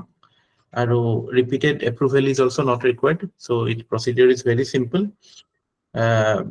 আৰু resolution approving can be passed by both the houses by simple majority like president's rule. It can be revoked at any time. It is subject to judicial review. Similarly, subject to judicial review, revocation anytime, simple majority lage, repeated parliamentary approval na lage, no maximum period, ebilake kotha. Kino question ebilakot nahe, question to kihot ahe? What are the effects? Effects ki hoy? Effects of financial emergency, consequences ki hoy? Prothom to hoise je again, like national emergency, here also the center gets the authority to give directions to the state. Ki khetrot se paisa olop hisabot khoros koribo, to ensure that financial propriety, mane appropriateness is maintained as specified in directions. So president in a way financial prescriptions dibo pare, prothom kotha mane executive authority hisabe.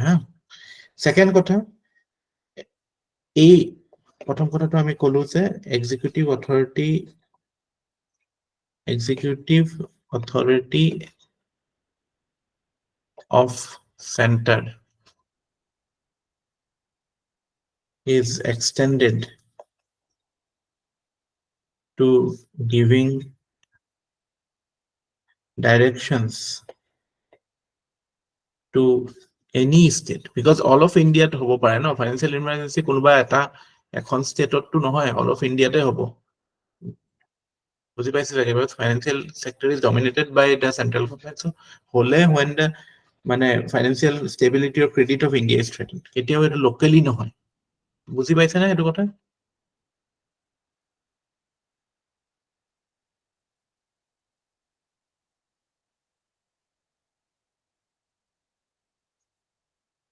Financial stability or credit of India. Finance is controlled by center, so obviously centrally problem hobo lagibo. So in order it can give directions to any state to observe financial discipline. Anybody go by? Tabisot এটোৰ practical ইম্পেক্টটো এনেকুৱা হ'ব পাৰে যে reduction of চেলাৰিজ, আপোনালোকৰ দৰমহা চৰমহা কমাই দিব পাৰে।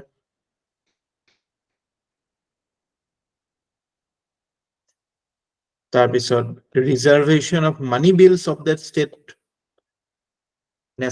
মানে এনেকুৱা ডাইৰেকশ্যন দিব পাৰে যে গভৰ্ণৰৰ হাতততো অপশ্যন 4টা আছে, আনলাইক প্ৰেচিডেণ্টৰ 3টা থাকে, গভৰ্ণৰৰ 4টা অপশ্যন থাকে যে বিল এটা আহিলে একচেপ্ট, উইথহোল্ড, মানে return or reserve it for president under 200 article. So' reserve কৰিব পাৰে প্ৰেচিডেণ্ট মানি বিল বিলাক, যে সব চেক কৰিব, কোনোবা ষ্টেটে কিবা এটা মানি বিল পাছ কৰিছে, সব চেণ্টাৰে বা প্ৰেচিডেণ্টে চাব।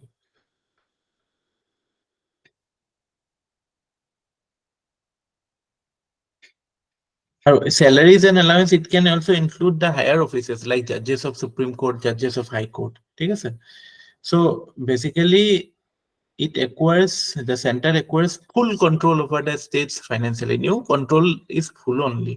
There is hardly any separate power. It is GST ahar pato bahut khetrot to mane again power of center has increased manifold.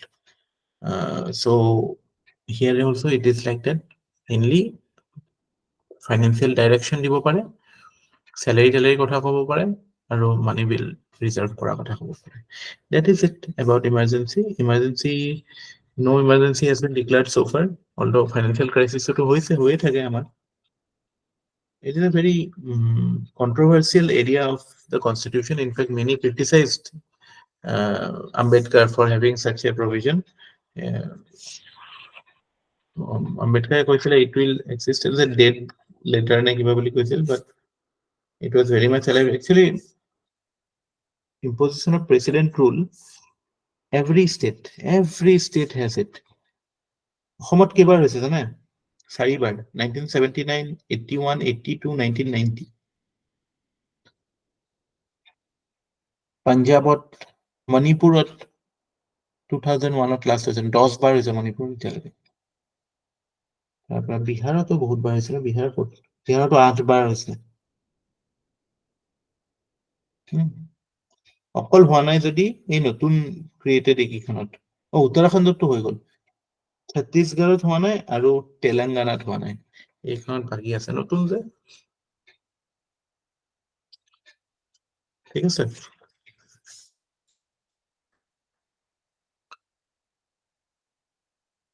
Okay, okay sir. তো গুড নাইট দিব পাৰি।